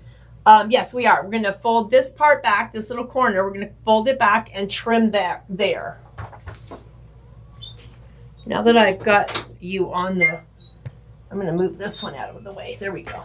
Since that one's, all right, so I'm going to just pull this forward and then I'm going to trim. Look how sharp these are. They're amazing. Okay, so now I'm going to refer back to the book. Color stop number 4 is going to be the first pennant. And that, so if I get my bag out, you'll see that I started with the light purple. So that's the one I'm going to get. I'm going to go in the same order. So I'm going to grab my light purple. And I'm going to line it up on the line right sides together. So the right side of the green is here and the right side of the purple is face down. And then let's see how much room I'm supposed to give it.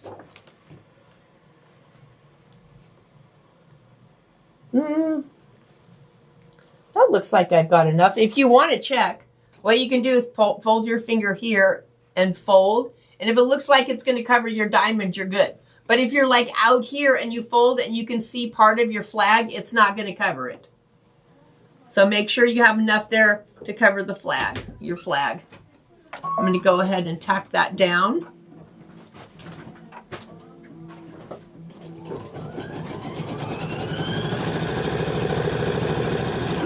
All right, so here's where the folding pencil, the folding pen, the fabric folding pen comes in handy.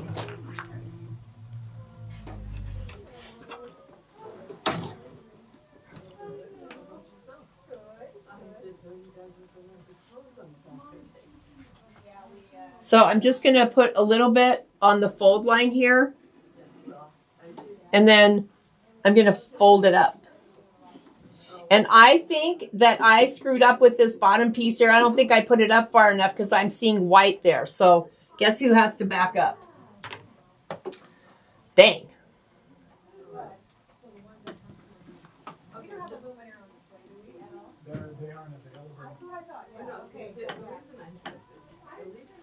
I thought I looked at it pretty closely, but apparently I did not. I have to stop talking. At least sometimes. Okay. Okay. There we go. Okay. So I'm going to back up and make sure that I have that covered this time.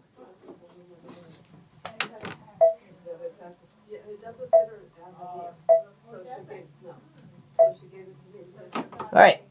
Here we go.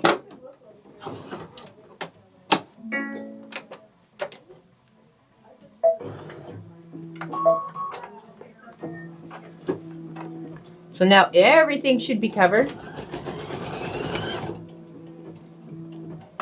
They gave me a grid. Apparently I wasn't paying attention.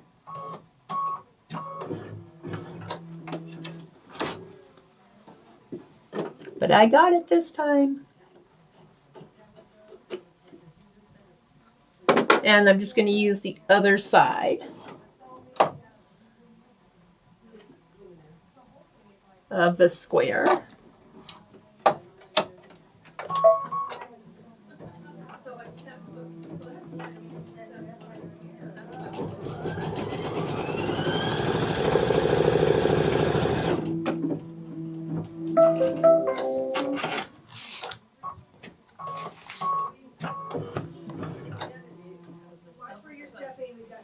So I'm just going to put a little bit of this fabric folding pen on the seam line there. And then flip it up, fold it over, and it stays.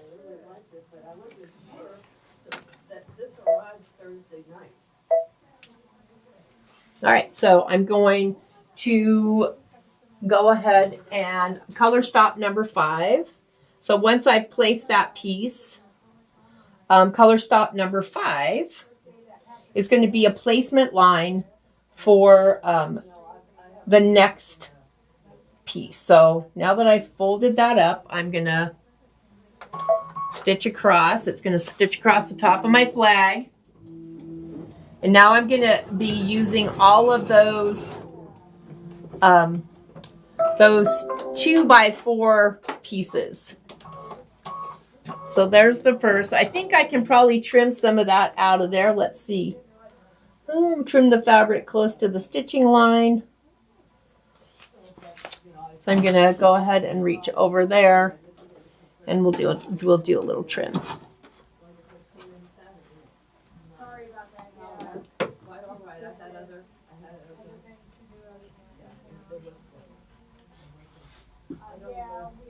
And then I'm going to line up the next piece with that tack down line. And again, so now I'm looking to make sure that this, when I fold this up, is going to cover this part in here. And after I goofed on the first one, you can guarantee I'm not going to be paying way more attention.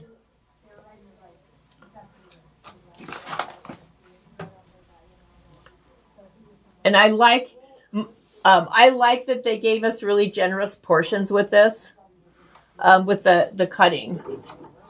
All right, so now I'm going to do that. We're sewing color stop 6.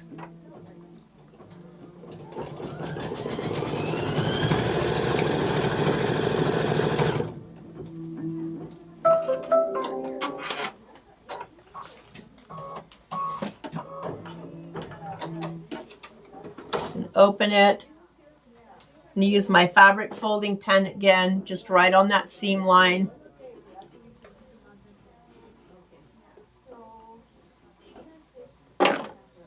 And then fold. It's almost like ironing it, except that you don't have to iron it. All right, so I'm on color stop number 7. Flip and press right side up. And then we have another stitching line that's going to stitch right across here. So if you're not, at least press while you're doing this, because I found that there's so many layers in this one here. There's so many layers of fabric with the flipping and the folding that if you don't press or use like the fabric folding pen, it's going to get really bulky really quick. So please make sure you do give it a little press if you're not using, you know, another method.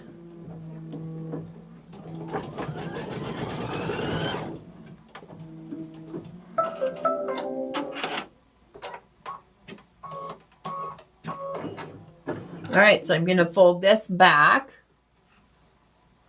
And if I lift this up, you can see this was the piece that I needed to cover. And I've got that one covered. So I can trim some of this off.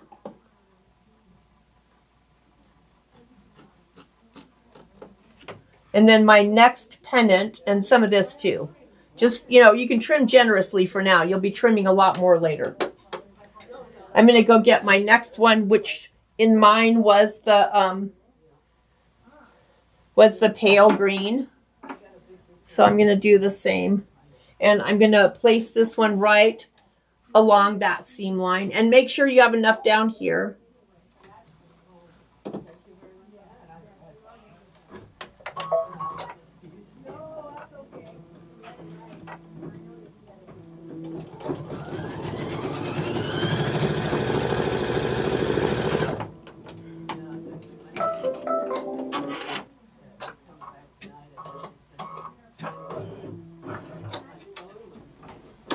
I love these little fabric folding pens. I use them a lot.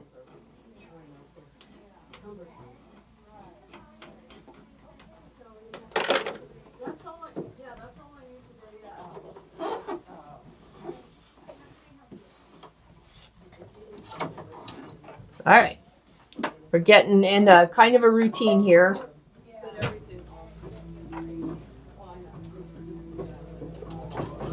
It's fun watching this all come together. It really is. All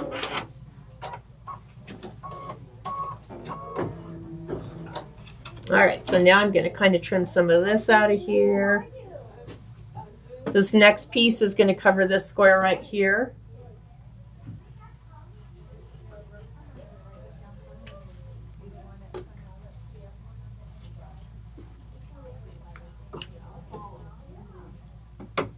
So I'm going to grab one of the green ones, place it on this line that just stitched, making sure that when I fold it, I have enough to cover that space right in through there.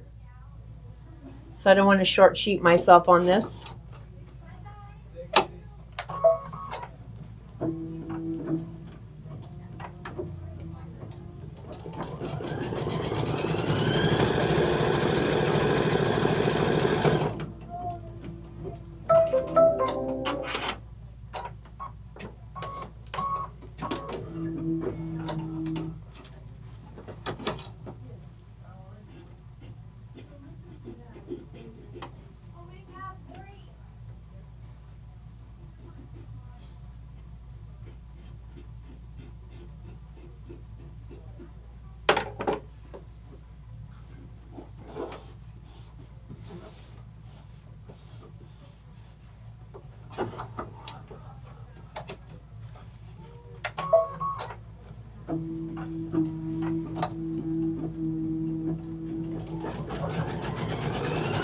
And this is a temporary hold. I mean, it's not going to stay in there forever and ever. It'll just dissolve over time, this fabric folding pin.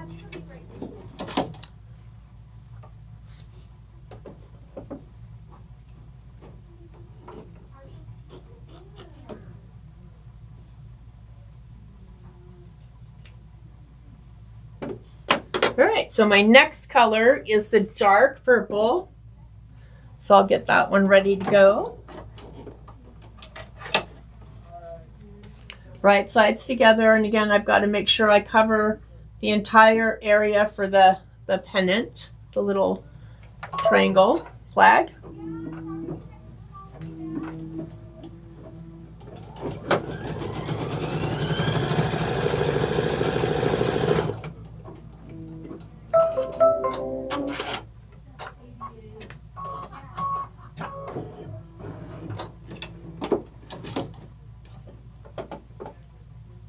I'm going to trim a little of this out.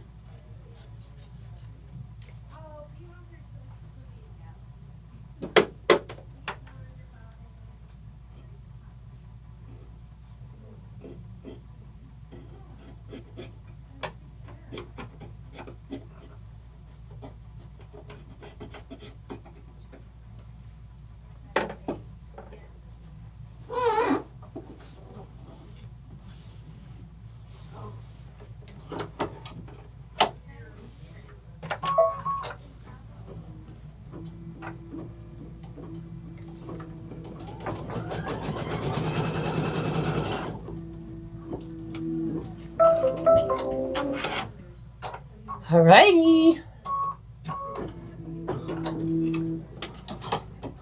Trim this back a little.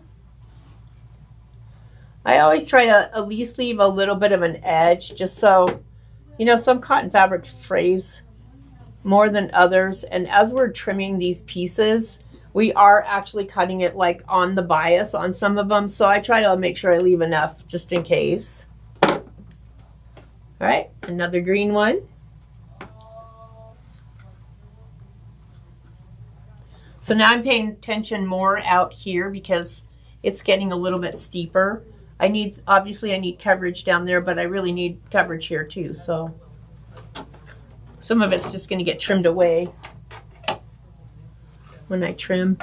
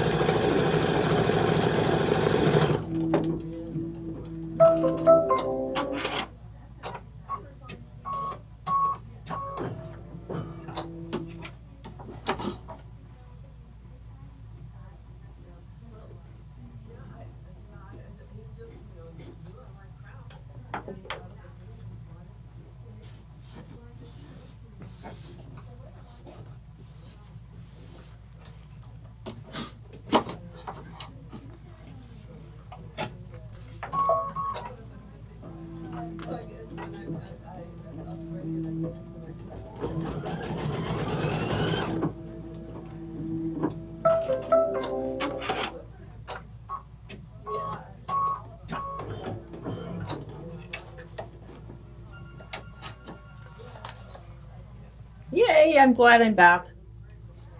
All right. Let me move the chat a little bit too, so I can see your comments.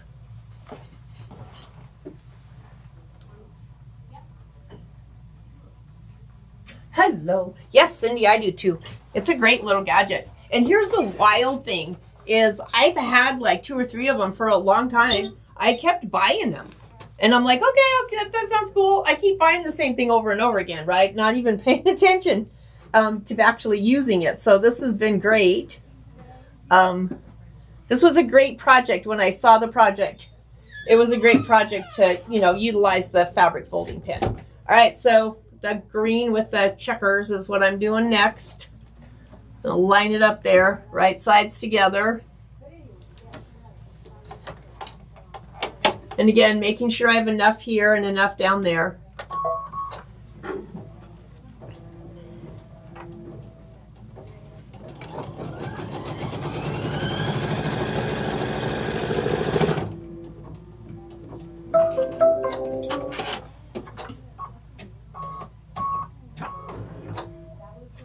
I would like to say that I intentionally put that down so that it would be a straight line there. I did not. It just happened. It just worked out that way. So I'm going to just trim here. And then fabric folding pen.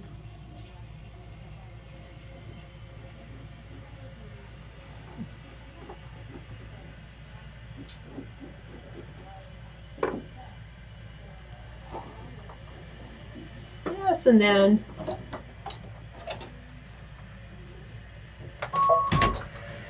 Hey, would you do me a favor? Make sure that the handle's all the way up. Otherwise, yeah, otherwise it don't stop running. Thank you so much. I don't have to get up. Okay, great. Thank you. All right, so we're trimming then a little bit.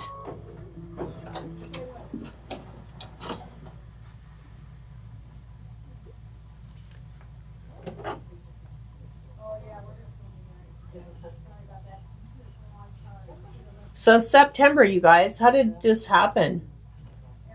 Do you know how it happened? Because it just seemed like it was June, like last week. And now it's September. But the good thing is it's after Labor Day, so now I can drink pumpkin spice. It's kind of like white shoes after Labor Day. I have a no pumpkin spice rule until after Labor Day. Because it's still summer. You can't have pumpkin spice when it's summer, right? But now all bets are off, and I can have all the pumpkin spice I want.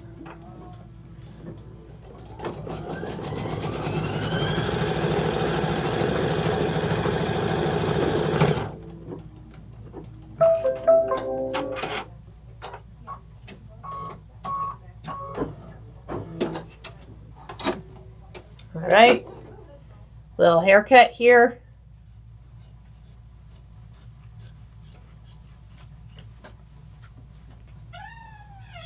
There's a little piece here. We can definitely get rid of that pointy thing.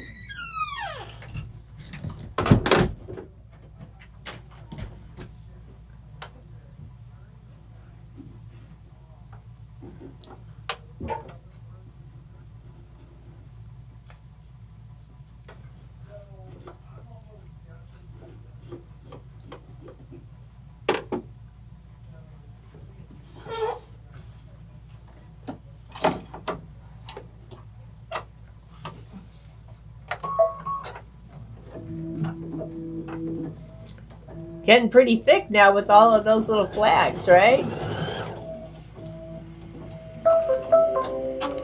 All right, the last piece. All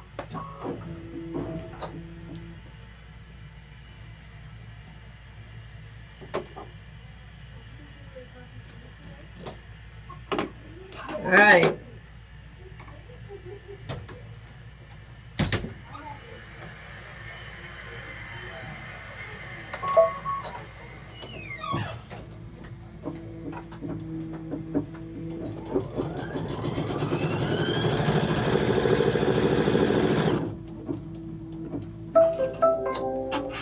Okay, can you believe it? We're actually up to color stop 20 at this point. Yeah, it goes, there's a lot of color stops here when you're doing all of this little folding.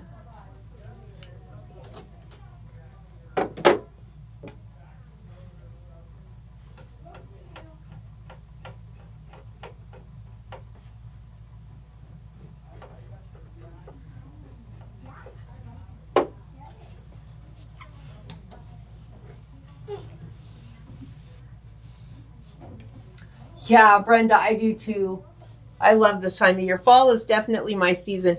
Used to be summer. I used to be a diehard summer fan, but man, oh man, as I've gotten older, man, I can't handle the heat like I used to be able to handle the heat. So fall has always still been my favorite season.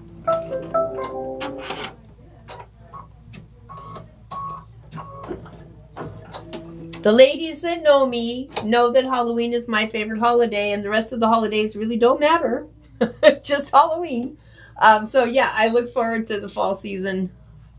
You know, on the 1st of November, I'm counting down the days till the 31st of October again.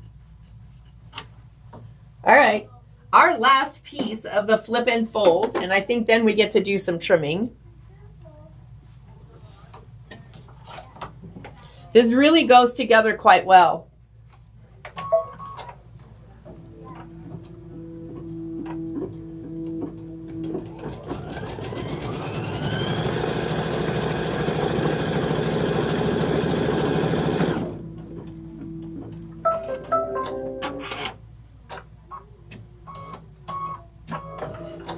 Okay, so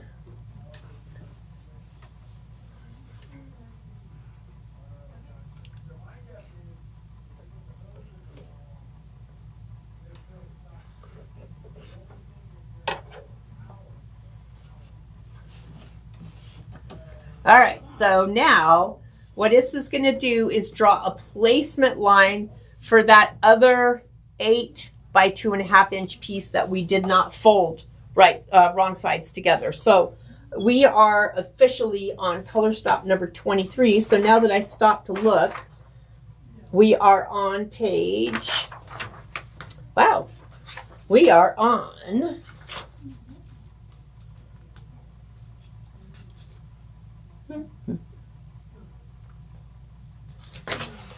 so we are going to stitch the placement line, stitch the piece 12 trimming placement line. So go ahead and stitch that placement line. And then piece 12 is, I didn't need this piece. Piece 12, let's see, I think that might be, I don't know, is it one of the folded ones? I think not. I think that's the zipper. We're going to go to the zipper next. I'm not sure. I'll have to look. But this is a trimming line as well.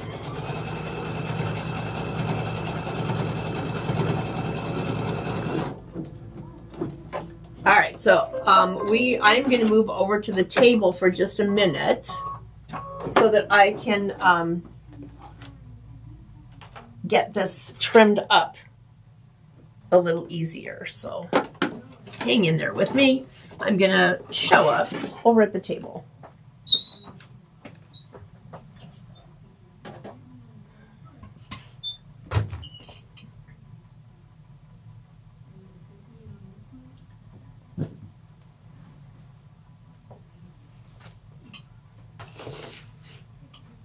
So I just wanted, for this part, I wanted to have a little bit more space to trim with.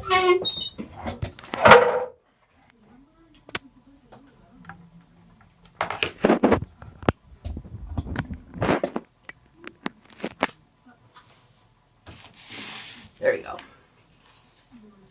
right, so we're going to trim all of these pieces in here. Leave a little bit. Don't trim right on the line, but leave just a little tiny bit. That line's going to get covered, but we still need it to have some kind of fabric to sew onto. So I'm leaving like just a little bit less than 1/4 of an inch, not quite 1/8 of an inch. And you'll have some layers that you have to trim through where it crosses both your print and your background fabric. All right. All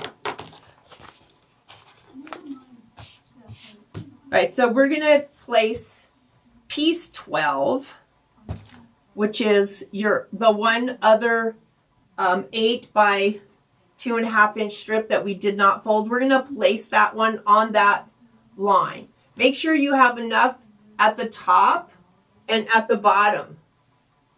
And then we're going to stitch that line. I'm going to look ahead a little bit because I want to make sure.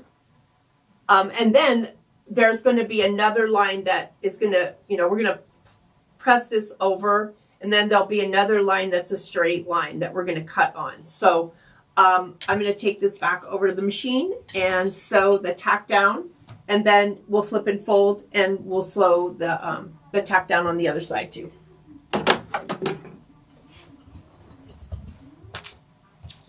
All right, so we are sewing color stop number 23, color stop 23. Nope, we aren't. I'm one page ahead, you guys. I'm like, wait a minute, I'm not there yet. We are placing piece 12 right side down on the stitched line that we just stitched. And we are sewing that line down, sewing it down, right? So I'm going to be taking it off when I tape the zipper in too. I might be able to tape the zipper on the machine, but I think you'll be able to see it better if I tape it.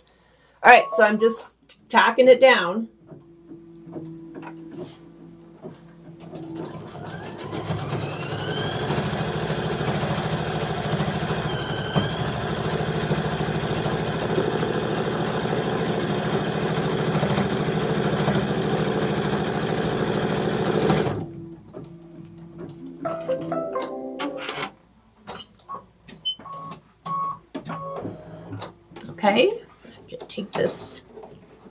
off and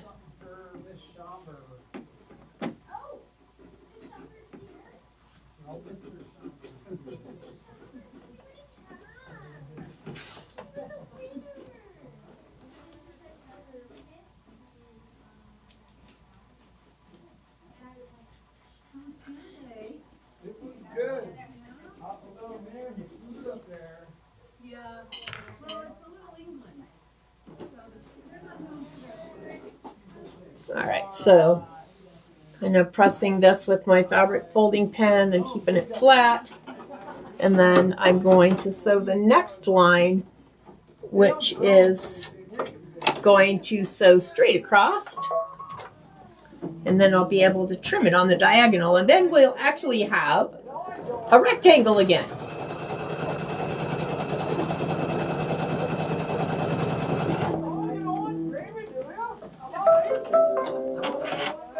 So the next thing to stitch, color stop number 26, is essentially going to be stitching the placement line for our zipper.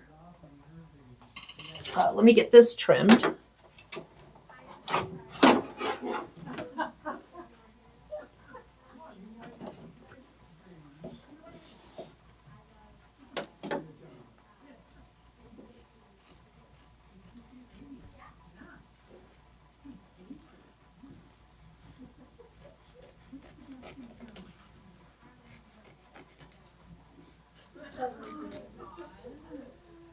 All right.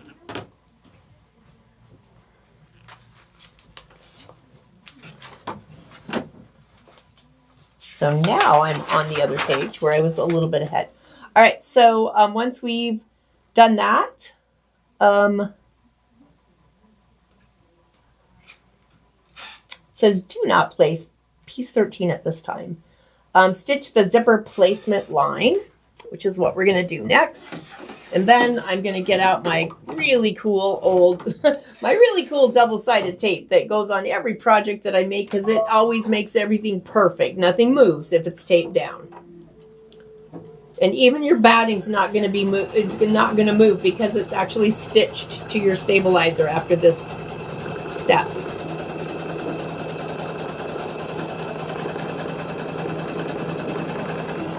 All right. Let's see, can I tape it? So you can actually, so what we're going to do is trim the batting inside of the zipper placement line. So yeah, I'm going to take this over to the table and then I'll put my zipper in place. I don't really like to tape crosswise. Do what makes you comfortable, all right? I don't really like to tape crosswise because then I have to pick all the tape out of the stitching. And I hate picking tape out of stitching. So I'm going to use the double-sided tape. All right, so as per the instructions on step 24, carefully trim the batting from the inside of the box, but do not cut through the stabilizer.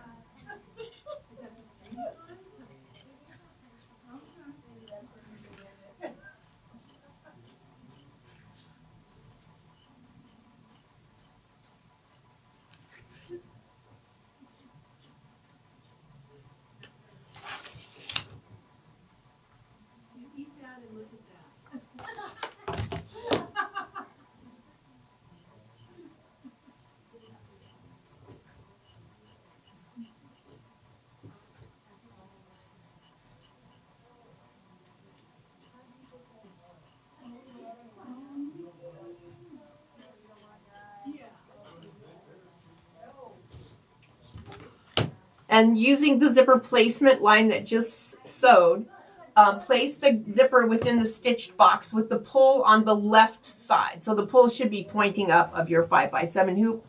And I'm going to just put a little bit of double-sided tape on the back. And you know, you don't have to tape it within an inch of its life. You don't have to go down the entire strip of the zipper. Just some, some key places will usually do the trick. And I like to put the tape towards the outside of the zipper tape. This has got sticky on it. I left the sticky behind, apparently. Okay.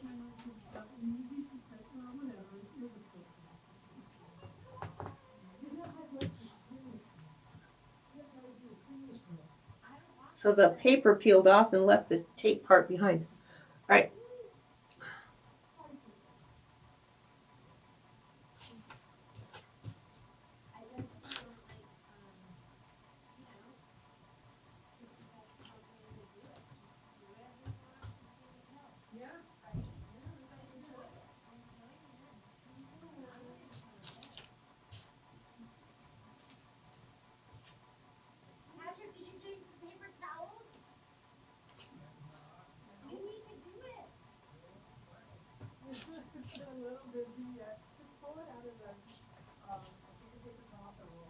Oh yeah, it's fine.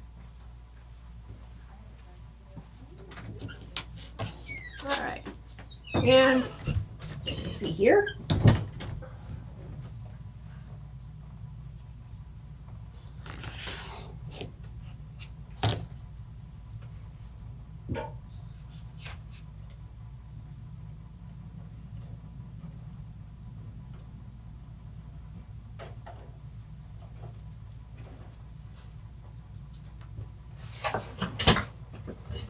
All right, I like to leave plenty at either end, so I don't have any hardware like a zipper pull, like this part down here, or the zipper teeth, you know, the pull here.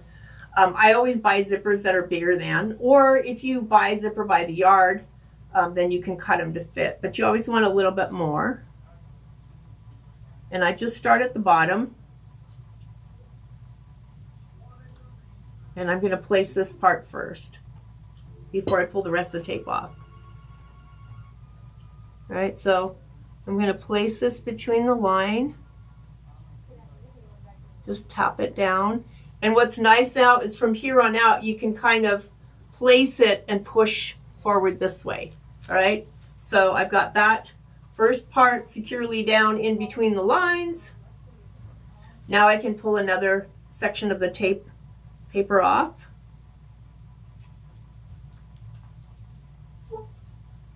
And secure that, and then the last piece.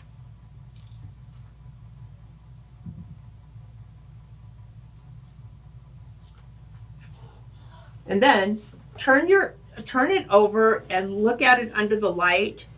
You'll be able to see the reflection, you know, of your zipper through there, and make sure that your zipper is straight. It's okay if it's more towards one side or the other, as long as it's straight on that side. And it's not like, you know, going side to side, you know. Just double check your placement. So if I turn it over, I can see where my zipper is, so I can see that it's evenly between those two lines. And then I don't have to, this way I do not have to pick tape out of the stitching line. All right, and so our next step, let's see, is going to be on the next page. We are going to return the hoop to the machine and stitch the zipper tack down line. And there won't be any tape to remove because you can just leave this tape in there. And so we want to also be ready for the other two pieces of the dark green.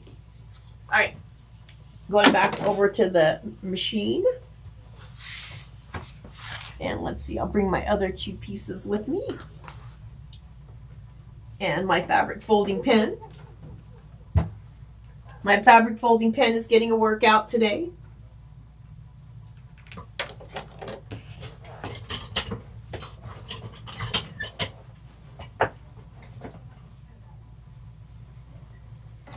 All right, I'll slide this back on. All right.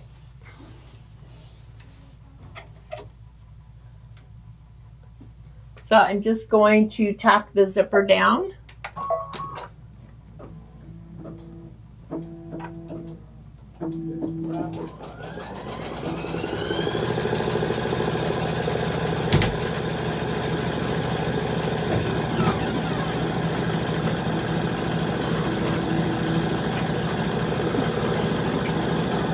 Do you just love it when your zipper's straight? I love it when my zipper's straight.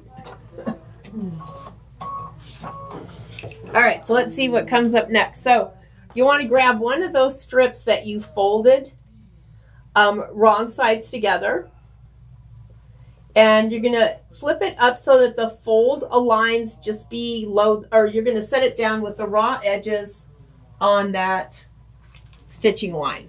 All right, so here's my piece. My raw edges are going to go on this stitching line. So place the raw edges of the pressed piece on the trimming placement line. So that's this one that's on the wedgie kind of piece. And you're gonna put that there. Once you have, once you've stitched it down, you're gonna fold it up towards your zipper and to secure your zipper. So the line we're using is the trimming line that we used here on this piece of green. And I'm going to align that piece with the raw edges of that pressed piece on the trimming placement line.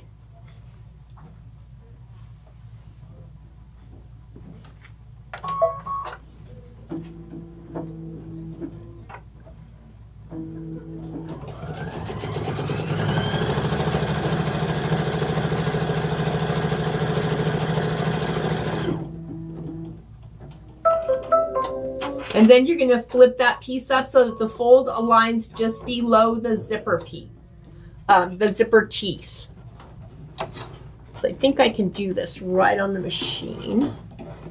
Right, first of all, I got to fold it here. And guess what I'm going to put on my zipper tape? I'm going to put a piece of double-sided tape.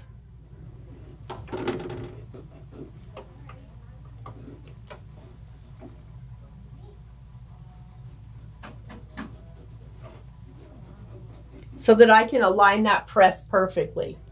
Right, so I'm going to take this and fold it. This has to go right below the zipper teeth, but keep in mind that you have to leave some space there for your zipper pull. Otherwise, every time you go to unzip it, it's going to get caught. All right, so want to make sure that's right below the teeth, but that you've also planned that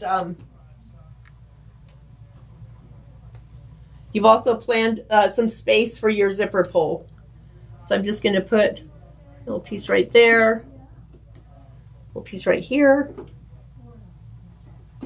and a little piece right here.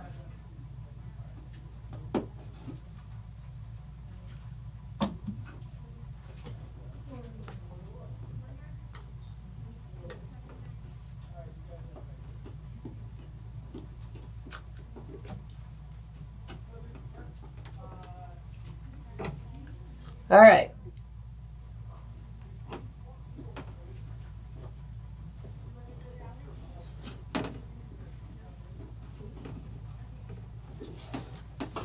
All right, so I'm looking, making sure that it's straight.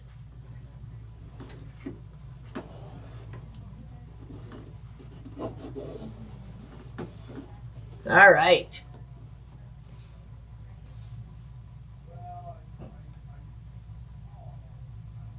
So it says to change the thread to white, but I'm not going to do white on this. I'm going to use the regular teal color.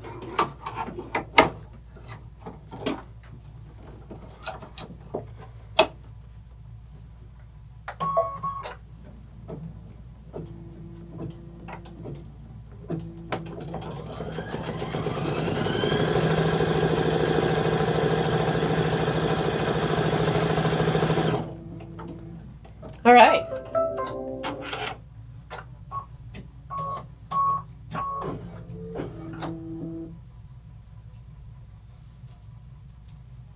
Check the tack down line to make sure your fabric is evenly spaced next to the zipper. If you are pleased with the stitches, move forward to direction step 31. If the fabric somehow shifted, then you're going to want to redo this. So I'm going to pull this off.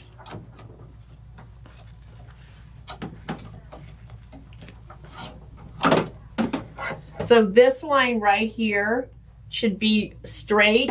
Make sure you caught the fold of your green fabric. Make sure that the green fabric is not impeding the zipper. If all systems are go, we're moving on to the next step. whatever that may be. Okay.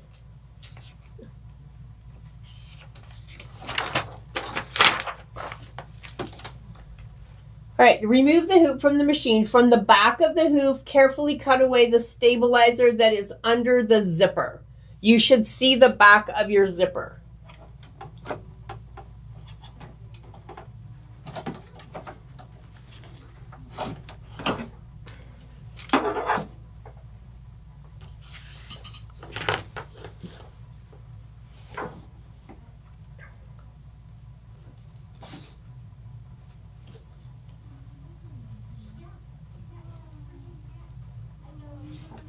So you can do that with your scissor, or if you're careful, you can do it with the seam ripper as well. That seems to get the job done a little bit faster as long as you're careful.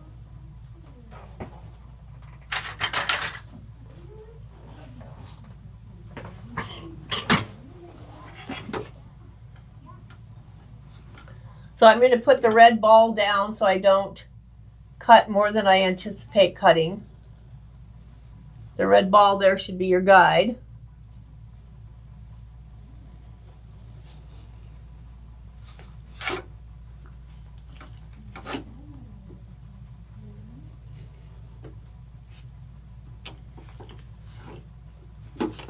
And I'm going to use my scissors to cut across.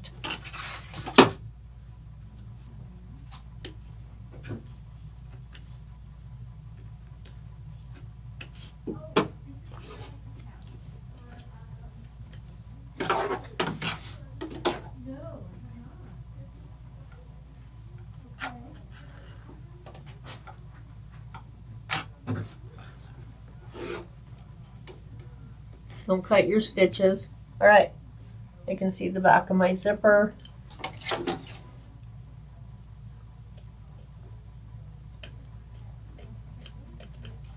All right.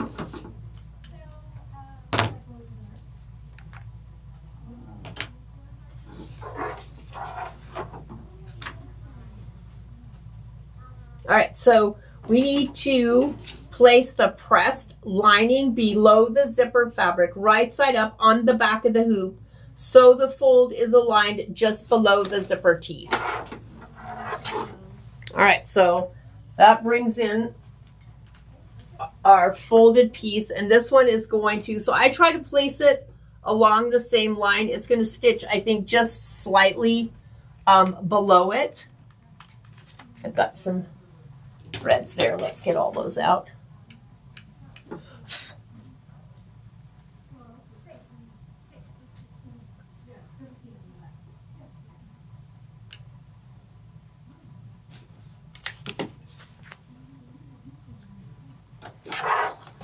So when I work on the back of the hoop, I use regular tape for that, not the other, because the worst thing that can happen is this part shifts because you can't see it because it's underneath your hoop.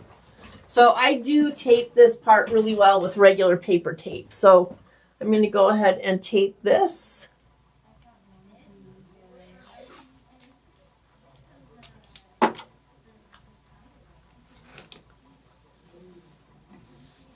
Just going to press down lightly for right now. When the hoop is turned the other direction, I can push the tape harder. So once it's like this, I can press down more firmly on it. All right, so my lining piece is now, my folded edge that I folded in my prep is now up at the zipper teeth, but not right on them. Again, you have to have room for the zipper pull to open it and close the zipper without getting caught in it.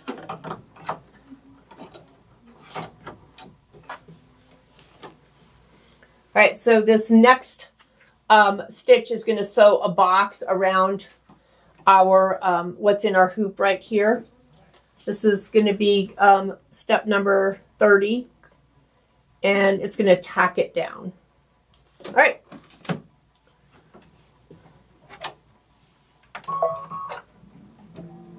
Oops, some became unthreaded.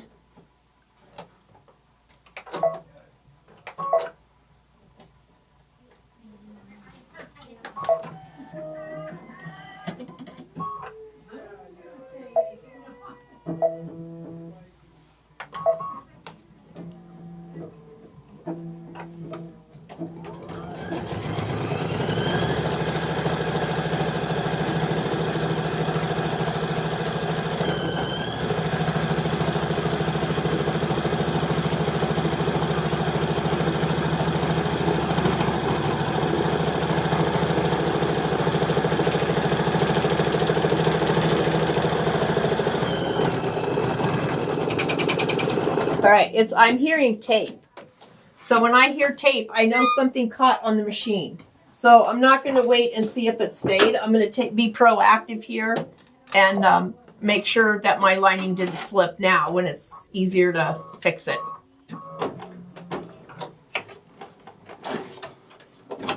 When I hear tape on the back of the machine, I know that's what has happened, right? So thankfully nothing got moved and the tape held for what I needed it to hold for.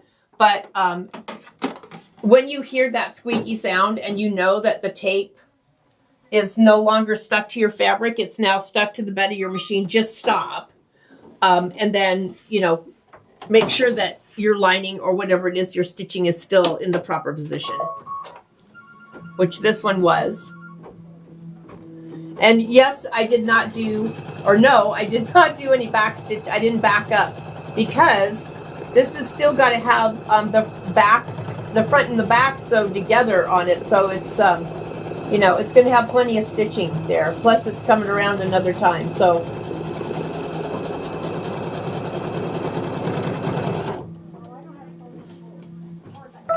all right. We are almost there, you guys. All right, so let's see what's next. Place the pressed piece 14 on the front of the hoop, aligning the fold just above the zipper teeth. So that's the green part that you folded. Should be the last folded piece you have. So it's going to be this. And this time we're positioning our fold against the zipper teeth. So our fold line's going to go here.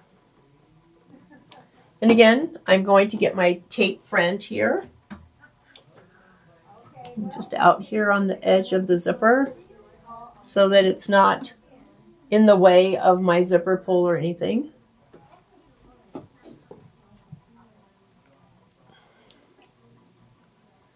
You could do a glue based with it too. Like I've had some success with the Roxanne's glue based, the little tube that I use sometimes in bag making. But with zippers, I just like to make sure that nothing has the opportunity to shift, because that's what's going to make the difference.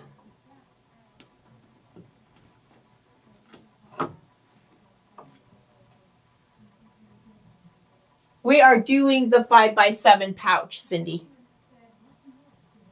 But you know, if you supplied your own kit, you can do whatever pouch size you want. The steps will all be the same. It's just going to look a little different in a bigger hoop, but it's still the same.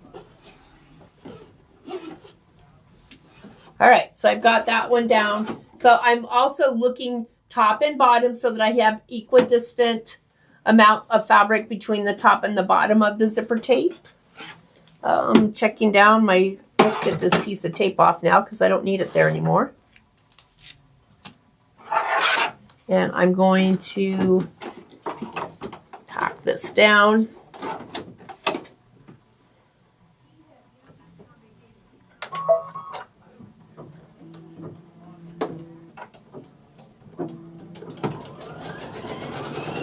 It's tiny, but it's cute.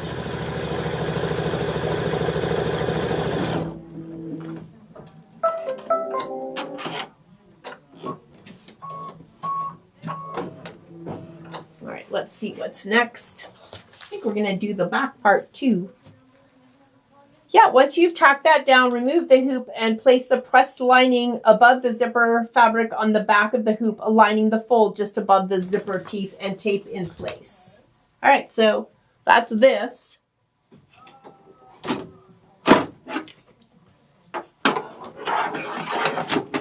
And I'm going to use a little bit of the basting tape because what's right by the zipper there, but I'll use some tape on this side. I just want to make sure it's straight on my zipper, but I'm not going to use very much. I have this little tiny piece here. I'm just going to make use of it. And again, don't press hard from the back because you don't want to press it out of the hoop at this point. So just a little bit at each end, and then I'll use tape for the rest of it.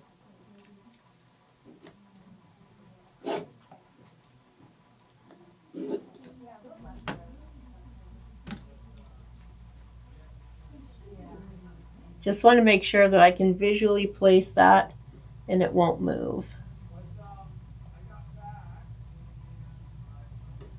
All right, so I was playing the other day when I cut this kit, and I don't normally do this, but can you just acknowledge how absolutely wonderful it looks when everything lines up? And how often does that happen? Maybe it happens to you guys a lot, but it doesn't always happen to me. But I was really careful when I was cutting. I'm like, okay, this piece is gonna, the front and the back are, you know, I want them to match. All right, so now that it's on the bed of the machine, I can press a little harder. And then this one is also going to go around in a little square or rectangle to kind of secure everything together. And again, if I hear it squeak, I'm stopping.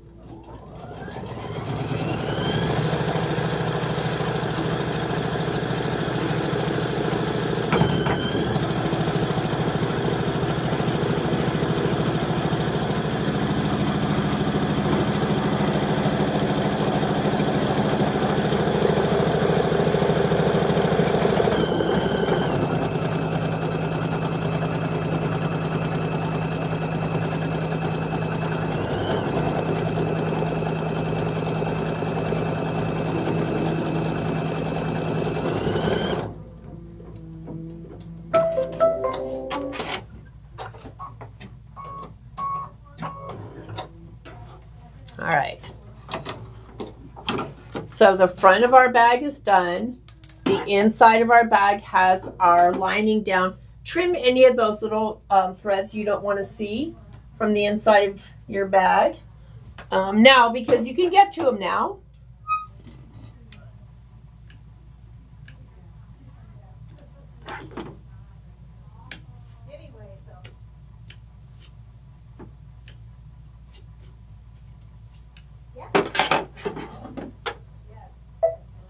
All right, so now comes the quilting part.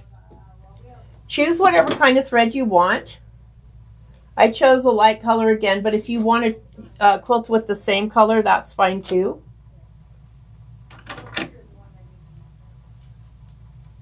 Turn camera.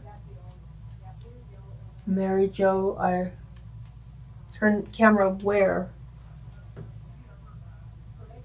Everything that's going on is on the bed of the machine. So where do you want me to turn the camera?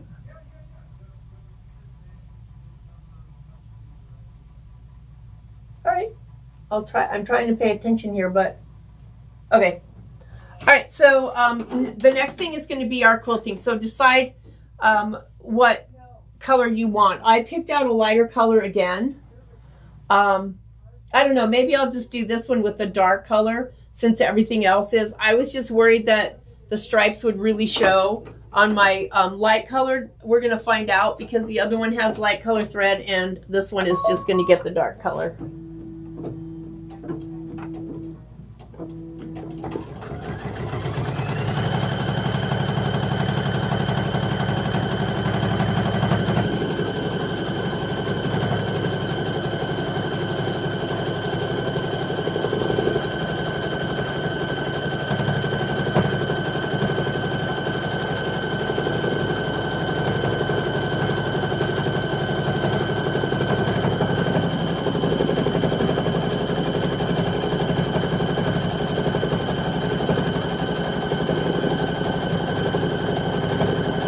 Oh, the magic of TV. I love that one too, Cindy. No. We do the whole thing. Even if everything goes wrong in the beginning, we still film it, right? So, you know, it turns out the dark on there is not that bad. It doesn't show up as much as I thought it was going to. So, yeah, maybe it's okay. All right, so let's get going. We're about done with this, and then Jeannie can get her turn. So we're going to start by opening up your zipper 3/4 of the way, because nothing's sadder than an in the hoop bag that got the zipper sewn on the outside of the seam, right?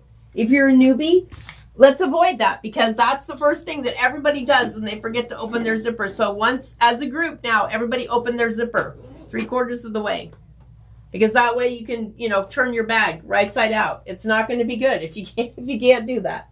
And then you want to grab both pieces, your back piece for your outside and your lining piece for the as well. So we're going to do 2 more.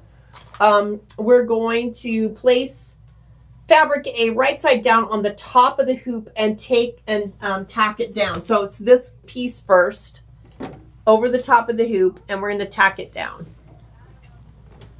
You can tape if you want. I'm just going to hold it really carefully.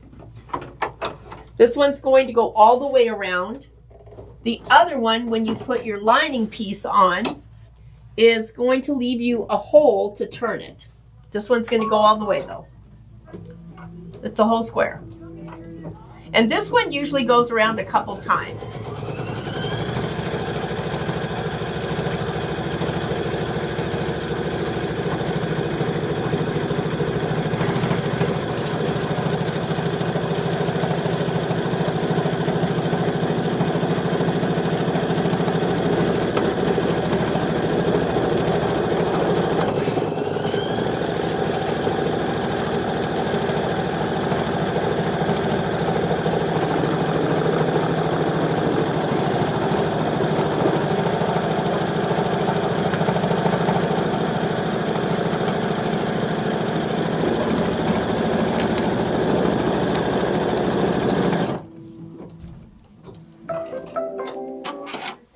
All right, flip the hoop over.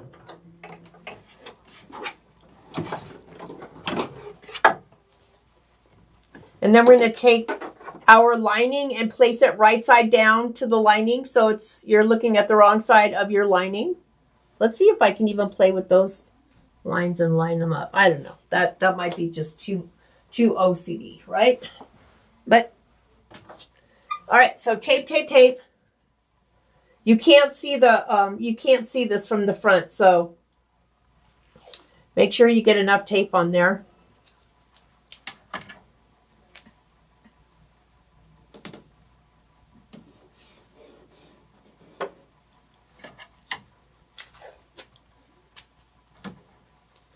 This one's going to leave an opening at the bottom for you to turn it. And here's what I'm going to do. I'm going to turn my iron on because I don't hand sew anything. So I'm going to actually put some steam-a-seam on before I turn the bag inside out. And I'm also going to show you how to grade your seam allowances so that when you turn your bag right side out, you can get a nicer point to your corners.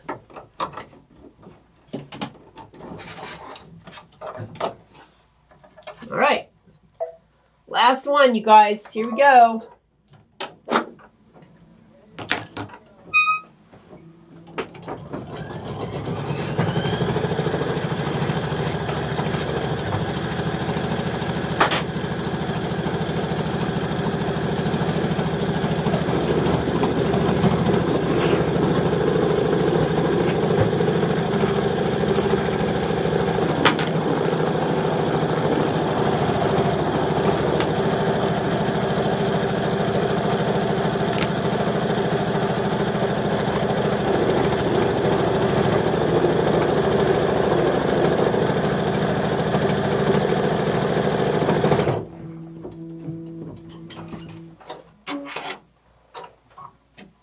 Alrighty. Ding, ding, ding. Oh, good. Nothing came apart. Okay, I'm going to switch the camera here, so give me a second so that I can put you over here on the table with the iron. And then we're going to grade the seam allowances, and we're going to turn it so that we have corners like a rock star.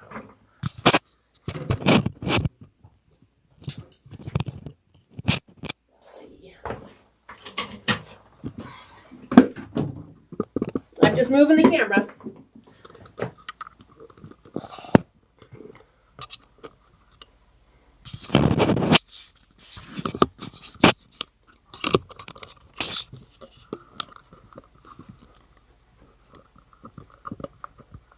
see if I got a good view there.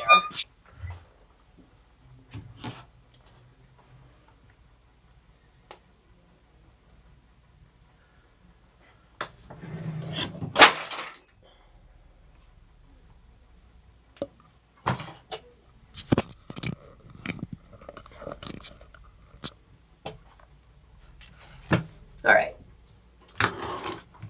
let's do this now.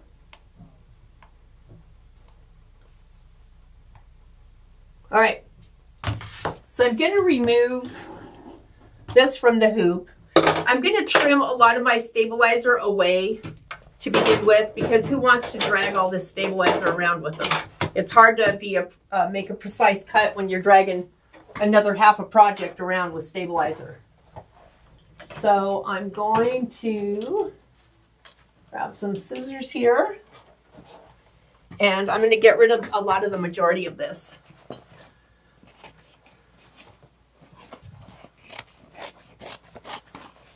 I'm giving it kind of a wide berth right now. I'm going to come in closer, but I want to get rid of a lot of this stuff.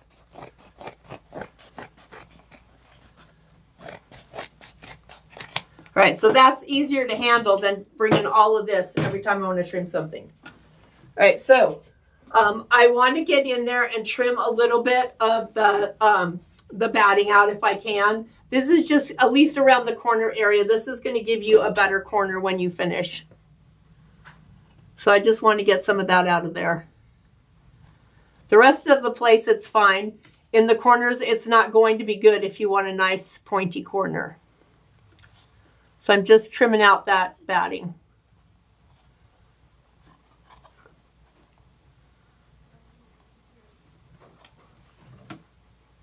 I'm going to do that in all four corners.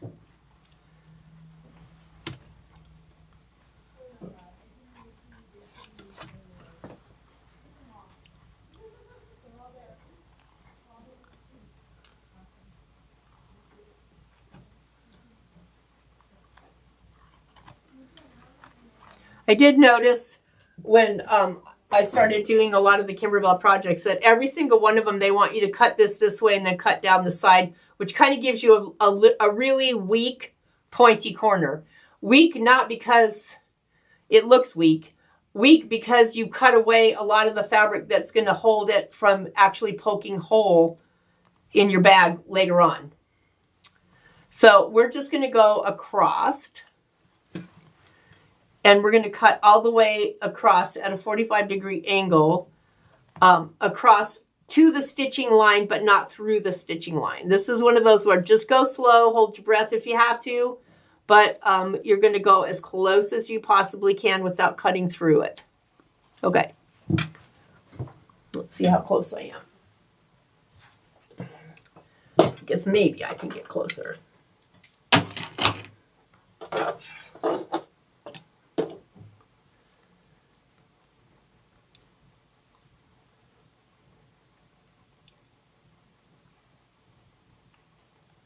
All right, let's see, focus. There we go. All right, so here's my, it's trying to focus. Maybe I've got it too small. Are we good now? We're good, I think. All right, so I'm going to come straight across here, just straight at a 45-degree angle right to the stitching line. So it's right up to the stitching line, but not through the stitching line. I'm not going to cut those angles down. I'm going to do the same here.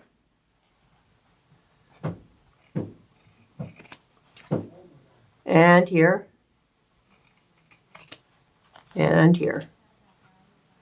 And then I'll trim my seam allowances. All right, so on the back, this part is open and I don't want to have to sew that part by hand. So I'm going to get a piece of steam seam and I'm going to fuse it to that opening right now so that when I get done turning it, I can just hit it with the iron and it's fused. I look at things as, is it couture or heirloom, or is it a costume or a fun project? If it falls under costume or fun project, it does not get hand stitches. It gets done. If it's, if it's something that is going to last an eternity, then, I might go ahead and stitch a few stitches by hand.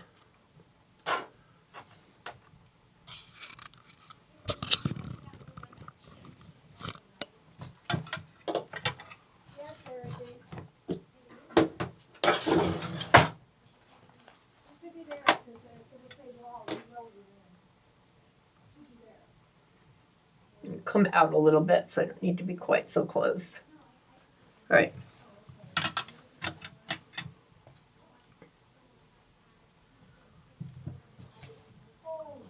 I'm pulling the rest of the tape off. All right, so at the bottom, where on the inside, where on the lining side, where your hole was left behind down here, I just go ahead and start by pressing that up. Because that's kind of the direction it has to be in. Is, you know, up. Let me make it I'm kind of too close there for a second. Let's make it a little wider view. There we go. All right. And then on this part, I'm going to put the steam seam on it now. Because the more, and then I'm going to wait, I'm going to trim the rest of the seam allowances. So this one right here where I'm going to turn it, I'm not going to trim that anymore. And I have the steam seam extends a little bit past the opening. So here's the opening, and my steam seam goes about 1/2 inch past each side.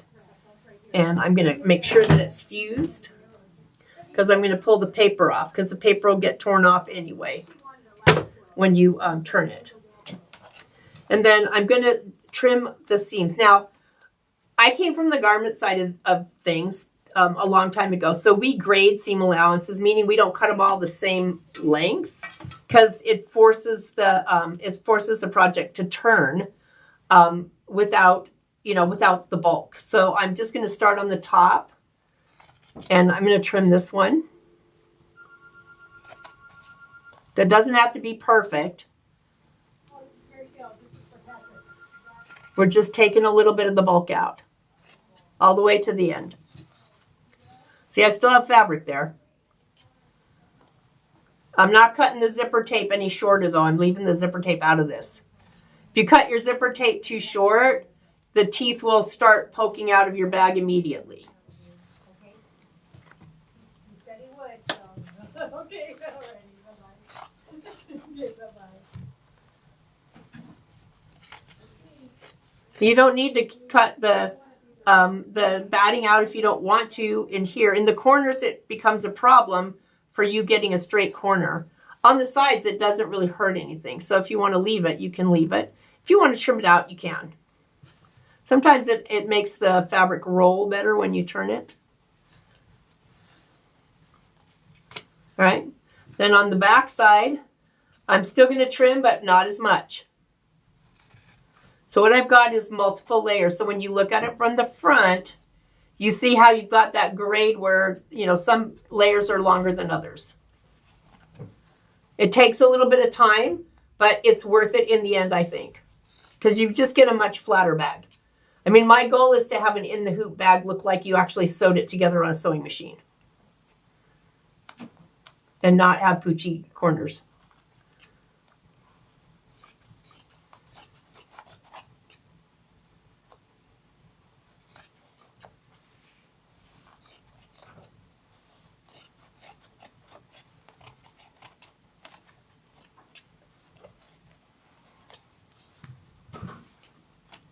All right, get rid of this. And then I'm going to press it flat. I still have my paper on there, so I'll be fine. Everything's going to get pressed flat before I even turn. And this is, if you're a newbie and you've not done an in the hoop bag before, you're going to turn it twice. Because when you turn it the first time, you're going to say, oh my God, I did something wrong because I'm looking at the inside of the bag. You did nothing wrong. You have to turn it again. All right, so this is done. And then I'm going to begin the turning process by taking my fingers. I put my fingernail in the point of that corner and then put my other nails from the other side and push. So what happens is you get a pretty square corner right out of the gate before you've even pressed it a second time. So thumbnail goes into that corner from the inside. Other nails from the top are going to push right on that corner. And look at how square it comes out. No roly-poly corners here. All right, thumb in the corner, push. You're gonna have to do it again when you turn it again, but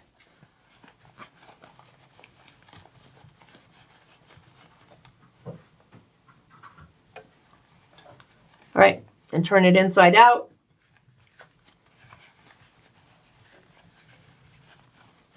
All right, now you're actually going to fuse the seam on the bottom before you go any further.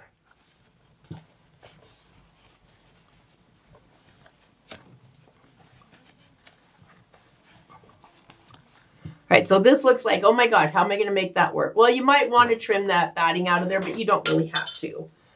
You're going to kind of fold that into the inside and line it up with the piece that you put the steam seam on. And then you're going to press.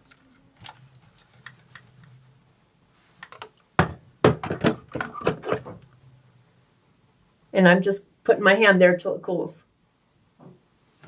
Then I'm just going to roll some more to the inside. Grab a little bit more. So when you press that seam, you know, that seam allowance first before you put the steam seam on, you actually have a guide to follow because that press is still there. And then the last bit right here. So if this is where you're at, you're right where you're supposed to be. We're going to turn it out. Right through the zipper. You're just going to do the same thing. You're going to put your fingernail in that corner and you're going to push. And then you're going to take the OESD point and press works really well. Do not stick anything pointy in that corner because $1 to a dime, you'll poke a hole through it. And instead of going straight up here, you're going to start right around the seam allowance and just push with the bigger ball head on that point and press, and then do the same up the other side. And even with all the fabric that's still in there, you have a nice pointed corner.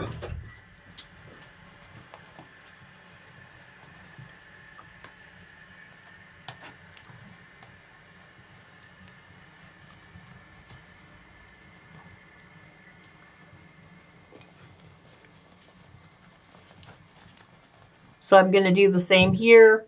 I have my thumb on the top this time.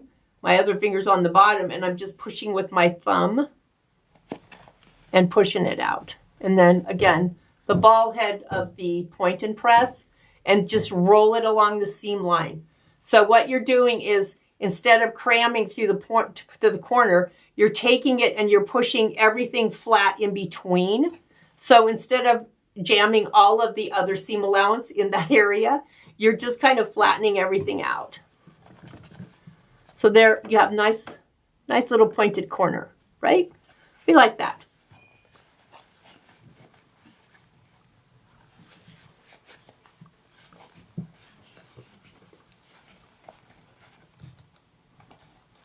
Rolling it, starting at the side here and moving towards the corner, and even coming up and down. It just kind of smooths all those seams. And because you graded them, it feels really thin in here. It feels really thin in here, and that's how you're getting that nice flat seam. Because everything isn't the same, every piece of fabric isn't the same length, right? So there's your garment construction lesson of the day. Right, still have this one over here where the zipper is, because I have to move my zipper to do it. Along the side, up and down. Push to from the side to the corner, from the top to the corner.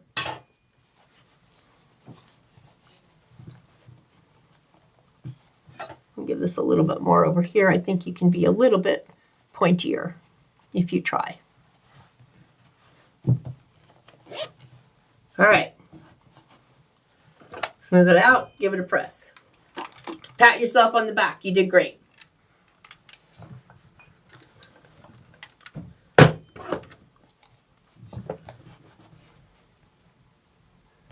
All right, here's my little bag. Nice pointed corners, nice flat seams. I hope you enjoyed this part. I'm going to turn you over to Jeannie. Jeannie's coming. I can hear her running.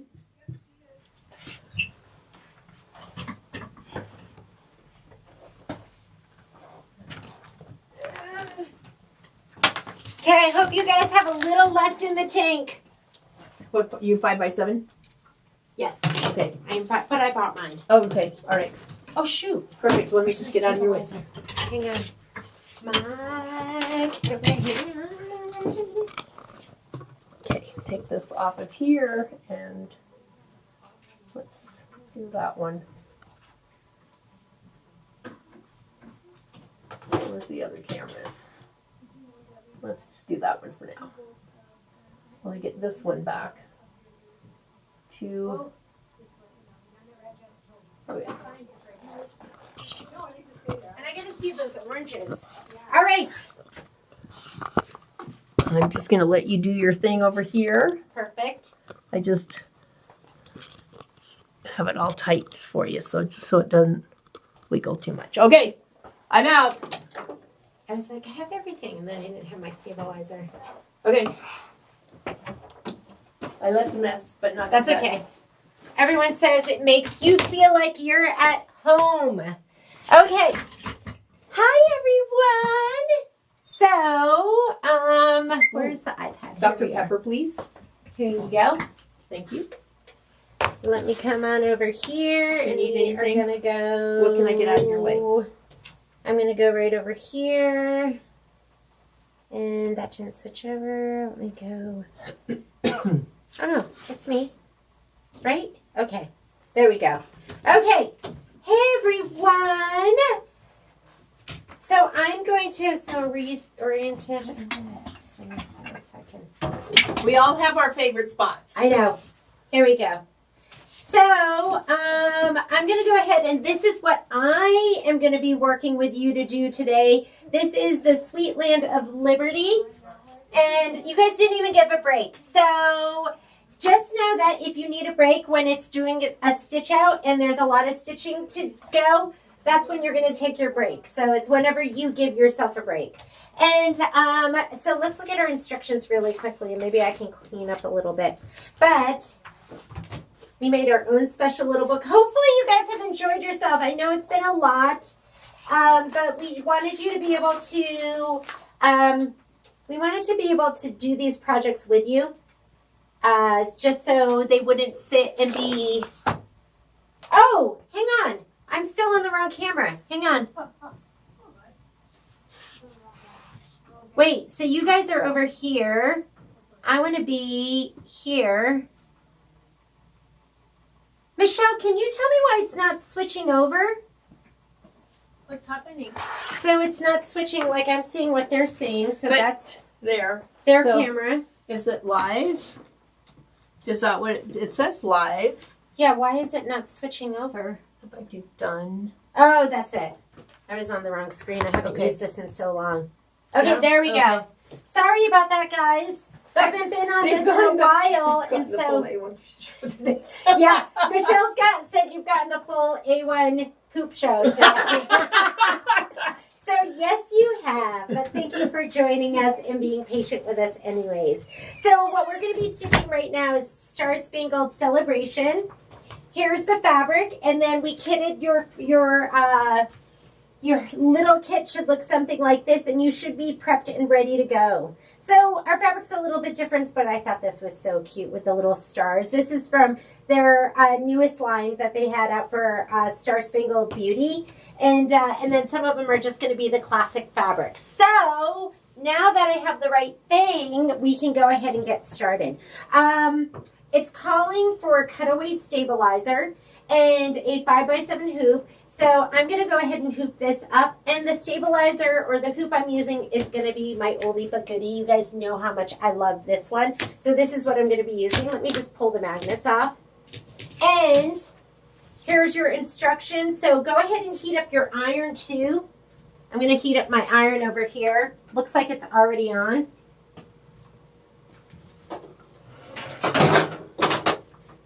Because we are going to do a little pressing as well. While my iron is heating up, I'm going to go ahead and just put my stabilizer in here. So let me pull off my magnets. I got lots in my tank. Oh my God, Mary Jo is ready to go. She's got lots in her tank. I love it. I feel so much better. This morning, I was like running on fumes. I was like so tired and exhausted, but now I feel so much better. Okay, so I'm going to go ahead and put my magnets on first. All good. Do you want this here? Oh yeah, because I'm going to press. All right. I'm going to press over here. Whoop. Backwards. I don't know. For me, these magnetic hoops are the best. And now I'm just going to go ahead and give this a little press. So you are going to grab the 2 back pieces. And so you should have 2 of your back pieces already cut down. It's going to be a little envelope back. I love envelope backs because they're so easy, right? You just unfold, fold it, unfold it, and then fold it back again, and then you're done. And with your envelope backs, it says fold backing fabrics in half along short edges with wrong sides together into a crisp fold in the fabric. Repeat with a second piece. So we're going to take both of these. And if you want it to be really, really crisp, you can also give it a shot of best press. I'll use best press when I'm pressing a lot, but I don't think I need it for this. That's just the back. See the mess over here? This is a sign of creativity. That's what's been going on today. I'm just going to press both of these. Okay. Those are done.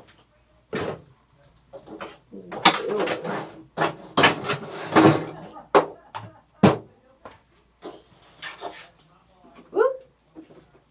What is this? There's sticky stuff all over my hands. All right. Hoop our stabilizer. I sent my design over via design database transfer. Do not know why we were having such an issue before. We're going to go ahead and put the machine, I think I got to clean up just a little bit because everything is sticking to me. Let's go on over to the machine. How's that?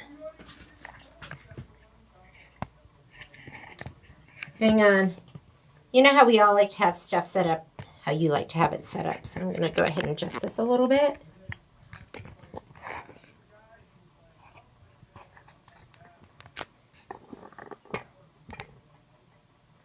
How's that? Is that good? I'm going to back it up a little bit. Okay, I'm going to switch over. Here we go. All right. Let's take our hoop and I'm going to go ahead and slide it onto the machine. Everything else should be all set. Then we're going to go ahead and load our design. Let's go ahead and load our design. Again, I did this from design database transfer. Whoops, wrong way. Need to go the opposite way. Need to back it up a little bit. There we go. Okay. We're done with this design. I'm going to go ahead and go home. If you do design database transfer, I don't know why, but our Avenir doesn't seem to like, we just have some, we need some better USBs here in the store. And quite honestly, I don't even use the USBs anymore in my house. I do all design database transfer. So I'm going to say okay to this. We're going to go to embroidery. I'm going to touch right here. And then this is where you go. If you have USB, of course, you're going to go here. If you're doing design database transfer, you're going to go right there. And there is my design. So I'm going to go ahead and touch that. I'm going to hit set. I really believe you should always go to your settings and choose your hoop size too. We had a gal that called today and she was like, my machine keeps telling me to change to a bigger hoop size. And she goes, but my design fits. And she had a little design that should have fit in her 5x7. But her design, so this is all good. I'm a pedal to the metal. We can only go 900, but let's do that. She had her design and it was horizontal. So although it was the right size for the 5x7, she had it flipped. And so it was sticking out this way. So it's always good to have that on your screen, and that'll be like here. I'm going to show you. So rotate. Her design was like that. And do you guys see the difference? So, I'm going to show you. Let's zoom in. So, although this design is 5 by 7, it has to fit into this perimeter that you put on your page. So all she needed to do was just turn it, and then she was in her 5 by 7. So keep that in mind. If you ever get that message that says you need to change to a larger hoop, check and see if you're outside of the lines. Even though it's 5 by 7, she had the orientation wrong, and so it wouldn't fit. All right, I'm starting to sweat now, so I'm taking off my shirt. And let's go ahead and look at our instructions right here. It says stitch the batting placement line. Color doesn't make a difference right here, but I'm going to go ahead until color does make a difference. And I don't know when it does. So let's go ahead, and I'm just going to put the red in so you guys can see it. So let me go ahead and put in the red. I'm going to be done with that. Let's come on over here. And I'm going to change my camera angle because I am this angle kind of girl. Let me lower this down a little bit. Can I lower this down? I don't know if I can. This is Michelle's Goodies. There we go. All right, I'm going to leave it like that. Okay. First thing it wants you to do, so on your other screen right here, we're going to go ahead and I am going to say okay. Image control. Let me make it bigger. I'm going to say okay. And then we're going to say embroidery. That's going to be the last step before we embroider. And I like to go to this button right here. This is the one where you can go forward and backward steps, just in case you ever have to go back 10 stitches or skip a stitch. That's where I like to go. And I'm going to go ahead and put in my red thread, and then let's get stitching. So we're going to do the placement line for the batting first.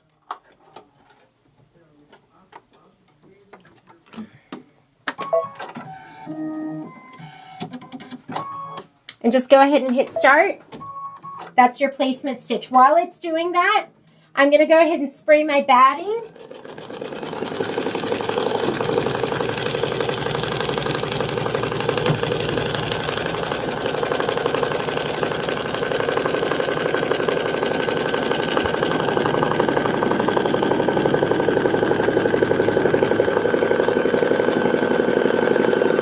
Here's my batting, and I'm going to spray it on the wrong side in my spray tent.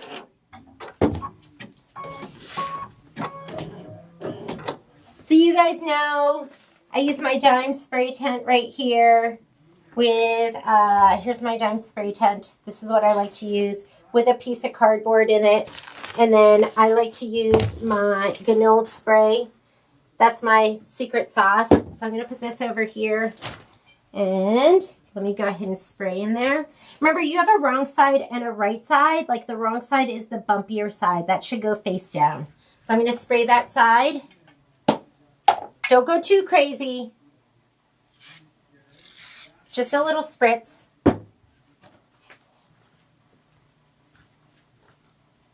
Okay, switch over. All right. Let me make sure I'm not going rogue. Rogue. Ooh, ooh. So now it says place the batting on top of the stabilizer, completely covering the placement line. And then we're going to stitch the template out. I'm going to pull this back the tiniest bit. Here we go. Well, this is a nice big piece. Don't need quite that much, but okay. Go ahead and slide that on. And now you're going to stitch the flag template. Make sure that it's not dragging around your batting. You could always put your height up a little bit. And you know me, I love, where are my little spatulas? I cannot live without my spatulas anymore. So here's my little spatula. Just in case something happens, I like to always have this around.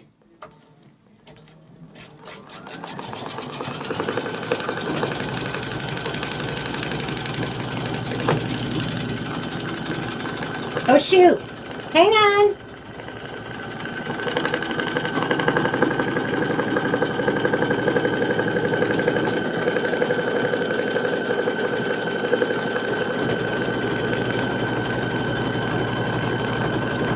I don't know why that is not focusing. Let's see. Yeah, that's not a very good view. Is that okay?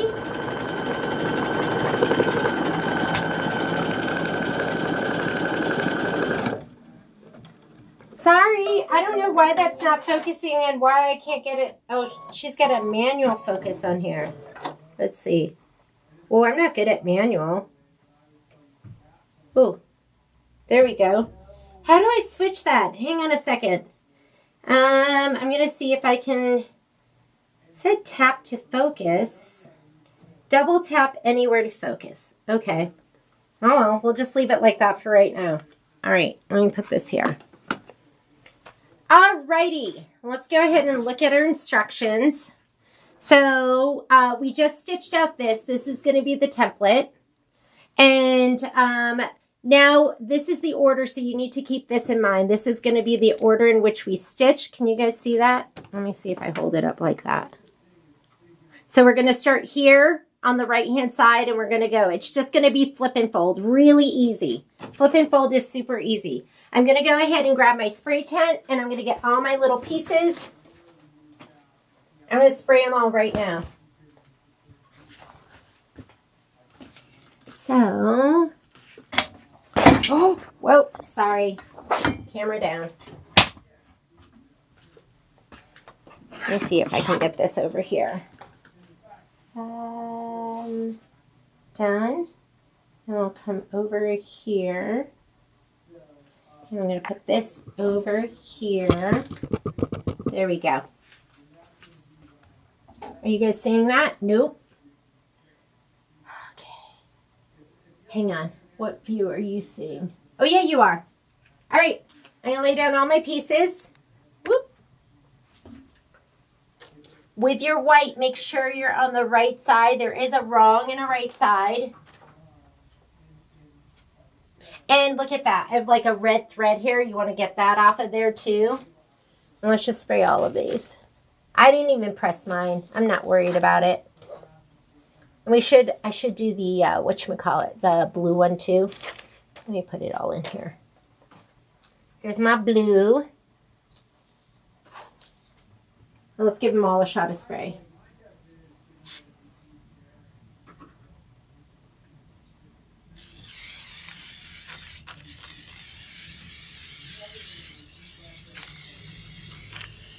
When I'm doing flip and fold, sometimes I am a little bit more liberal in the amount that I spray. So we're going to come back over here. All right. First piece we're going to put down one of our red pieces. So, and it's number 1 over here. So make sure you put your red piece. It says place piece 1 right side up, making sure to completely cover section 1. So this is section 1 right here. And you need to make sure you're completely covering it. I mean, these are really big pieces, aren't they? You could cut like one strip. I'm always like trying to think like, how can I save my piece? Because that's just how I am. All right. And now it's going to stitch the trimming placement line. It's a trim line first, and then it's a placement line. So I'm going to slide that back on. I'm just going to hit start. And now it's going to be my trim placement line. Get a pair of double curved. Double curve is going to make it easier. When you have a straight pair, then that tip wants to go down into your batting. So double curved is easier. We're going to trim the fabric to the left.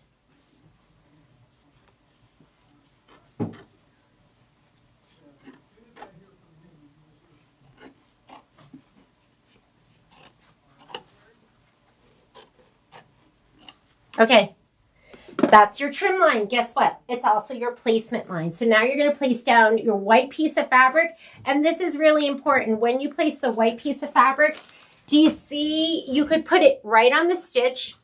I wonder if I could get you even closer up here so you could see this. You could put it right on the stitch. And I'm just going to put it like this.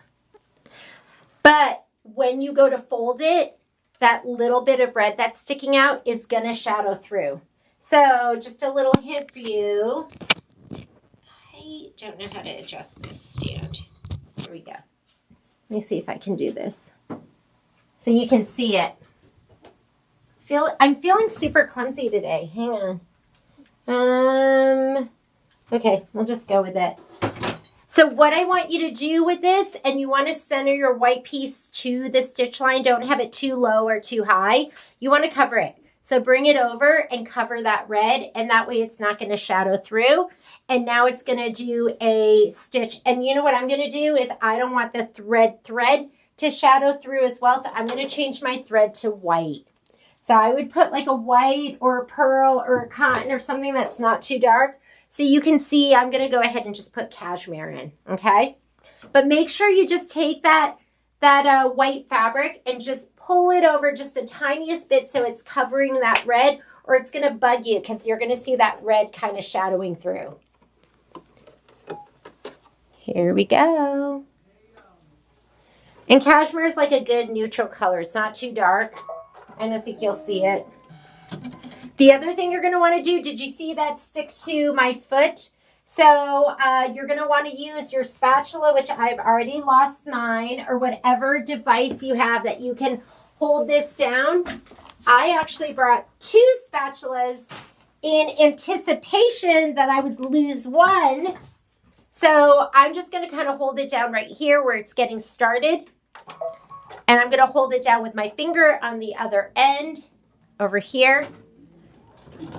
And then now I just need to hold it down here. If you don't, that fabric is going to stick to the bottom of the foot and it's going to get shoved all around. So make sure that you hold it down so it locks the stitch down, and then you hold it down on the other end. All right, we're going to flip and fold. If you didn't spray, then you might have to take this and press it. But I don't like taking it off and pressing it. So I'm just going to fold it back. I'm going to give it a nice fingernail press.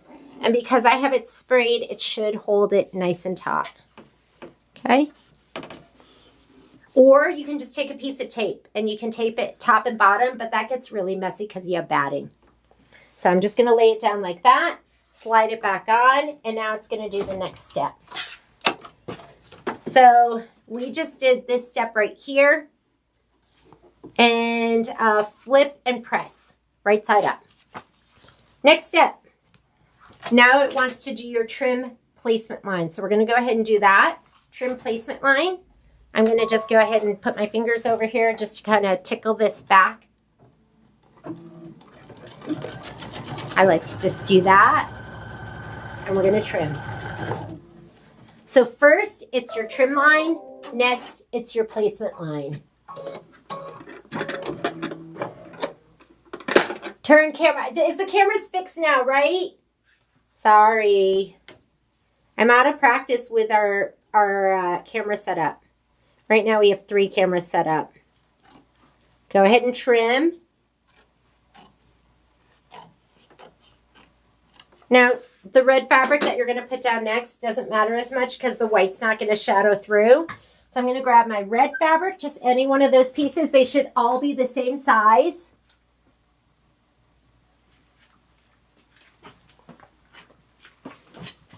Okay, you're going to put it face down because we're doing flip and fold. And that placement line, that trim line, is now your placement line. Make sure you center your fabric to that. You can bring it over a little bit if you want. And again, when you go to stitch, hold it down. If you sprayed, the fabric's going to stick to the bottom of your foot and then it's going to be dragged all over the place. So I'm going to put this right here, right outside of where the needle goes down. Just going to hold it down. And then on the other end, I hold it with my finger just to make sure that that doesn't get dragged around too. Easy peasy. All right, we're going to take it and fold it back. Let's fold it back. Give it a nice fingernail press. Pull it back. And you're going to either tape it or you can just hold it there. And same thing. Next thing it's going to do is it's going to do your trim line. Placement line. So I'm just going to kind of tickle it back as it goes. This is a trim line first.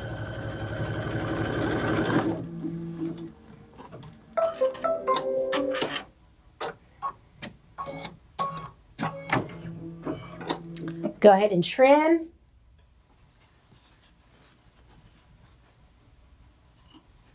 You want to use a double curve, like you want something that has a curve so the tips don't go into your batting. Just makes it easier.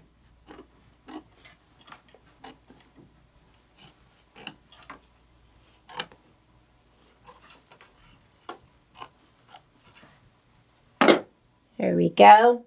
You're going to grab one of your white pieces. Nice and easy, right? Okay. Make sure that you put this, and you want it sticky side up. You want it right side down, wrong side up. And that would be me putting it right on the placement line, but make sure you pull it over just a little bit more to cover. You have plenty of fabric. Pull it over so you're covering all of the red fabric so you don't get any shadowing through. I'm going to pull it over even more because I know I'm going to have tons of fabric left. I'm going to put this down to hold it down, but making sure it's not going to be where my needle goes down. And it's nice and flat, so I don't have to worry about it under the right side of my foot. And I'm going to hold it down on the bottom part here so the fabric stays nice and taut and I don't have to worry about it shifting and moving around. I feel like I've been so much of a safer embroiderer lately because I've been using these spatulas or the probes instead of my fingers, because I know we've all engaged in risky behavior. We're going to fold that back. Okay, what's next? Next is your trim line. So right now we're on this step right here. I don't know if you can see that. We're going to turn the page to page 4. And now we're going to do our trim line. So go ahead, slide your hoop back on in case you have to take it off. Start. Not a ton of room back here.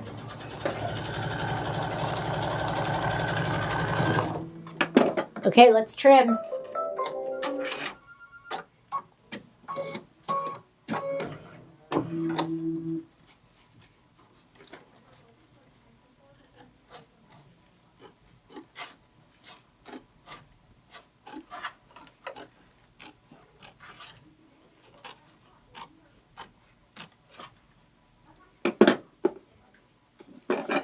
Literally, I think you could have enough fabric where you could like use this if I placed it just right. Because look at this.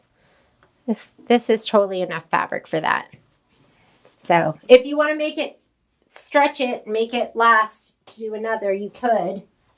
And the other thing you could do is you could just leave your strip, what was it, 5 inches? You could just leave your strip 5 inches and just lay it down, fold it, cut it, lay it down, fold it, cut it, and not cut the 3x5s. And that would make your fabric go even longer. All right, here we go. Gonna lay this down. Doesn't matter if I cover over all the white or not. Center it to the template so you have an equal amount top and bottom. And you're gonna hold it on the top and make sure the foot doesn't go drag your fabric around. I'm gonna hold it on the bottom.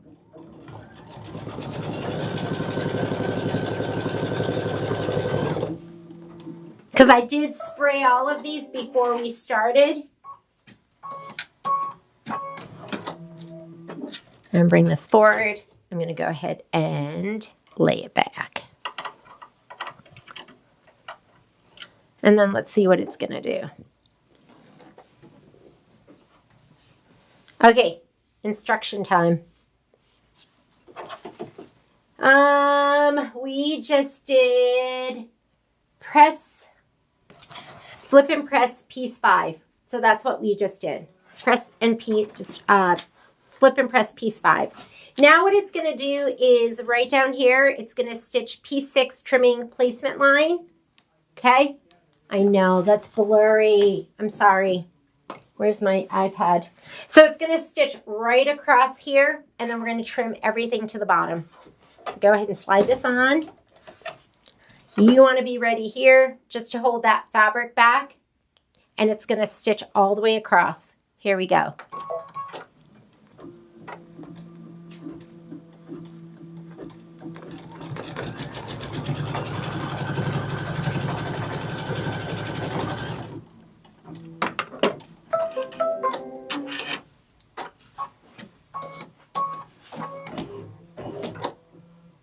Let me see.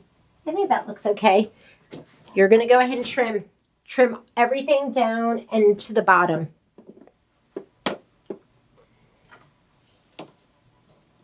Oop. The magnets were grabbing my scissors.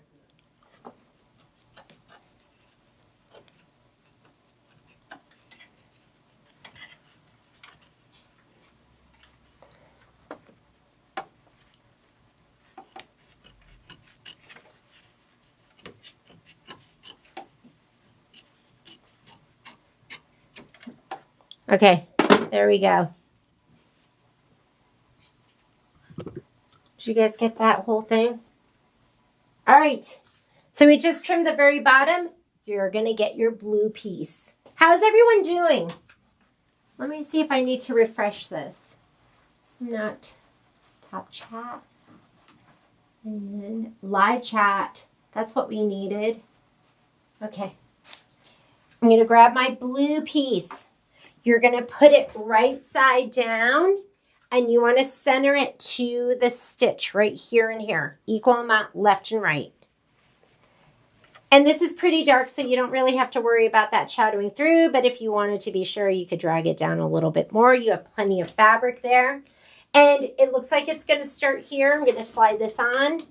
So again, I'm going to get my little spatula. And I'm going to, let me see if I can get this. Image control.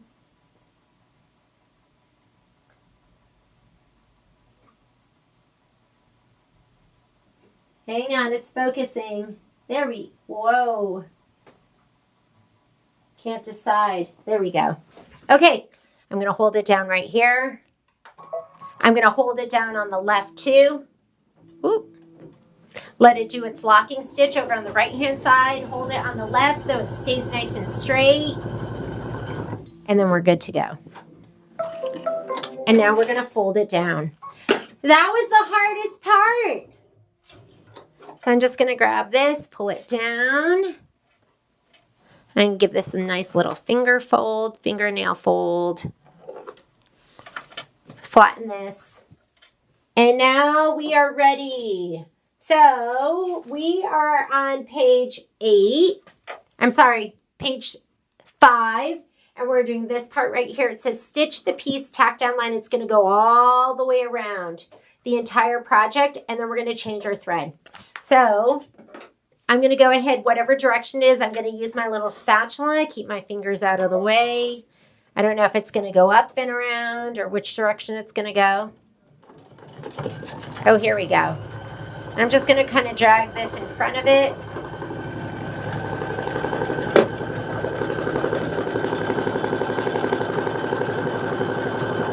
Ooh.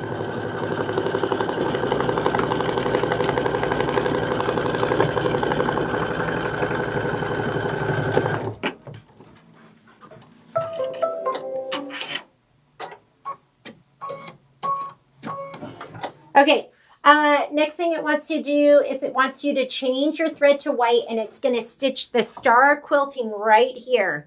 So let's go ahead and put in our white thread. Where's my thread? I brought all my colors.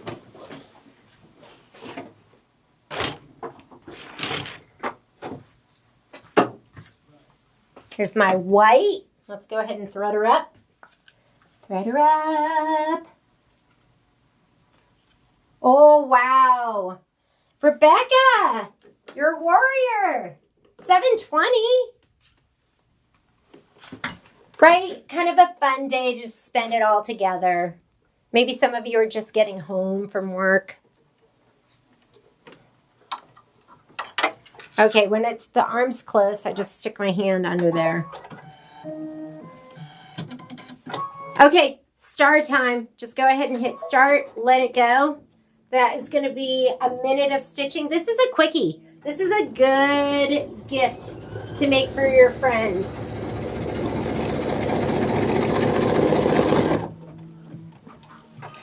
And just let it stitch. After it does the stars, we're going to change the thread to a dark blue, and it's going to stitch the word Sweet Land of Liberty. And let me look at mine to see which blue I used.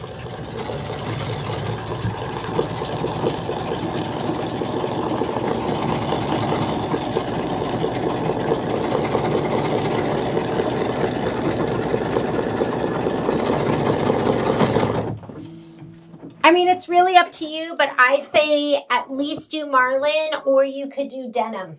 One of these two would be really good, marlin or denim. Marlin's a little bit more royal.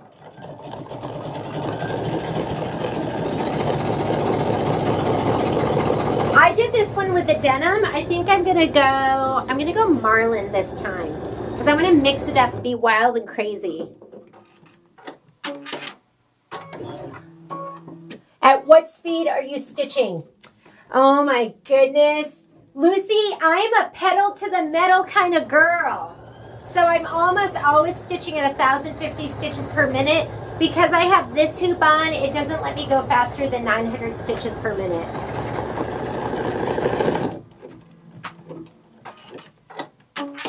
And this recording will go up afterwards. All of our tough moments will be there forever for you guys to see. We should do bloopers sometime. And but there's also, I think we did pre-recorded classes as well.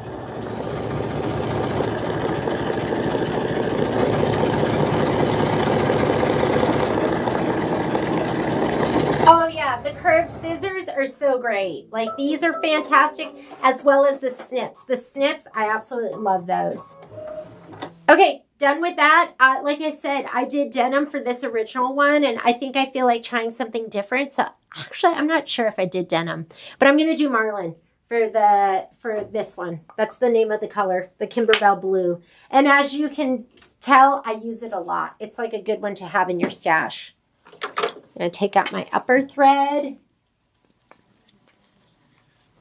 Yeah, those spatulas, I want you to use those, because I hate hearing somebody come in and they've told me that they had needle go through their finger. Oh, I don't know about you, but I've had a lot of close calls where I'm like, oh my God, thank goodness for my fingernail, where it's just kind of almost gotten me. So, and I love the spatulas because they come in a 4-pack. And the probes, I use the probes more. I think I use the spatulas more for my regular sewing, and I use the probes for my scan and cut. Okay, here we go. Now it's going to stitch out the lettering.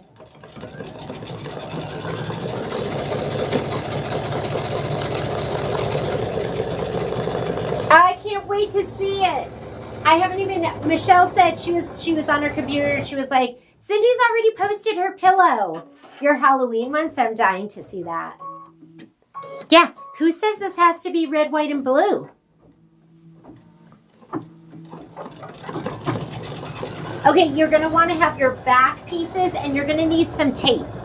So I am a transport tape all the way kind of girl, but if you love Kimberbell tape, I want you to use that, but just grab your tape.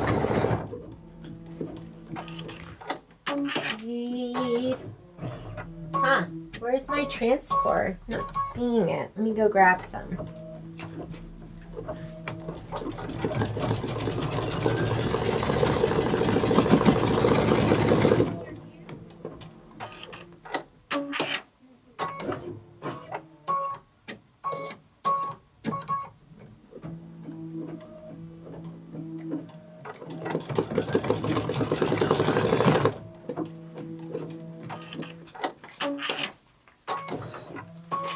We should have some back here, but I'm not seeing it.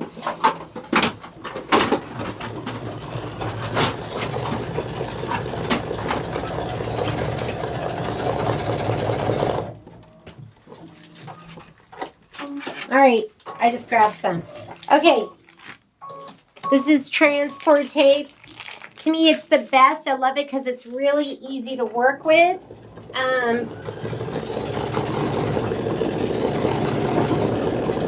like when you rip it, I have Kimberbell tape. I use it in my tape dispenser, but this stuff just rips so easily, and then you can just rip it in pieces, and it's super sticky, so you can use it over and over again. This is like the stuff I really like to use, so I'm going to just get this ready, and we'll have this ready for the back. After it does the writing, looking at this, I'm like, oh, looks the same to me. I think I used Marlin for both of these. But it says here, place pressed backing pieces on top of the project. That's what we're going to do as soon as it finishes this.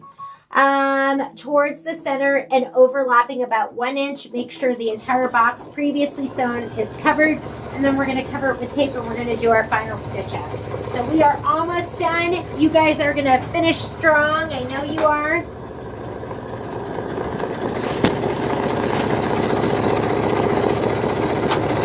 So make sure you have these pieces ready to go. They should already be pressed.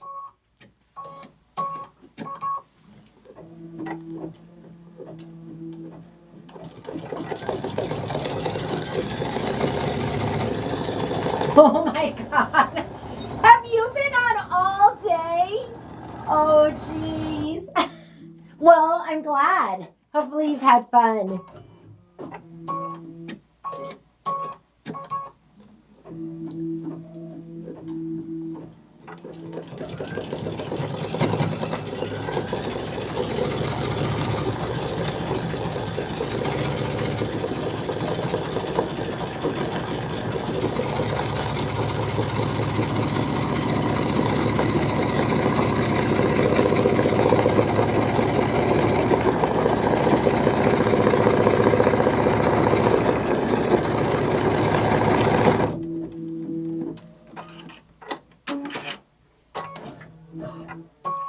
Just a little bit left.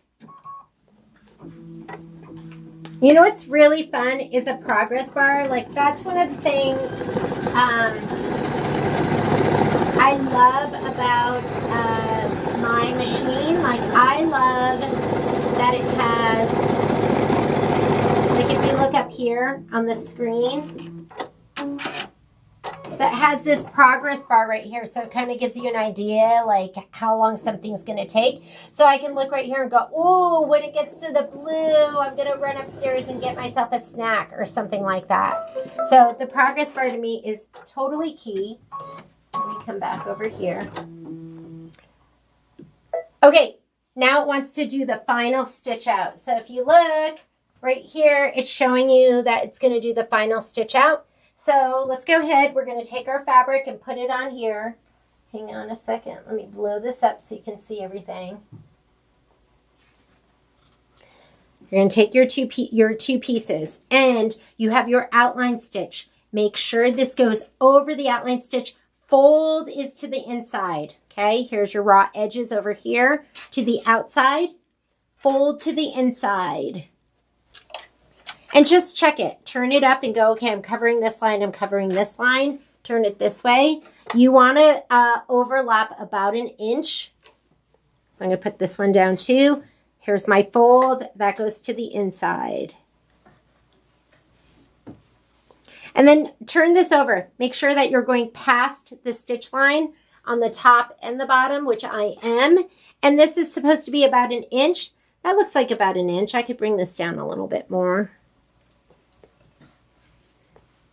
So this is important, your tape. It doesn't have to go all the way across, but where the foot goes, because you don't want it to, I think we've all, if you've been embroidering long enough, your foot has gone under something and dragged it around and sewn it down, and you haven't been able to hit the stop button in time. It makes a big old mess, makes you want to cry because it's the last thing that you're doing on that project. So just put a piece of tape right where the foot's going to go. It's going to come around here and out around the edge. If you want to do the whole thing, do the whole thing. Whatever makes you happy, but make sure right where the foot goes. And it really is only on one side. So depending, it's whatever side it's like coming where it would go, get stuck under here. When it's going the other way, it doesn't really make a difference.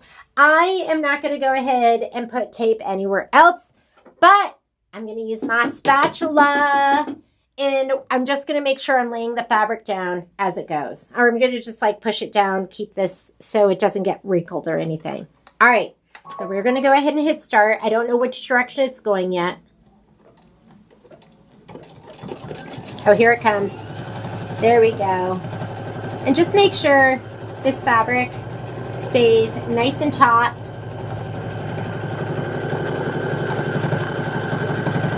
Did you see that? This screw right here has hit my finger a couple of times. I mean, it's hit my my probe a couple of times. If that was my finger, that would be a big owie.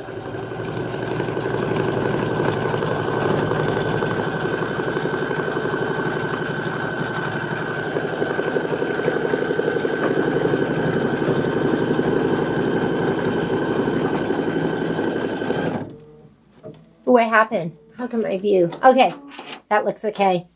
Guess what? We're done. We just got to trim it. This is like the fun part. All right. I'm going to go ahead and I'm going to swing up my camera over here. See if we can get this. Where should I do this? Let's go over here. Hang on. As messy as it was before, it's even more messy. We're gonna go here. No, here. Sorry, done. And then we're gonna go here. Okay, time to finish. Don't get anxiety. It's okay. I'm gonna go ahead and grab this so it's a little better view. Here we go. I'm going to take this out of the hoop. Before I pop it out, though, I'm going to read my instructions one last time. Because I don't know about you, but I have popped things out of the hoop before I was supposed to. So we just did the final stitch outline. Done. Now it says remove project from the hoop. So, okay, so we'll go ahead and do that. I'm just going to take my magnets off.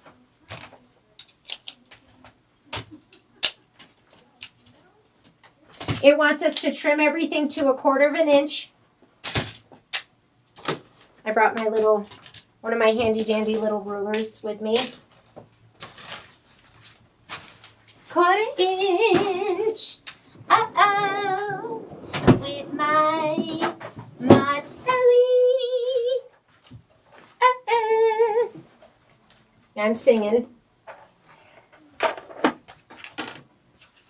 Ooh, sorry about that glare, huh? A little bit of a glare. Rotary cutter, where are you? Got it. Okay, 1/4 inch. I know there's a little bit of a glare. I love this because my Creative Grudge ruler has a 1/2 inch over here and a 1/4 inch over here where it's like frosted.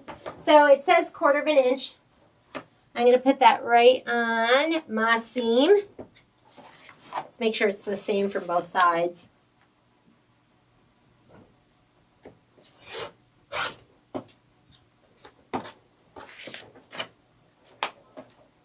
Quarter of an inch this way. You could eyeball it too. Does not have to be perfect.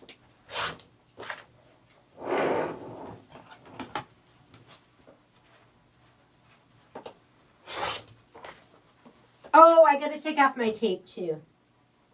Don't forget your tape.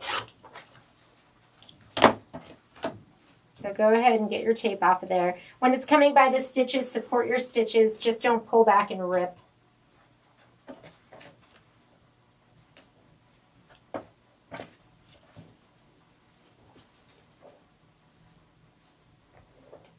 Is Gilded Age over? Like, I keep waiting for the next episode. Is anyone watching that? Is it just me? I keep looking for it. I've been watching a lot of American Experience lately. Okay, you want to trim your corners too. So we just did this and we trimmed that. Now trim your corners. I feel super fancy when I trim my corners because I like to go... Where are perfect scissors? I should have some perfect scissors here. I don't know where they are. So I'm going to just go ahead and trim this. And I like to give it one cut this way. and one cut this way. And that always makes me feel fancy. And don't be corner greedy. Do you see, like, I'm not right there at that corner. Don't go all the way to that. You don't need to. It'll poke out and it'll be really pretty.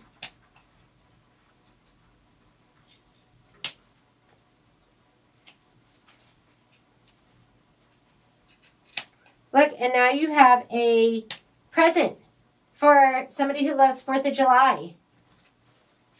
This can be like something for like the teacher, or you're done and ready to go. People have made me mug rugs and I love them. I put them right by my bed so that when my manservant brings me my coffee, he has a place to put it. Okay, now we're going to turn it right side out. You're going to turn one side and poke, and then turn the other side and poke. Don't turn both sides, because then it's hard to get into the other side. So first we'll do this side, gentle. I know you're excited. You're like, oh my God, I finished something. And I love my OESD point turner, and I love my Clover point turner. These are the two that I use all the time. I would recommend never using the little edge here, the little ball. It'll go right through, even if you're being gentle. Always use the big ball. You look at the big one and you go, that looks too big, but it's not. So, and I kind of like will bounce it into the corner. But I do love this one too, because I'll use this this edge to kind of like push out the edges too.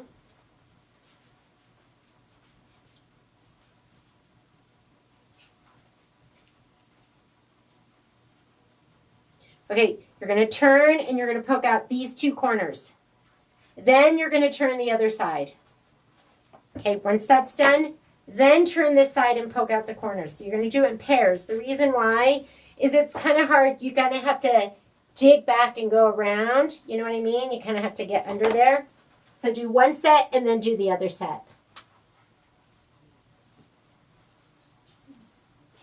Oh, yay! I'm glad that you guys are enjoying this. Enchanted Winter's coming out soon. So that's probably going to be the next big sew-along. Although, you know, we have lots of little things happening here and there. Like special things that we do at our store. For our ladies and gents. And it doesn't have to be perfect. You don't want them to be like sloppy. But that's probably going to be as good as it gets. I want you to heat up your iron because we're going to give this one more press. And you can always take this edge right here or this edge and just drag it along here to kind of press it out a little bit more. Although, again, I can't get in here as well because I turned it. And then we're going to give it a little press, okay? Doesn't that look so cute? I love mug rugs. They just make me happy. They're kind of like instant fun.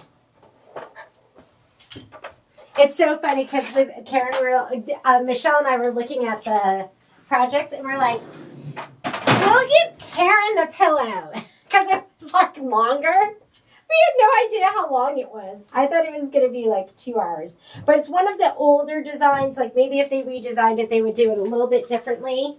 But we wanted to see how much intestinal fortitude you had. And that's why we challenged you for the day. So I'm just going to go ahead and give this a little press. And then guess what? We're done. Just in time for you to have dinner. Don't you feel like you've been working so hard all day? Like you deserve to treat yourself? Karen and I were talking about how much we like biscuits and gravy. This is the kind of thing that you can be like, oh my God, I worked so hard. I'm going to go have chicken and waffles. But that is it. There we go. Our mug rug is done. Hopefully you had fun making your zipper pouch, your mug rug, and I don't have the pillow back here anymore. But we will do another one of these because I think Kimberbell will release more classics. And the next time they do, we'll do another little day where we'll stitch out with you. Any questions? Since we just got, did you have to give to refresh? No, he just jumped right back into it, Cindy. I like it just as though he's been doing it for the past 4 years, because I've only been a coffee drinker since I turned 50. And I've been here since. All right. Well, that was fun, my short time with you. Hope you enjoyed this. We're going to have lots of other sew-alongs coming up. And then have a great day. We will see you guys later. Bye, guys.